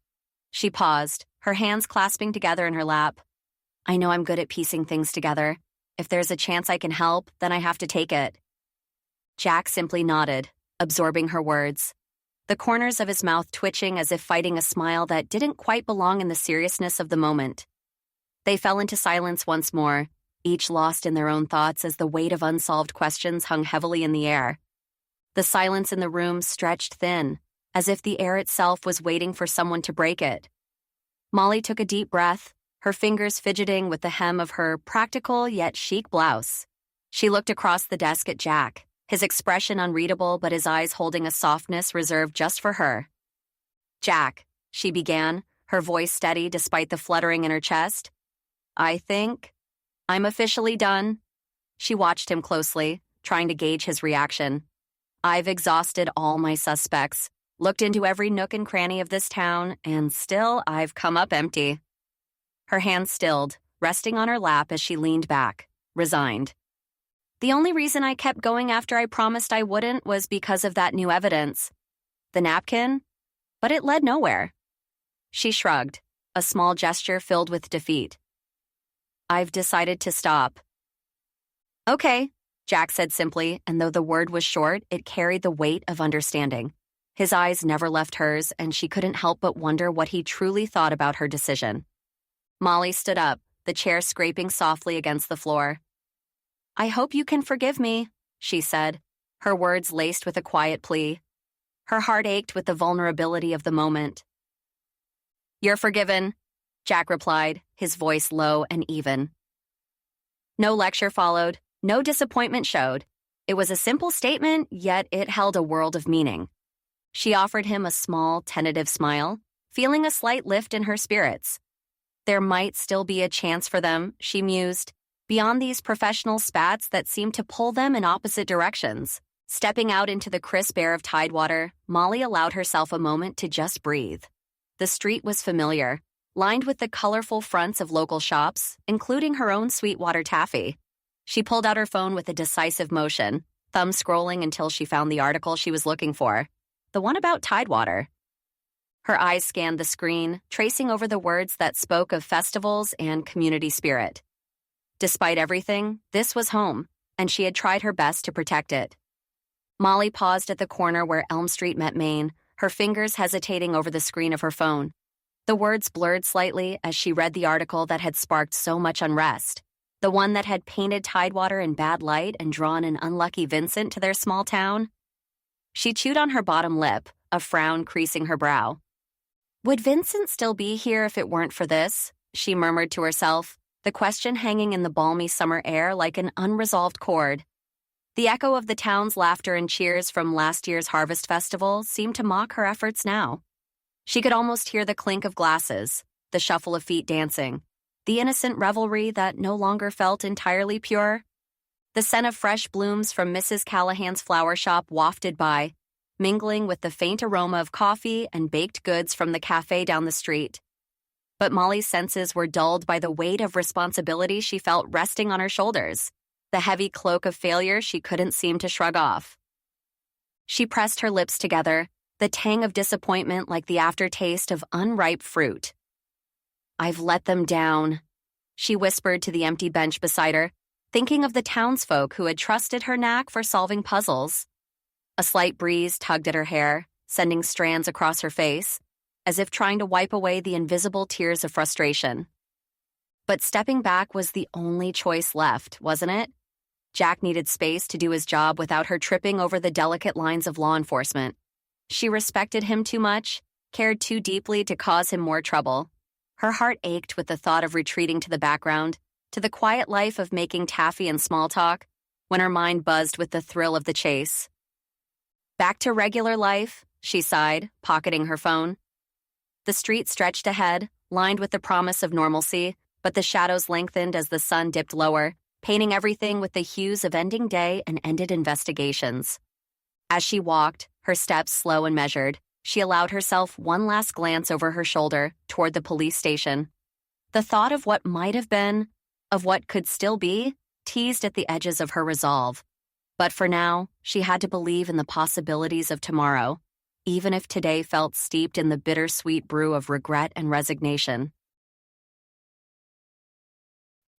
Chapter 20. Molly's fingers moved rhythmically across the surface of the counter, the soft cloth in her hand sweeping away the remnants of a day's hard work. The familiar scents of sweet strawberry and tangy lemon taffy lingered in the air, mingling with the faintest hint of sea salt that wafted in from the coastline. She was grateful for the automaticity of these closing rituals. They allowed her thoughts to wander, invariably circling back to Vincent, his warm smile now a haunting memory. Poppy's energy is truly infectious, Molly mused silently, picturing her sister's animated gestures as she filmed their latest batch of taffy being pulled for their online followers. Poppy had left just minutes ago, as she promised to capture the charm of the setting sun against the backdrop of their quaint little town. Just as Molly reached for the sign that read "Open" on one side and "Closed" on the other, movement outside caught her eye. It was Sophia, her approach hesitant, eyes darting to and fro as if she were a sparrow, wary of predators. But upon spotting Molly, her face softened into a tentative smile, the kind that spoke of relief at finding a safe harbor amidst a storm. "Hi, Sophia. Everything okay?" Molly asked as she entered, concern lacing her tone as she flipped the sign to "Closed" and secured the door lock with an audible click. "Can we talk? I really need someone right now." Sophia's voice trembled slightly, betraying the anxiety that her forced smile tried to hide. "Of course," Molly responded with a warmth that was both genuine and reflexive. She guided Sophia to the small love seat nestled by the front window, its cushions well-worn from countless friendly chats over steaming cups of cocoa. They took their seats, facing each other, the coziness of the shop wrapping around them like an embrace. "Thank you," Sophia whispered, her hands clasped tightly in her lap as she finally allowed her guard to drop, revealing the depth of her worry in the quiet sanctuary of Sweetwater taffy. Molly leaned forward, her elbows resting on her knees as she studied Sophia's face. The shadows cast by the dimming light of the shop made the lines of worry etch deeper into Sophia's features. "Talk to me, Sophia," Molly urged gently, her voice a soft anchor in the quiet room. "I know you started to tell me, but you stopped. What's got you so scared?" Sophia's eyes flitted about the taffy-filled jars that lined the walls before locking with Molly's earnest gaze. I just needed help," she stammered, her breath catching. "I didn't know where else to go. I thought, maybe you'd understand?" "Understand what?" Molly's concern deepened, her mind racing with possibilities. She knew the town's secrets were often thicker than the caramel they sold by the pound. "I've been keeping something for Vincent," Sophia confided, her voice barely above a whisper. "And now I'm terrified that it's going to get me killed, just like—" Her words trailed off into a trembling silence. "Get you killed?" Molly's heart skipped a beat. "Why would you think that? What kind of secret could be worth killing for?" Sophia's leg began to jitter, a rapid tap-tap-tap against the love seat's wooden leg. She sat bolt upright, her posture rigid with fear. "It's bad, Molly, really bad." Her voice cracked under the strain of untold stress. Molly reached out, placing a steadying hand over Sophia's quivering knee. She had to know more, had to understand the danger that seemed to lurk in the shadows of their quaint town. Molly's fingers paused mid-wipe on the polished counter, the lemon-scented cleaner momentarily forgotten. Her heart hammered against her ribs, a drumbeat signaling the resurgence of an all-too-familiar thrill. This was it, the missing piece she'd been waiting for since Sophia first talked to her. But diving back in meant breaking the promise she'd made to Jack, the one where she agreed to leave the sleuthing to the professionals. "Vincent, he trusted me," Sophia began, her voice a tremulous thread in the tranquil shop. He brought me into this business plan of his, said it was going to change everything. Molly leaned in, her curiosity piqued despite her earlier resolve. She watched as Sophia's hands twisted together, knuckles whitening with the force of her grip. They were planning to outsource the wine production, move it away from his vineyard, Sophia confided, every word seeming to cost her a bit of her composure. Outsource? Molly echoed, disbelief etching her features. The Beaumont wines were a point of pride for the town, each bottle steeped in tradition and the personal touch of Vincent's craft. He wanted to stop making the wine himself? Sophia nodded, the movement jerky and fraught with nervous energy. Exactly. To cut costs, boost profits. But now, her voice trailed off as she glanced around the candy-filled space, as if the very walls might be listening. Molly felt a rush of shock that mingled with a pang of betrayal. Vincent, the vintner who preached the gospel of authenticity, willing to forsake his own legacy for profit, it didn't fit the man she thought she knew. But then again, people were full of surprises, some more lethal than others. Sophia's eyes darted to the doorway as if expecting it to burst open at any moment, and Molly noted the unease that seemed to cling to her like a shadow. He was going to partner with another winery, Sophia whispered, her voice barely rising above the hum of the refrigerator in the corner of the shop. Cheaper wine, less specialty. He planned to just slap his label on the bottles and call it Beaumont. Molly's brows knitted together in concern. But why does that scare you so much? She asked, wiping her hands on a cloth, the faint scent of lemon cleaner lingering in the air. Because, Sophia said, her leg beginning to bounce with pent-up anxiety, someone clearly thought it was worth killing over. She locked eyes with Molly, her gaze pleading. And I've been terrified ever since. But you have a way of figuring things out. I trust you, Molly. The weight of Sophia's trust settled on Molly's shoulders, heavy but not unwelcome. She reached across the space between them and gave Sophia's hand a reassuring squeeze. I'll help you, she promised, feeling the gravity of her words. As much as she wanted to steer clear of trouble, she couldn't ignore the desperate look in Sophia's eyes or the possibility of justice for Vincent. Go home, get some rest, Molly advised, standing and guiding Sophia to the door. She held it open, watching as the fading sunlight cast long shadows across the floorboards. I'll see what I can find out. Sophia offered a weak smile, nodding her gratitude before stepping out into the evening's embrace. Molly turned the key in the lock, the click echoing in the now empty shop. She leaned against the door for a moment, her mind racing with the implications of what she had just learned and the silent promise she had made. She would need to check the validity of Sophia's claims, sift through the layers of hearsay and secrets. And then, she'd bring it all to Jack. The thought of involving him brought a mix of trepidation and anticipation. Maybe, just maybe, he'd let her back into the fold of the investigation. For now, though, she focused on the promise she had made. To herself, to the town, and to Sophia. Her shop, usually a sanctuary of sugary delights and cheerful chit-chat, now felt like the backdrop to a mystery that twisted deeper with each revelation. Who would care so much about Vincent's business decisions? She murmured to herself, tracing a heart on the fogged-up window. The answer came to her in a sharp pang of realization. Lucas Grayson. Turning away from the door, Molly paced back to the counter, the click of her heels punctuating her thoughts. She ran her fingers through her dark brown hair, grappling with the weight of the situation. The idea that a label switch could lead to murder seemed absurd. But in the cozy town where everyone knew each other's business, secrets carried a heavy price. Lucas, she whispered, almost tasting the bitterness of betrayal. Of all people, he had the most to lose. The image of him, hunched over his accounts at the local bar, trying to make ends meet, was etched in her mind. Molly remembered how Vincent had confided in her about turning down Lucas's pleas for help. Now, with Vincent's plans laid bare by Sophia, the pieces began to form a grim picture. The wooden floorboards creaked as Molly made her way to the small table by the window, where she and Sophia had sat earlier. She sank into the love seat, her eyes reflecting the flickering light of the street lamp outside. Could Lucas really be that desperate? She pondered aloud, her voice barely above a whisper. The thought of Vincent, her friend and confidant, caught up in a lethal web of greed and desperation. Molly shook her head, refusing to let emotion cloud her judgment. She walked back to the kitchen, needing to move around, to feel like she was doing something, to help her think. She paced the length of her cozy kitchen, the scent of saltwater taffy lingering on her clothes. A mug of chamomile tea sat untouched on the counter, steam curling into the air like a ghost of warmth. She wrapped her arms around herself, a frown creasing her brow as she contemplated the dilemma before her.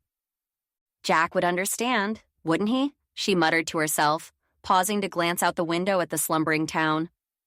The moonlight cast long shadows across the room, mirroring the dark thoughts that danced through her mind. She had given her word to Jack after all. Her promise to stay out of the investigation was a pact made not only with him, but with herself. A line drawn in the sand to protect her from the pull of her own curiosity. Yet here she was, teetering on the edge, ready to step over it once more. The floorboards groaned beneath her as she reached for the kettle to refill her mug, the sound a quiet reminder of the history held within the walls of her home.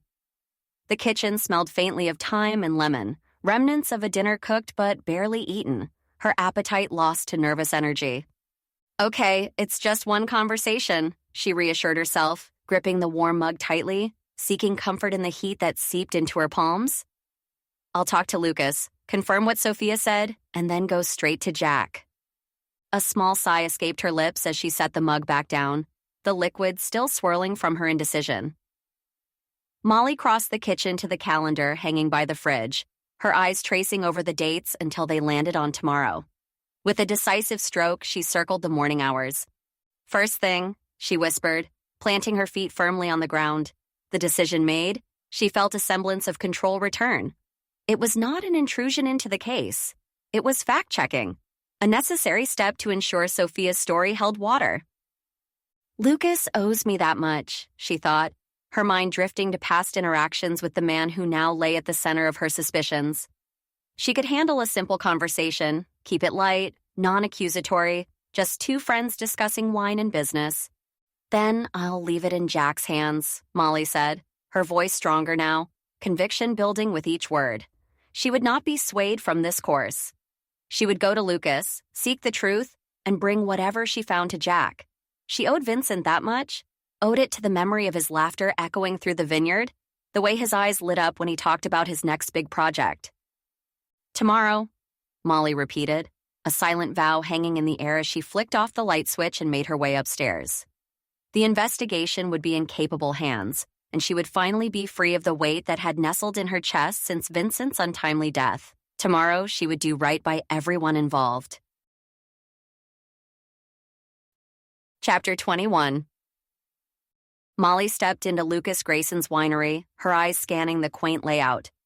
The building was a humble one-story structure, its exterior clad in weathered stone that gave it an air of rustic charm. Surrounding it, the vineyard stretched out like a verdant sea, rows upon rows of grapevines basking in the afternoon sun. It was smaller than Beaumont's sprawling estate, lacking the ostentatious grandeur of the larger competitor, yet it possessed a beauty all its own. A picturesque simplicity. She walked through the modest tasting room, noting how the sunlight filtered through the leaves outside, casting dappled shadows on the polished wood floor. Molly appreciated the intimate feel, so different from the cold opulence at Beaumont's, where every corner seemed designed to impress rather than welcome. Approaching the office, she caught a glimpse of Lucas through the small window. He was seated at his desk, attention fixed on some unseen task. His office was just like the rest of his business, functional, unpretentious, and without the elaborate adornments that characterized his rival's workspace. Taking a breath, Molly knocked softly on the door. She straightened her blouse, aiming for a look of casual professionalism beneath her approachable demeanor. "Come in," came Lucas's voice, tinged with a hint of fatigue. Or was it wariness? Lucas opened the door with a questioning look, but stepped aside to let her enter. "Molly, I've been waiting for you to show up," he said, his tone laced with a mixture of resignation and anticipation. "Waiting for me?" Molly asked as she sat down across from him, her brows knitting together in confusion. The office felt cramped, the walls lined with awards and framed articles about the winery's small-scale successes. "Let's not dance around it," Lucas sighed, leaning back in his chair. When there's a murder in town, you're usually right there, talking to anyone who ever knew them. A blush crept up Molly's cheeks, warming her face at the mention of her newfound reputation. She'd only wanted to help, to uncover truths that others might miss, but now she worried that her enthusiasm for solving puzzles could be misinterpreted. Or worse, could dissuade people from opening up to her. "Is it that obvious?" she asked, forcing a light chuckle that didn't quite mask her unease. Her fingers fidgeted with the hem of her skirt, betraying the nervous energy she tried so hard to contain. "Small town, Molly," Lucas replied with a shrug. "Word gets around." She took a moment to regroup, reminding herself of the purpose behind this visit. It wasn't gossip or idle curiosity that drove her. It was the pursuit of justice, however unconventional her methods might seem. "Since you're aware of why I'm here," Molly began, her gaze steady on Lucas, "is there anything you'd like to share with me before I dive into my questions?" Lucas settled into his office chair, the leather creaking under his weight. He shook his head, a half smile playing at the corner of his mouth. "No, nothing in particular," he said, his voice laced with an unnerving blend of dismissiveness and charm. "But go ahead, ask away. I'm sure you've got 100 questions for me." Molly's intuition prickled as she observed him fiddle with a pen, spinning it between his fingers with a nervous energy that belied his cool tone. She noted how his eyes darted briefly to the cluttered surface of his desk where markers and papers lay scattered, a stark contrast to the orderly vineyard outside. She leaned forward slightly, deciding to cut straight to the heart of the matter. "I'm interested in your thoughts on Vincent's business plans. Given your interest in working with him, you must have had some opinions." At the mention of Vincent, Lucas froze, the pen halting mid-twirl, his eyes fixed on hers, clouded with confusion. Or was it alarm? "What do you mean by that?" he asked, voice tinged with caution.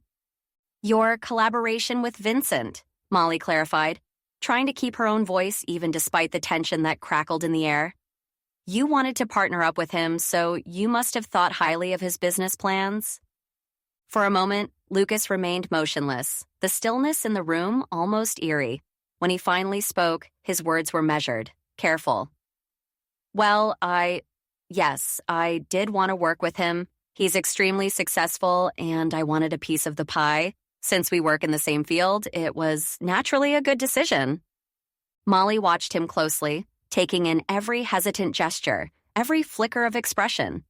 There was more to this story. She could feel it. It was there, hidden behind Lucas Grayson's guarded eyes and the restless shuffle of papers on his desk. She gave him the time to continue his story. There was no reason for her to butt in with another question when he had more of an answer to this one. Lucas's chair creaked as he leaned back, his hands clasping behind his head in a gesture of resignation. "I didn't always see eye to eye with Vincent on his plans," he admitted, the corner of his mouth twisting slightly. "But what difference does it make? I never really had a say in any of it." Molly tilted her head, her intuition nudging her forward. "Did you know about the outsourcing plan then?" she asked, her voice steady. His reaction was immediate and telling. Lucas's eyes darted away, unable to meet hers, and his fingers began drumming a staccato rhythm on the armrest. "How do you know about that?" he asked, his voice quivering just enough to betray a crack in his veneer. She felt a pang of sympathy for Sophia, knowing she could easily drag her into this mess with a single slip of the tongue. Instead, Molly opted for a protective lie. "I stumbled upon a business proposition at the Beaumont Winery," she said casually, folding her arms across her chest. "Just happened to see it lying around." "Right," Lucas muttered, still avoiding her gaze. His nervousness was palpable, filling the small office with an undercurrent of tension. Molly watched him carefully, her mind already turning over the implications of his discomfort. She made a mental note to tread gently regarding Sophia's involvement. Her trust was not something Molly took lightly. Lucas straightened in his chair, the leather creaking under his shift in weight. Molly's gaze followed his hand as it reached for a bright pink marker on the cluttered desk. It was a lurid splash of color amidst the mundane office supplies, and she couldn't help but be drawn to it. As he twirled it between his fingers, she noted the gel tip, slick, made for gliding easily over paper. Or napkins, perhaps. A thought flickered across her mind, an image of the stained napkin from the Beaumont winery. Was it possible that the mark wasn't lipstick after all? She leaned in slightly, trying to get a better look at the marker without being too obvious. Lucas caught her staring and hastily set the marker down, clearing his throat. "Yes, I was upset about the outsourcing plan," he said, eyes finally meeting hers with a spark of defiance. "I tried talking to Vincent about it more than once." "Is that it? Just trying to reason with him?" Molly asked, her tone gentle but probing. She watched his Adam's apple bob as he swallowed, the bravado from moments ago waning. He nodded, the motion stiff. "After he shut me down, told me he wouldn't support my winery, well, that was the end of our friendship." His voice had dropped to a murmur, and though he tried to sound indifferent, Molly saw the hurt lurking behind his eyes. "Friendships can be complicated," Molly offered, her own experience lending empathy to her words. Lucas merely shrugged, his gaze shifting away to some invisible point beyond the window. "Complicated or not, business is business," he said finally, but the way his hand hovered over the pink marker betrayed an emotional investment far deeper than mere business. Molly's nod was slow, measured, as she processed the implications of Lucas's fidgeting with the pink marker. A suspicion curled like smoke through her thoughts, a question mark forming in its wake. Her eyes lingered for a moment on the innocuous plastic tube before she stood up. "Thank you for your time, Lucas," Molly said, her voice steady despite the turmoil of possibilities churning in her mind. "I'll be back if I need anything else." Lucas rose too, his nod a tight dip of the head. "For both our sakes, I hope that won't be necessary," he replied, an edge of something unspoken in his tone. Molly left his office with the click of the door closing softly behind her, a punctuation to their conversation. The air outside seemed fresher, clearer, as she stepped into the sunlight that dappled the vineyard's leaves. She wrapped her cardigan tighter around her, not entirely against the chill in the air, but more to ward off the unease that had settled in her bones. Her heels crunched on the gravel path as she made her way from the winery, the evidence of her visit only the lingering scent of grapes and the soft echo of her departure. She pulled out her phone, thumb hovering over Jack's contact. The weight of discovery pressed upon her. She had unearthed a lead, a tangible thread in the tangle of mystery. She paused, taking in a deep breath that filled her lungs with the earthy promise of autumn. Then she dialed Jack's number, resolved now more than ever. The case that had seemed so convoluted was gaining clarity, and Molly Sweetwater was not one to shy away from a challenge. "Jack, it's Molly," she began when he answered, her voice a blend of determination and caution. "I think I've found something important. Can we meet?" As she ended the call, a sense of purpose animated her steps. She was going to do this right, work hand in hand with Jack. It wasn't just about proving herself anymore. It was about justice, about finding the truth hidden beneath layers of deceit. Molly left the boundaries of Lucas Grayson's winery behind, her eyes reflecting the resolve that had always driven her. She would solve this case with Jack, the right way. And first, she had to convince him to let her be part of the dance of deduction she knew they could perform together. Chapter 22. Molly sat beside her dining room table, the wood cool and solid beneath her fingertips. Outside, the early evening cast a soft glow through the lace curtains, but inside, her anxiety churned like an undercurrent. She bounced her leg up and down, the rhythmic motion doing little to quell her nerves. "Everything will be fine," Poppy's voice had echoed through the speakerphone, insistent yet honeyed with sisterly affection. Liv's more measured tone had added, "You're doing the right thing, Molly." But reassurances did little to steady the fluttering in her chest. She thought about the gravity of what she was about to do, how it could all unravel, leaving her hopes for resolution in tatters. A knock sounded at the door, crisp and final, cutting through her spiraling thoughts. Molly rose, smoothing out her skirt, an unconscious effort to compose herself as much as her outfit. She opened the door. Jack stood there, backlit by the fading light, his silhouette framed by the doorway. His hair was tousled, as if he'd been running his hands through it in frustration or fatigue. The briefcase at his side seemed like a physical manifestation of the day's burdens he carried. "Evening, Molly," he greeted, a small but genuine smile touching his lips despite the tired lines around his eyes. "Hi, Jack," she replied, stepping aside to let him in. She imagined the clutter of case files and reports that must be waiting for him back at the station, now compounded by whatever she was about to add to his workload. Yet this couldn't wait. This information might be the keystone in the arch of evidence they were slowly constructing. "Thanks for coming on such short notice," she started, closing the door behind him. Her heart drummed a quickened beat, knowing that what came next could change everything. Molly led Jack into the cozy dining room, her eyes briefly scanning the space to ensure it was presentable. The warm glow of the overhead light cast a soft illumination on the table, inviting them to sit. She noticed him examining the room with an attentive gaze, his detective's eye missing nothing, but he said nothing about the scatter of taffy wrappers she'd forgotten to clear. "Can I get you coffee or something else to drink?" Molly asked as she gestured towards a chair for him. "Thanks. Coffee would be great," Jack replied and took his seat, placing the briefcase by his feet with a soft thud that seemed to echo in the quiet of the room. In the kitchen, Molly measured out the coffee with practiced precision, her mind churning. As the rich scent of brewing filled the air, she couldn't help but wonder if the information she had was a bitter pill or a sweet revelation. She poured 2 mugs, her hands steady despite the fluttering in her chest, and returned to the table. "Here you go."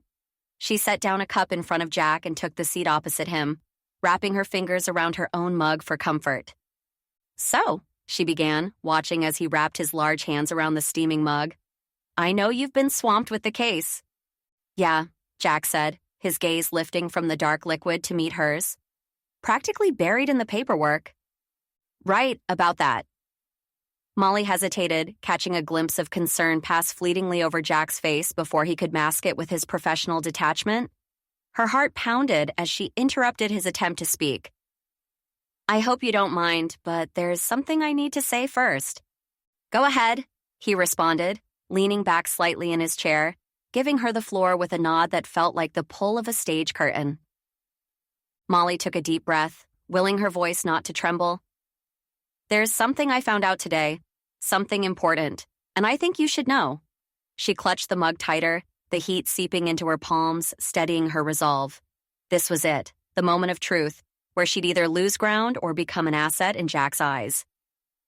Molly's fingers curled tighter around the ceramic mug, its warmth a contrast to the chill of apprehension that settled in her stomach. "I know you might be disappointed with me," she said, eyes locked onto Jack's, searching for any sign of the irritation she feared. "I spoke with Lucas today." "Lucas?" Jack's eyebrow quirked, but his voice remained even, his detective's mask firmly in place. "Right, it wasn't just my curiosity getting the better of me this time." She set the mug down, a small clink as it met the tabletop. Sophia dropped by earlier, and she brought up something about Vincent, how he intended to use another winery's product under the Beaumont label. Jack's expression remained unreadable as he raised his coffee to his lips, taking a leisurely sip. "I needed to understand how everyone felt about it," Molly continued, her gaze drifting to the steam rising from Jack's cup. "So I went to see Lucas at his winery to gauge his reaction." The corners of Jack's mouth turned up ever so slightly, forming that sly smile that didn't quite reach his eyes. Molly couldn't decipher what it meant, but it urged her to press on. "Checking with Lucas was crucial. It adds to his motive, doesn't it? With Vincent's plan threatening his business." Molly trailed off for a heartbeat, then steadied her voice. "I wanted you to have this information firsthand. I'm trying to be an ally here, to work with you, not against you. I thought it was important to keep everything in check." She held her breath, awaiting his response, the moment stretching between them like the taffy she pulled in her shop. Sweet anticipation mixed with the fear of reaching its breaking point. Jack's smile lingered, a touch of warmth in his eyes as he leaned forward, elbows resting on the worn surface of Molly's dining table. "Is that all?" he asked, and Molly felt a pinch of offense at the undercurrent of his question. Was he doubting the value of her efforts? "Yes, that's all," she replied with a tilt of her chin, trying to mask the flicker of hurt. "Good." Jack's voice softened as he continued. "I've been giving it a lot of thought, Molly. No one knows this town better than you do.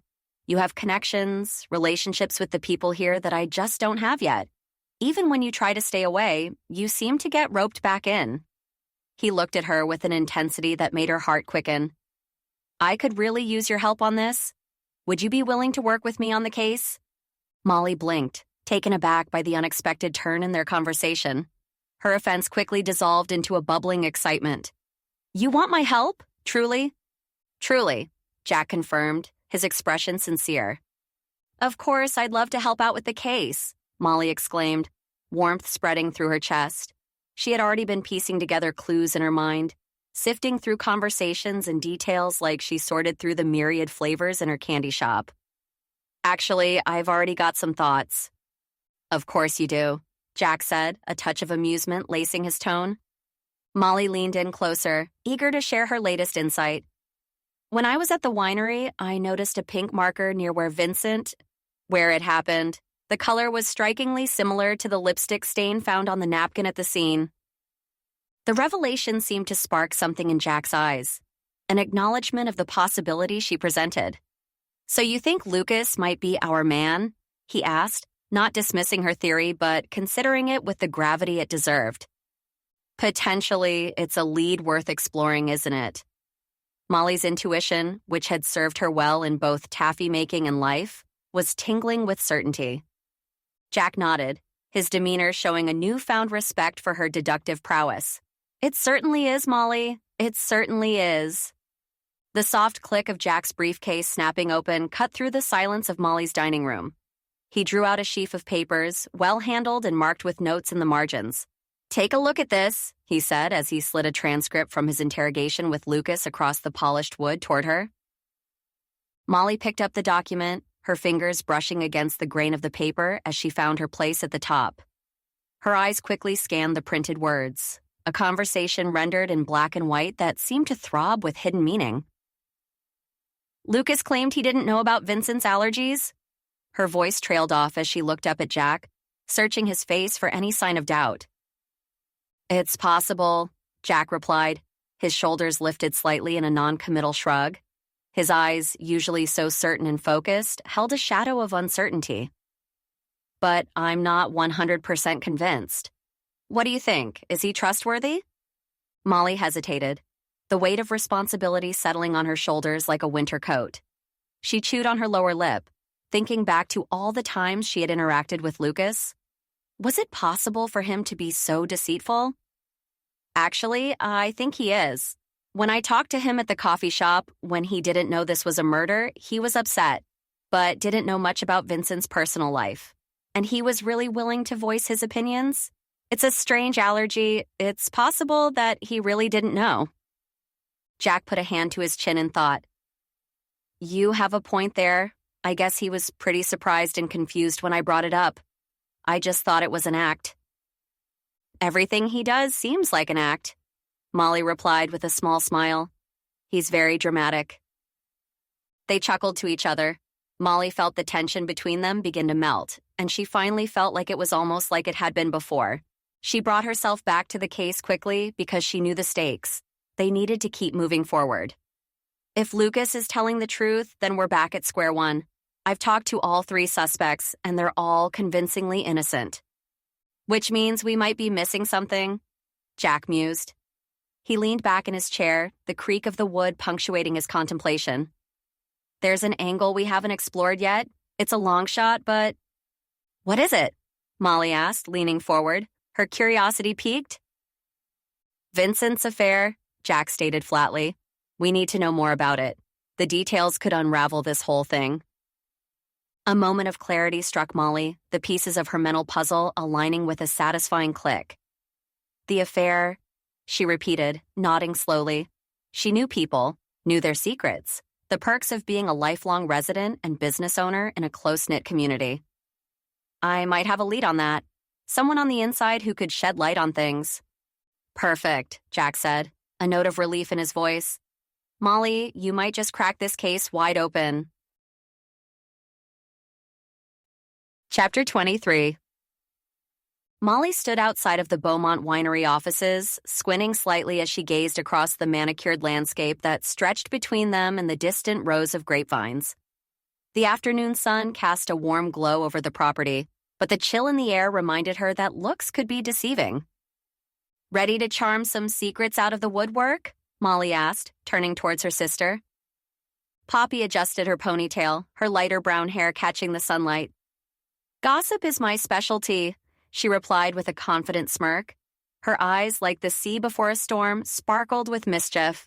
Molly always admired Poppy's ability to weave words like an artisan, teasing out truths people didn't even realize they were spilling. "Let's do this," Molly said, pushing open the heavy glass door with more force than necessary, a testament to her nerves rather than strength. They navigated through the quiet hallways of the office building, their steps echoing softly on the polished stone floors. Molly spotted Sophia emerging from a small office at the end of the corridor. A wave and a warm smile crossed Sophia's face, betraying no sign of the turmoil that had recently engulfed her life. "Hey, you two," Sophia greeted them, her voice carrying a cheerful tune that belied the seriousness of their visit. "Hi, Sophia," Molly replied, mirroring her friend's smile. She hoped their friendship would survive the storm of suspicion and secrets that was brewing. Sophia had always been kind and generous, and Molly found herself genuinely liking her, beyond the necessity of their current investigation. "Thanks for meeting with us on such short notice," Poppy chimed in, never missing a beat. "Of course," Sophia said as they settled into her office. The room was cozy, with photos of vineyard sunsets lining the walls and a small potted plant adding a touch of green to the wooden desk. "You sounded really urgent on the phone," Sophia continued, her brows knitting together in concern. "I hope my secret didn't put me or you in danger."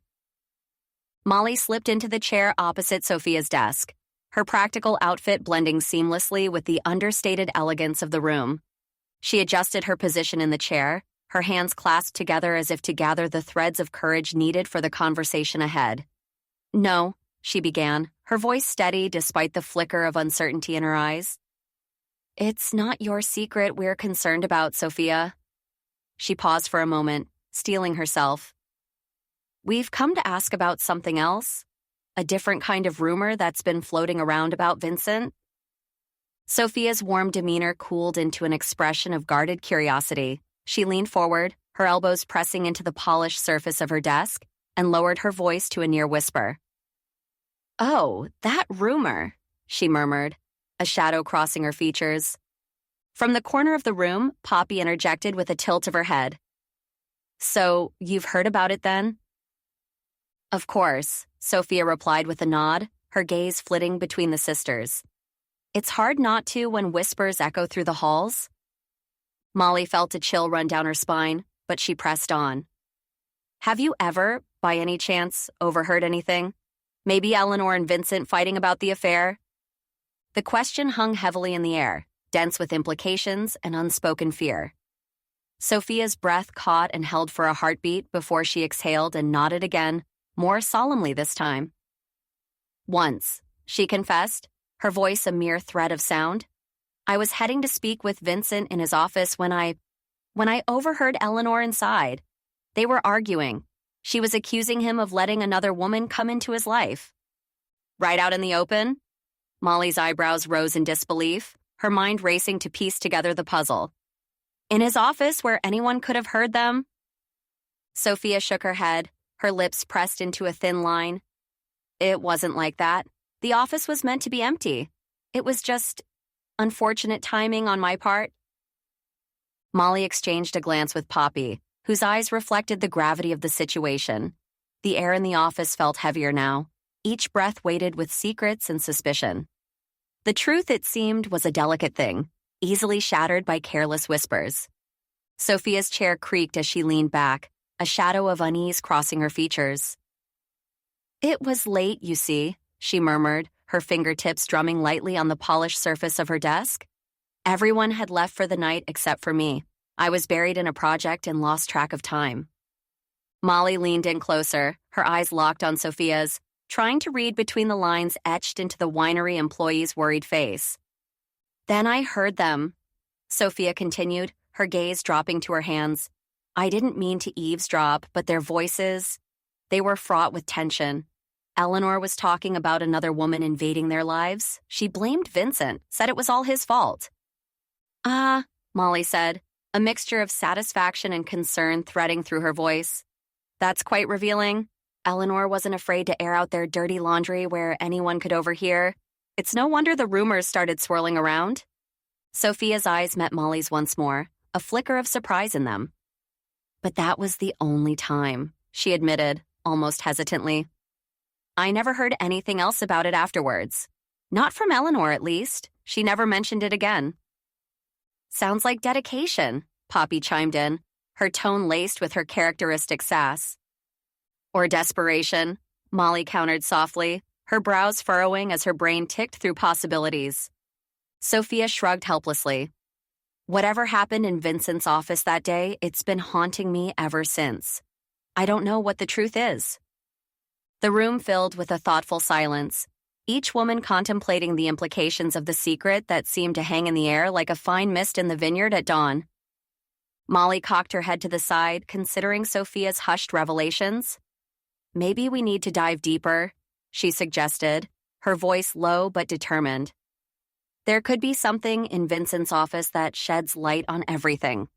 Wait, you want to snoop around in Vincent's office? Poppy's eyebrows arched high on her forehead, her mouth quirked in a mix of amusement and disbelief. Actually, that's a good idea, Sophia interjected, her usual reserved demeanor giving way to an unexpected enthusiasm. If they were bold enough to meet here undetected, who knows what else they might have been hiding. She stood up decisively, her chair scraping softly against the floor. Exactly. Molly flashed a quick, appreciative smile at Sophia as she rose from her seat. The possibility of uncovering secrets seemed to electrify the air around them. With a sense of shared purpose, they stepped out into the hallway, the muted lighting casting elongated shadows ahead. Sophia led the way with a subtle motion of her hand, guiding them toward their destination.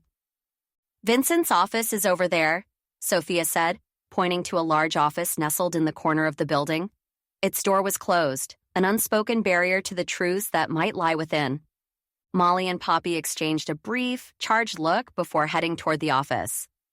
Sophia trailed behind, her footsteps a soft echo against the polished floor. Molly reached for the doorknob, the metal cool beneath her fingers, and pushed the door open. It creaked slightly, a sound that seemed too loud in the quiet corridor. Looks like there's a lot to go through, Molly murmured, scanning the room with a practiced eye. Vincent's office was a mix of order and personal touches, a testament to a life suddenly halted. The desk was littered with papers, a half-empty coffee cup bearing witness to late nights spent working.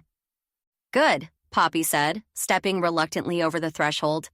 Because I don't want to stand in here a second longer than necessary. She shot a disquieted glance around the room, her lips pressed into a thin line. It feels weird sifting through a dead man's things. Molly nodded silently, understanding the sentiment all too well. Yet, the urgency of their quest, for truth, for answers, pushed her forward. She approached the desk with determination, ready to unravel the threads of mystery that had brought them all together in this solemn space. Sophia's finger flew to her lips, and a hush fell over the room, thickening the air. Someone's coming, she whispered, urgency sharp in her voice. I'll go see. Poppy's hand darted out, swift as a sparrow, and the light switch clicked off, plunging them into near darkness. Shadows clung to the corners of Vincent's office as the three women held their breaths, listening. Molly's heart hammered against her ribcage, each beat a loud echo in the tense silence. The faint scent of old paper and leather-bound books mingled with her rising anxiety. Outside in the hallway, the sound of Sophia's footsteps retreated, a soft shuffling that seemed to carry the weight of impending confrontation. Who could be here at this hour? Poppy mouthed, her eyes wide in the dim light filtering through the blinds. Shh. Molly pressed a finger against her lips, straining her ears for any clue. Then, from somewhere down the corridor, Sophia's voice rose, barely audible yet distinct, strained with surprise. Eleanor, what are you doing here? The name hung in the air, a question wrapped in layers of implications. Molly exchanged a look with Poppy, both understanding the gravity of the moment, their covert search now teetering on the edge of discovery. Chapter 24. Molly pressed her ear against the cool wooden grain of Vincent's heavy office door, trying to catch snippets of the conversation unfolding just outside. Eleanor's voice was as smooth and practiced as a seasoned actress in a quaint play, the kind that ran every summer at the local theater. "I was just stopping by to pick up a few things," she said, the words laced with an air of nonchalance. "Of course," Sophia replied, her tone accommodating yet carrying an undercurrent of suspicion. "I can bring it by later if you'd like. Then we can talk about those business plans, the ones for our social media statements." Molly held her breath. Eleanor had the sort of influence in town that could either elevate a business or bury it beneath layers of gossip and doubt. It was clear from her posture, shoulders slightly tensed, that Sophia sensed the delicacy of the situation too. "Meet me at the house at 7, just after dinner," Eleanor decided, her voice firm, leaving little room for negotiation. "Of course, I'll be there," Sophia responded with practiced ease, though Molly detected a hint of reluctance. Eleanor's footsteps receded, and Molly imagined her heels clicking against the polished floor, a metronome counting down the seconds until their encounter. She shared a weighted glance with Poppy, who looked back with wide, expressive eyes that seemed to say, "What now?" Finally, the sound of the front door closing echoed distantly, and they exhaled simultaneously. A release of pent-up anxiety. Sophia appeared in the doorway, her silhouette a comforting presence. "We'd better hurry, in case anyone else decides to stop by unexpectedly." Without missing a beat, Molly's fingers brushed past the mundane assortment of business paraphernalia, her eyes scanning for something, anything that betrayed a hint of personal connection. But Vincent's desk was as sterile as his public persona. Nothing but invoices and schedules, devoid of the warmth one expects in personal belongings. Frustrated, she diverted her attention to the drawers, sliding them open with a sense of urgency. "Nothing but work," she murmured under her breath, a twinge of disappointment in her voice. "Let me take a look at these bookshelves. Maybe there's a hidden gem among the legal tomes." Poppy chimed in, her tone hopeful as she approached the towering shelves lined with formidable spines. While Poppy's slender fingers danced across the titles, Molly pulled open the largest drawer. It resisted at first, stubborn like a secret unwilling to be revealed. With a more forceful tug, it gave way, revealing a solitary bottle of amber liquid nestled amongst more papers. Her eyebrows rose in surprise as she lifted the whiskey into the light, its contents catching the sun's dying rays through the window. "Looks like Vincent had a taste for the stronger stuff," Molly commented, turning the bottle over in her hands. Sophia, leaning against the doorframe, merely nodded, her face unreadable. "Seems he wasn't just interested in wine," Poppy added, glancing back from her inspection of the bookshelf.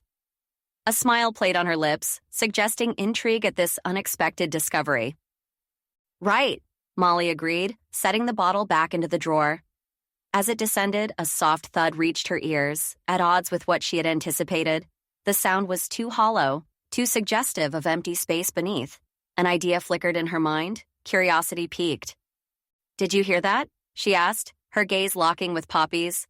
There was an unspoken understanding between them, a shared history of solving puzzles in their family business that made words unnecessary. Without hesitation, Molly retrieved the bottle once again, her hand hovering over where it had been. She leaned in closer, examining the drawer's interior with a newfound scrutiny. Molly's fingers wrapped lightly against the wood, her knuckles echoing a hollow sound that didn't belong. With a gentle push downward, one side of the drawer's false bottom hesitated before giving way just enough for her to slip her fingers underneath. The corner lifted, and she pried out the deceptive panel, her heart quickening at the prospect of a hidden secret now unearthed. Poppy craned her neck to see, standing close enough that Molly could catch the faint scent of her sister's citrus perfume. The light from the desk lamp cast a warm glow over the two of them as Molly reached into the newly revealed space. "Look at this," Molly whispered, her voice barely above a breath as she retrieved a pink envelope, slightly creased but sealed with care. Her hands trembled slightly as she slipped a finger under the flap, breaking the seal with a soft ripping sound that seemed thunderous in the quiet room. She unfolded the letter, the paper feeling delicate in her grasp.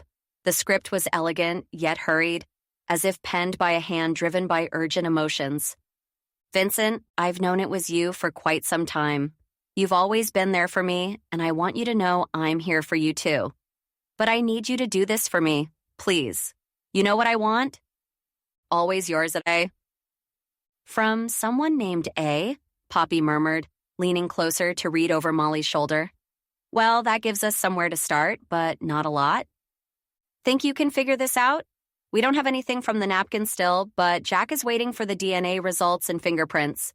So this is really our only option right now. We can solve this now if you're able to find out who A is, Molly said, eyes still fixed on the looping letters as though they might reveal more secrets if she stared long enough.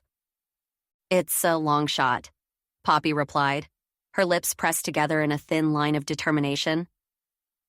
But I'll do my best to figure it out. Her eyes met Molly's, and there was a spark of challenge within them that reassured Molly. If anyone could untangle this web, it was Poppy. Molly clasped the letter, its pink hue a stark contrast against the muted tones of the office. They stepped into the comforting embrace of the late afternoon sun, leaving the dimness of the room behind. She turned to Sophia, her eyes alight with a newfound determination. "Thank you, Sophia," Molly said with genuine warmth. "You've been more help than you know." "Of course," Sophia replied with an encouraging smile. "I hope you two can figure out who this A is." "Poppy will," Molly nodded confidently, glancing at her sister. "She can find anything." With a shared look of resolve, they made their way down the path, the eventual gravel crunching beneath their feet.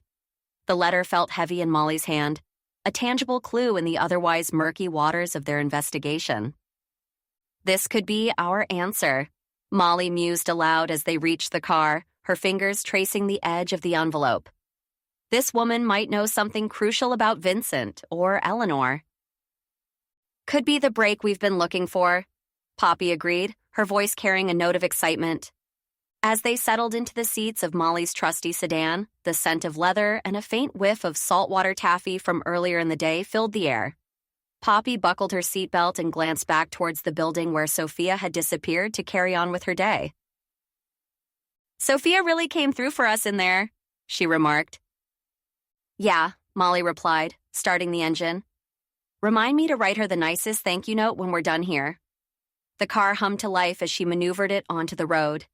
After a moment of silence, filled only by the soft purring of the engine and the occasional rustle of the letter, Molly broke the quiet.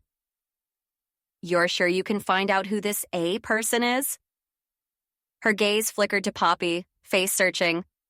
"We're getting close. I can feel it. This could crack the case wide open." "Absolutely." Poppy nodded with confidence that was almost palpable. "I can figure out exactly who this woman is. After all," she added with a sly grin, "I'm a social media investigator extraordinaire." Molly couldn't help but smile at her sister's bravado. The pieces were falling into place, and with Poppy's skills, they were on the cusp of unraveling the mystery. With the precious letters secured and their spirits buoyed by the potential breakthrough, they drove off, the sun casting long shadows on the road ahead.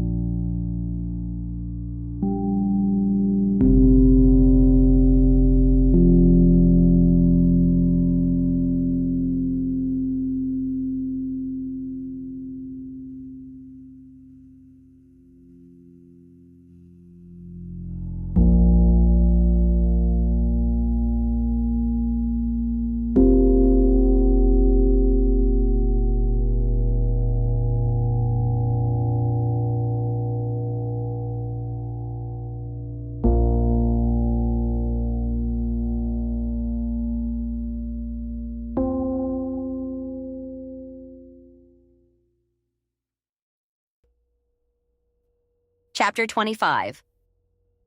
Molly's footsteps echoed hollowly against the wooden floorboards of her quaint taffy store. A quick glance outside assured her that Main Street was lazily quiet, the morning sun casting a serene glow on the pastel storefronts of Sweetwater's taffy. She hoped the tranquility would last. Today was not the day for a rush of customers.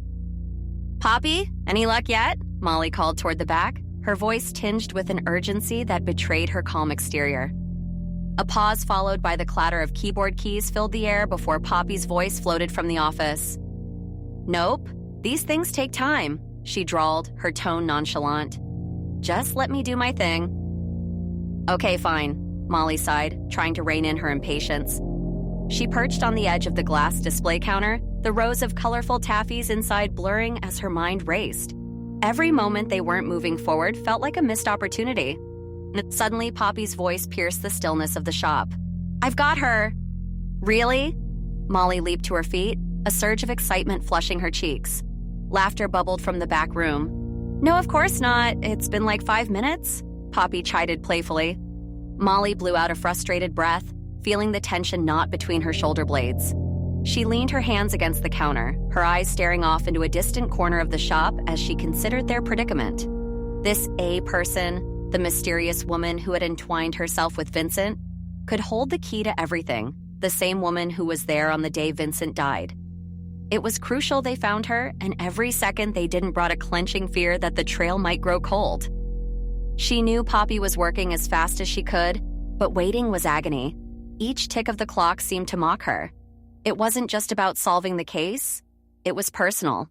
The death of Vincent had sent ripples through their small community, and Molly felt a responsibility to bring closure to the town that had nurtured her family's business for generations. "Any chance you can speed up the process?" Molly called back, half teasing, half desperate. "Trust me, if I could make the internet go faster, I would," Poppy retorted, the sound of her fingers flying across the keyboard a testament to her determination. "All right, keep at it." Molly turned to gaze out the front window again, watching the world go by in blissful ignorance. She was poised on the precipice of revelation, and all she needed was for Poppy to pull that final thread that would unravel the mystery surrounding Vincent's untimely demise. The bell above the door tinkled, pulling Molly from her anxious reverie. Jack stepped into Sweetwater's taffy, his presence a steadying force in the chaos of her thoughts. She offered a tentative smile, one that grew slightly as she noticed the easing lines around his eyes. A sign they were back on track, professionally at least. "Hi, Molly," Jack said, his voice carrying the familiar timbre that often accompanied their more lighthearted exchanges.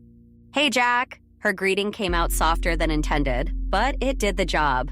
"Did you find anything on that napkin?" Jack reached into his coat pocket and pulled out a small evidence bag with the offending item. Turns out the stain is for sure lipstick, not marker. We're running DNA analysis, but it'll be a few days. Interesting.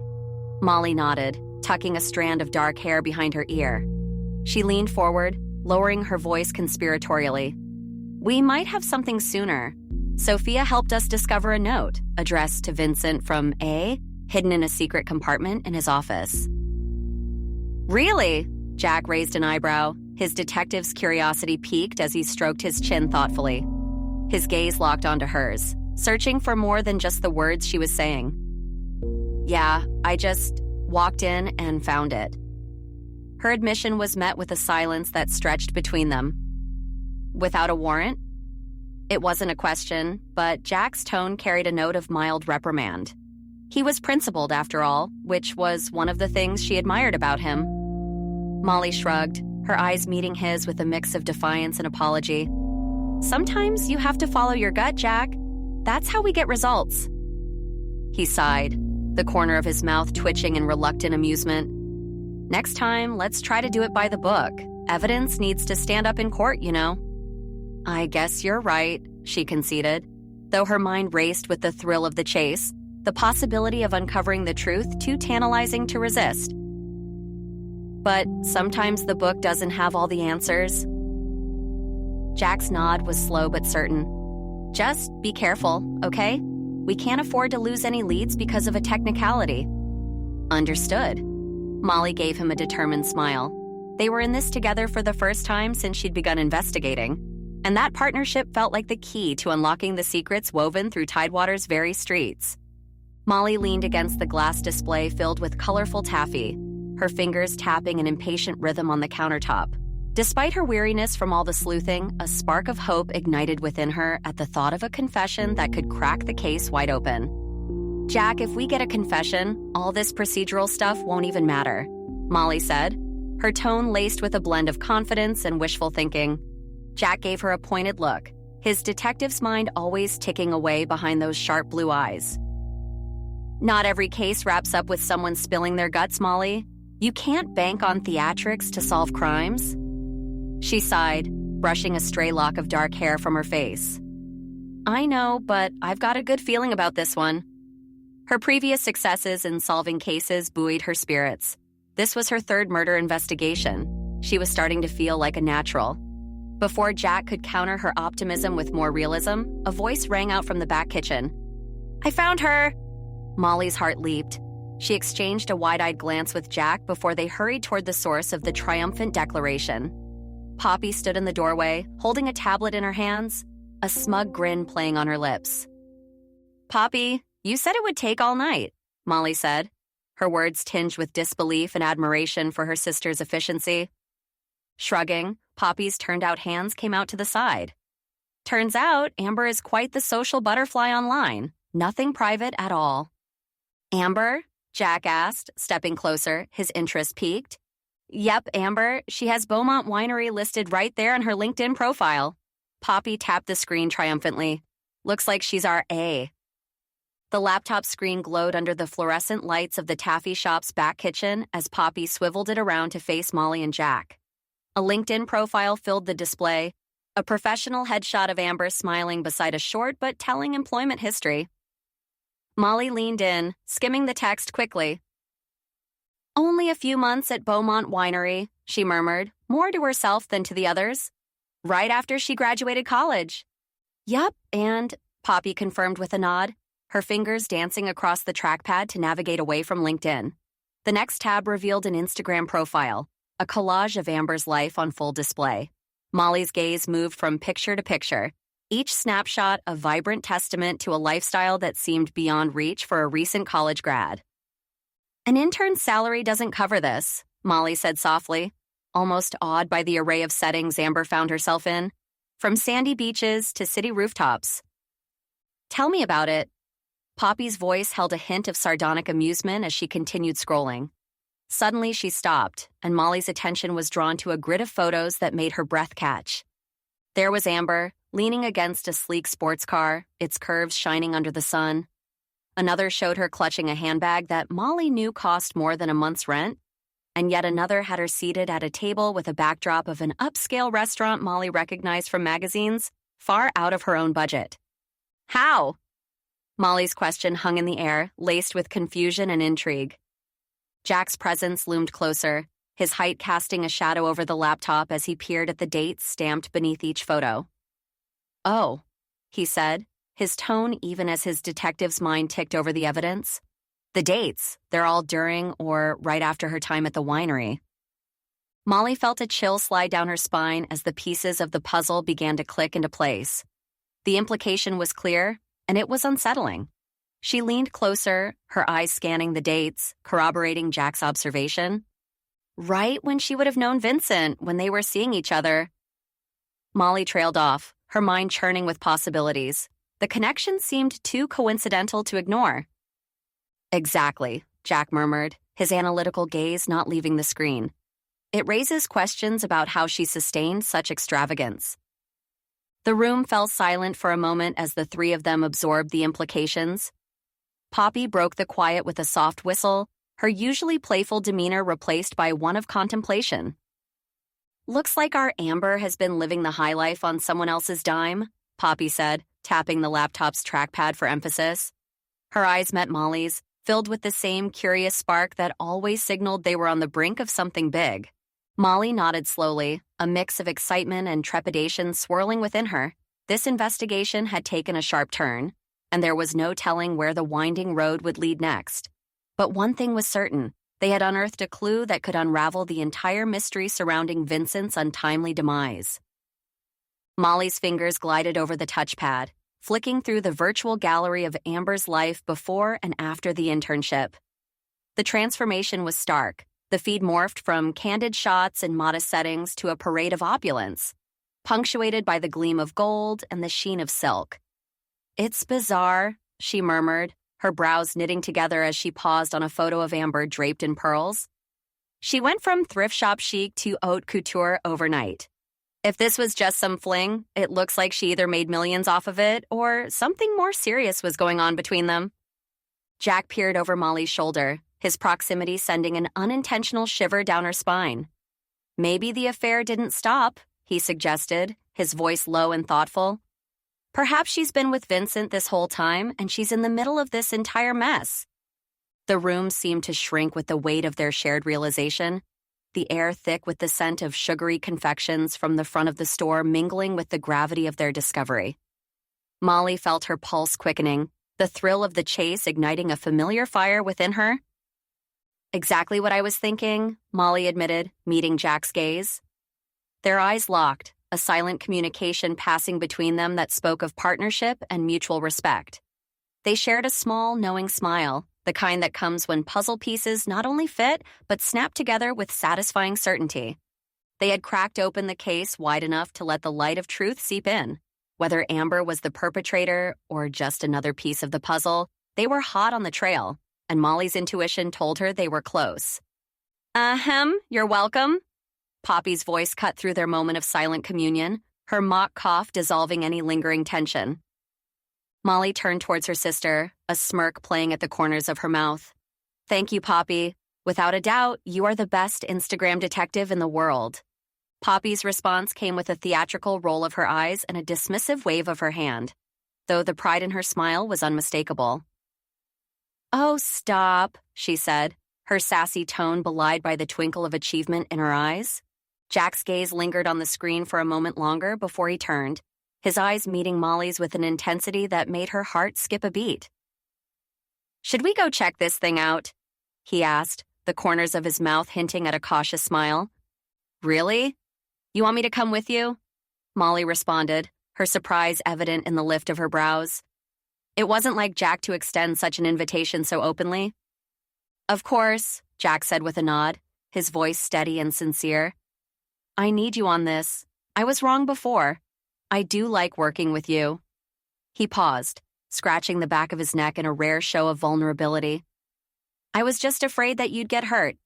But since you're not going to stop, and for good reason, I want us to work together until the end. It's like I said before, you're helping the force now. The air between them seemed charged with new possibilities, and the scent of sea-salted caramel from the front of the shop drifted to where they stood, grounding Molly in the reality of what they were about to do. "Let's go get her," Molly said, her voice firmer than she felt, a determined smile spreading across her face. She reached for her coat draped over a nearby chair, suddenly aware of every fiber as it slid against her skin, readying herself for the pursuit of justice. With one last glance at Poppy's triumphant grin by the computer, Molly followed Jack out the door, the chime above signaling the beginning of their next chapter together. Chapter 26. The summer breeze carried a tinge of salt from the nearby tidewater shore as Molly and Jack arrived at Amber's modest clapboard home.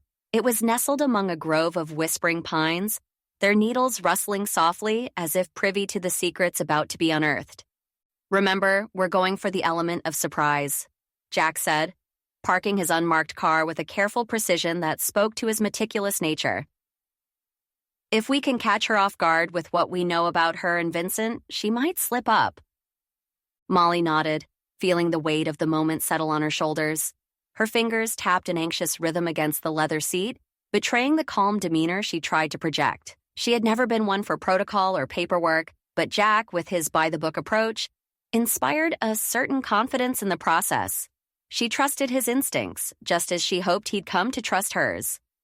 "Got it," Molly affirmed, brushing a stray lock of dark brown hair from her face.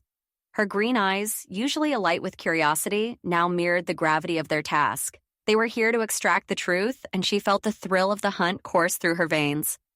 "All right," Jack's voice cut through her anticipation. "I'll take the lead. When you feel it's time, jump in with your questions." "Understood," she replied, stepping out of the car with a grace that belied her inherent clumsiness. Jack led the way to the front door, his strides purposeful, his demeanor all business. Molly admired the way he managed to balance authority with a hint of empathy, a trait that likely served him well in interrogations. He raised his hand and knocked firmly on the door, the sound echoing slightly, a clear announcement of their presence. Molly watched him, ready to play her part, her mind already racing with questions only Amber could answer. "Let's hope she's as forthcoming as we need her to be," Molly whispered to herself, waiting for the door to open, for the mystery they were tangled in to unravel thread by thread under their combined scrutiny. The cozy residence nestled against the backdrop of tidewater, surrounded by an unkempt garden that spoke volumes of neglect. As Jack's knuckles rapped against the wooden door a second time, Molly's eyes darted to the car parked haphazardly in the driveway. Its presence was like an unanswered question hanging in the air. Someone had to be home. "Jack," Molly murmured, her voice low and edged with suspicion. "There's a car." "Could be Amber's," he responded, his tone even but brow furrowed with the same doubt that tugged at the corners of Molly's intuition. Another round of knocking met only silence. The absence of a greeting prickled at Molly's skin, her detective instincts buzzing like bees around a hive.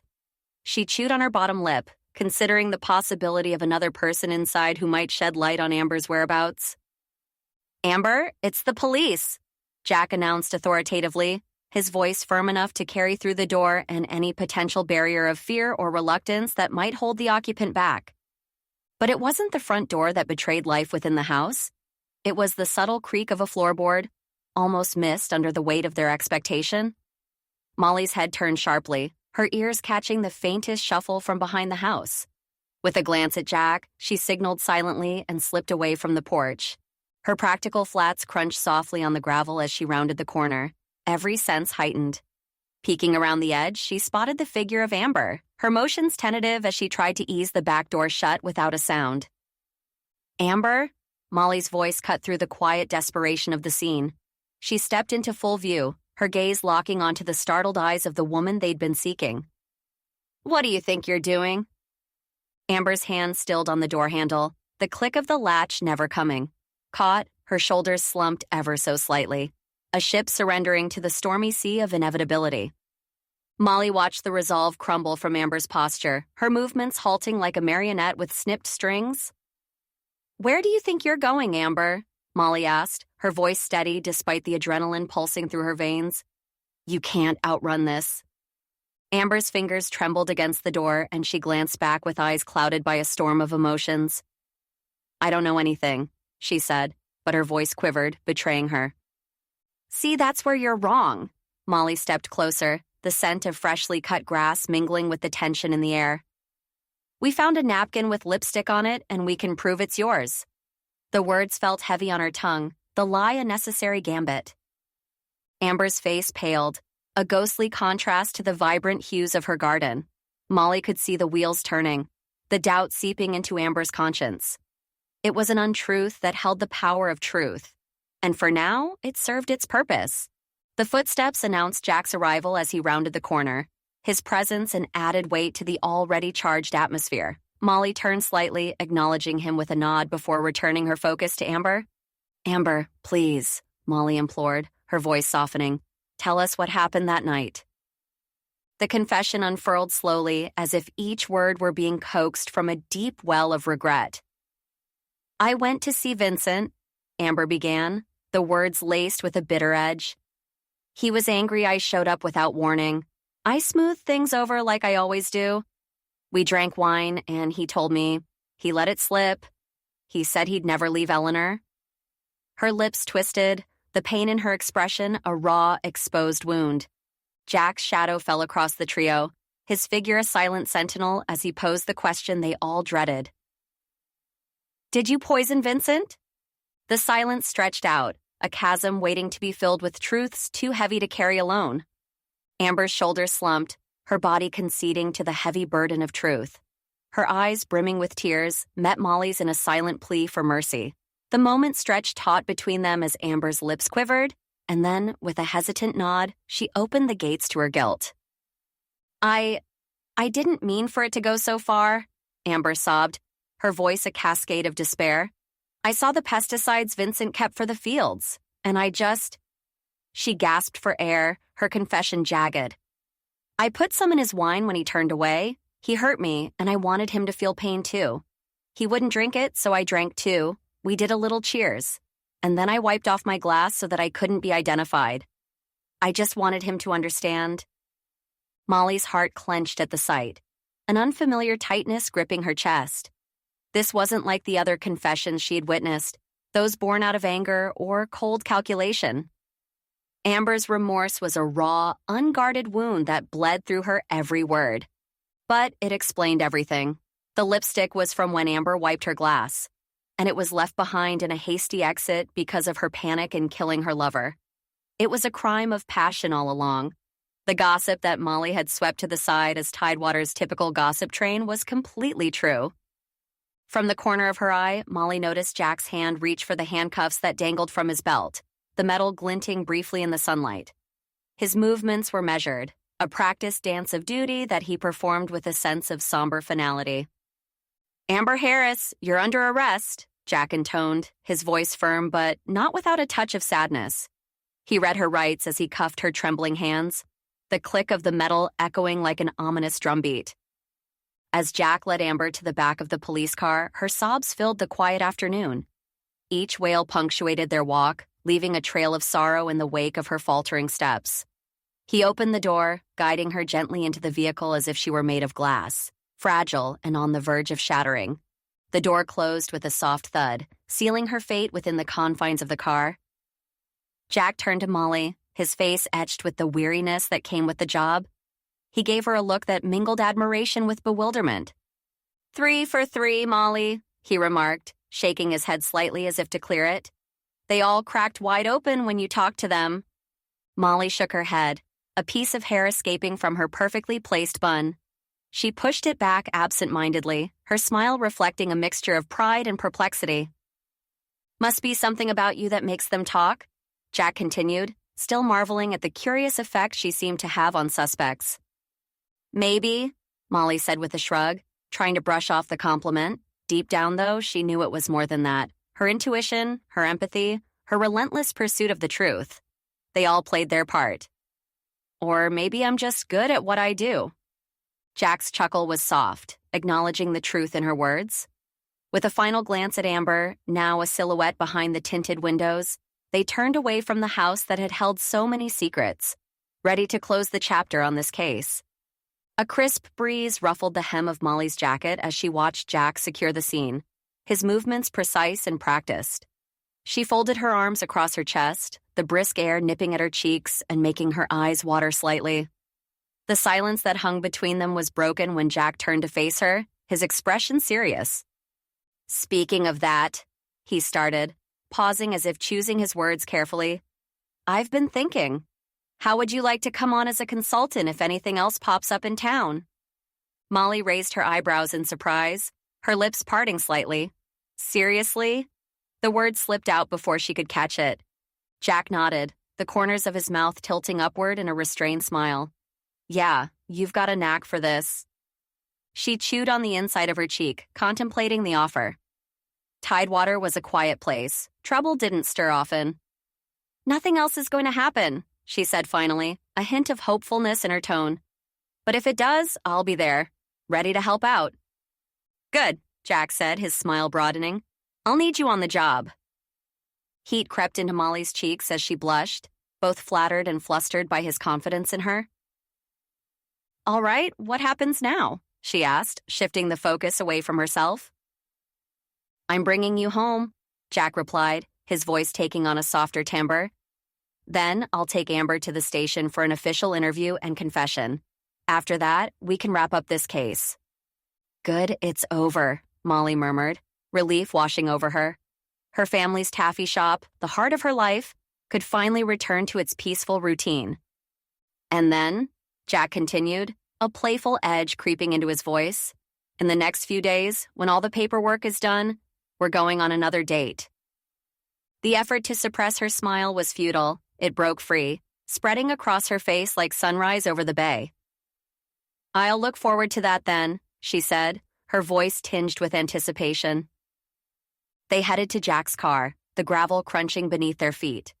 Molly glanced over her shoulder once more at the small house, its secrets no longer hidden within. They slid into the car, and with a turn of the ignition, they drove off, leaving behind the echoes of a mystery solved, and ahead the promise of a new chapter between Molly Sweetwater and Detective Jack Hawthorne. Epilogue.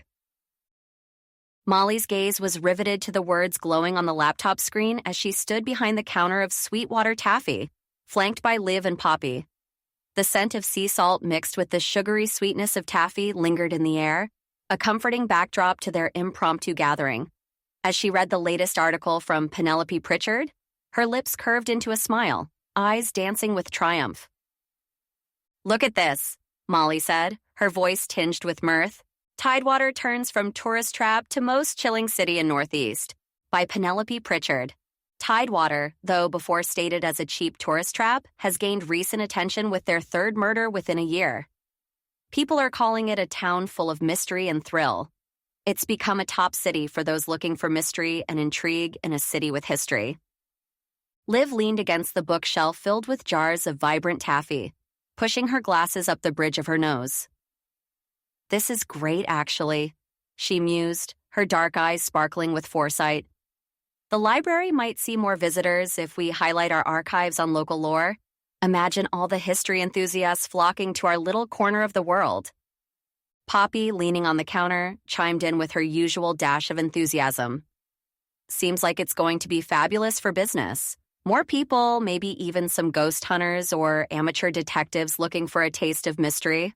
Her grin was contagious, spreading easily to the others. Molly let out a scoff that held more hope than disbelief. "Yeah, like we'll have another mystery on our hands anytime soon," she said sarcastically, though the thought secretly thrilled her. "But hopefully this means more tourism. It'd be nice to get back to normal around here." Her friends nodded in agreement, each lost briefly in thoughts of what a bustling, mystery-free Tidewater could mean for them. The soft murmur of the ocean outside promised continuity, while the fluttering pages of the article hinted at changes yet to come. "Maybe you guys could come help freshen up the library for the new tourists, make it more mysterious and thrilling instead of boring," Liv suggested. Poppy chimed in immediately with a wide smile. "I would love to, and I'll make some videos for you. You could use some updating." "I can do any day but Thursday this week. I have dinner plans with Sophia," Molly explained. "Then it's settled," Liv replied with a smile. Poppy's head tilted to the side as curiosity sparked in her light eyes. "So, what happens now with the store?" she asked, shooting a glance at the colorful array of taffy in the shop. "First things first," Molly declared, her fingers dancing over the display of port wine-flavored taffy that had been the center of too much recent drama. "We're getting rid of this batch. I've had my fill of the wine industry for a spell." Her voice held a firm resolve, even as her eyes scanned the remnants of her wine-infused creation with a tad bit of fondness. Liv chuckled, brushing a strand of sleek black hair behind her ear. "Speaking of the wine industry, I heard Lucas Grayson's vineyard is back on track to turn a profit this year." She nudged her glasses up again, a habit that offered comfort amidst uncertainty. Molly gave a nonchalant shrug, but her lips twitched upward, amused by their town's penchant for small-town gossip. "Let's just hope Eleanor doesn't get into fights with him like Vincent did." A shared laugh rippled through the trio, light and carefree. The cheerful sound of the door chime cut through their banter, and Molly turned to see Jack stepping inside. His appearance a sharp contrast to the pastel sweetness of the taffy store. He was dressed with an effortless charm, a blanket tucked under one arm and a picnic basket hanging from the other. The sight of him, so ready for their date, sent a flutter through Molly's stomach. "Ready to go?" she asked, walking towards him, her voice holding a note of excitement she couldn't quite mask. "Of course," Jack said, his eyes crinkling at the corners with a smile. "I've been looking forward to this." "Bye, you two," Poppy called out, her smirk implying untold jokes and teasing that would surely follow once Molly stepped out the door. "Have fun," Liv added, pushing her glasses up once more with a knowing look. "See you later," Molly said, waving goodbye to her sister and best friend.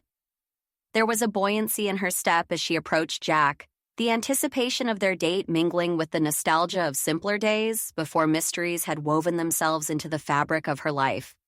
She couldn't help but feel excited to get things back to how they were meant to be, to the time when asking Jack to be her boyfriend had been the most thrilling mystery of all. The salty breeze teased Molly's dark hair as she and Jack meandered along the shoreline, their fingers interlaced. The sun was beginning its descent, casting a warm glow over the beach and turning the waves to liquid amber. Seagulls called overhead, circling and diving in the balmy air as the couple found an ideal spot near the whispering tide. With practiced ease, Jack unfolded the blanket, spreading it across the sand like a canvas, waiting for memories to be painted on its surface. He settled the picnic basket atop, the woven wicker looking quaint against the vibrant hues of the sunset. They sat down, their shoulders brushing, comfortable in the silence and the rhythmic lapping of the waves. "I decided not to bring any wine," Jack quipped, a half-smile playing on his lips. "For obvious reasons." Molly's laughter bubbled up, light and genuine. "Thank you," she said, her face sparkling with mirth. "I think we've had our fill of wine-related adventures for a lifetime." They shared a conspiratorial glance, the recent chaos of Tidewater's mystery still fresh in their minds, yet fading into the background like the receding daylight. There was something about the beach, the vastness of the ocean and the endless sky, that made everything else seem small and distant. "Jack, Molly, I've been..." Their words tumbled over each other, creating a momentary knot in the conversation. Surprised, they paused, and Molly motioned for Jack to continue. His gaze held hers, steady and sure. "Well, we've been hanging out for a while now," he began, his voice taking on a serious tone that belied the gentle humor always lurking beneath the surface. "And I wanted to know if you would do me the honor of being with me. I want us to be exclusive, boyfriend and girlfriend, or whatever you want to call it." The question hung between them, as delicate and crucial as a seafoam bubble, containing all the hopes of what could be. Jack's earnest expression awaited her response, his offer sincere and open, like the horizon before them. Molly's smile unfurled like the petals of a sun-warmed daisy, her heart thrumming with an elated rhythm.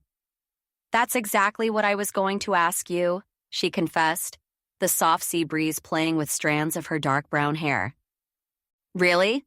Jack's eyebrows arched in pleasant surprise, a spark igniting in his eyes. She nodded, her eyes shimmering with the reflection of the setting sun on the water surface. "I would love to be exclusive with you." The words felt right, anchoring her to this moment.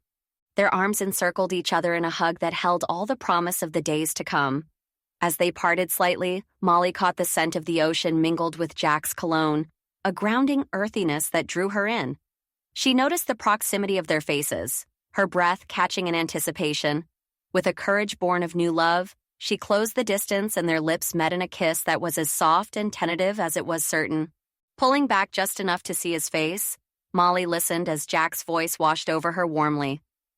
"I'm so glad for everything that's happened because it's brought me to you." Isn't that a weird way to be happy about a murder? Her tone was playful, yet laced with the irony of their shared experiences.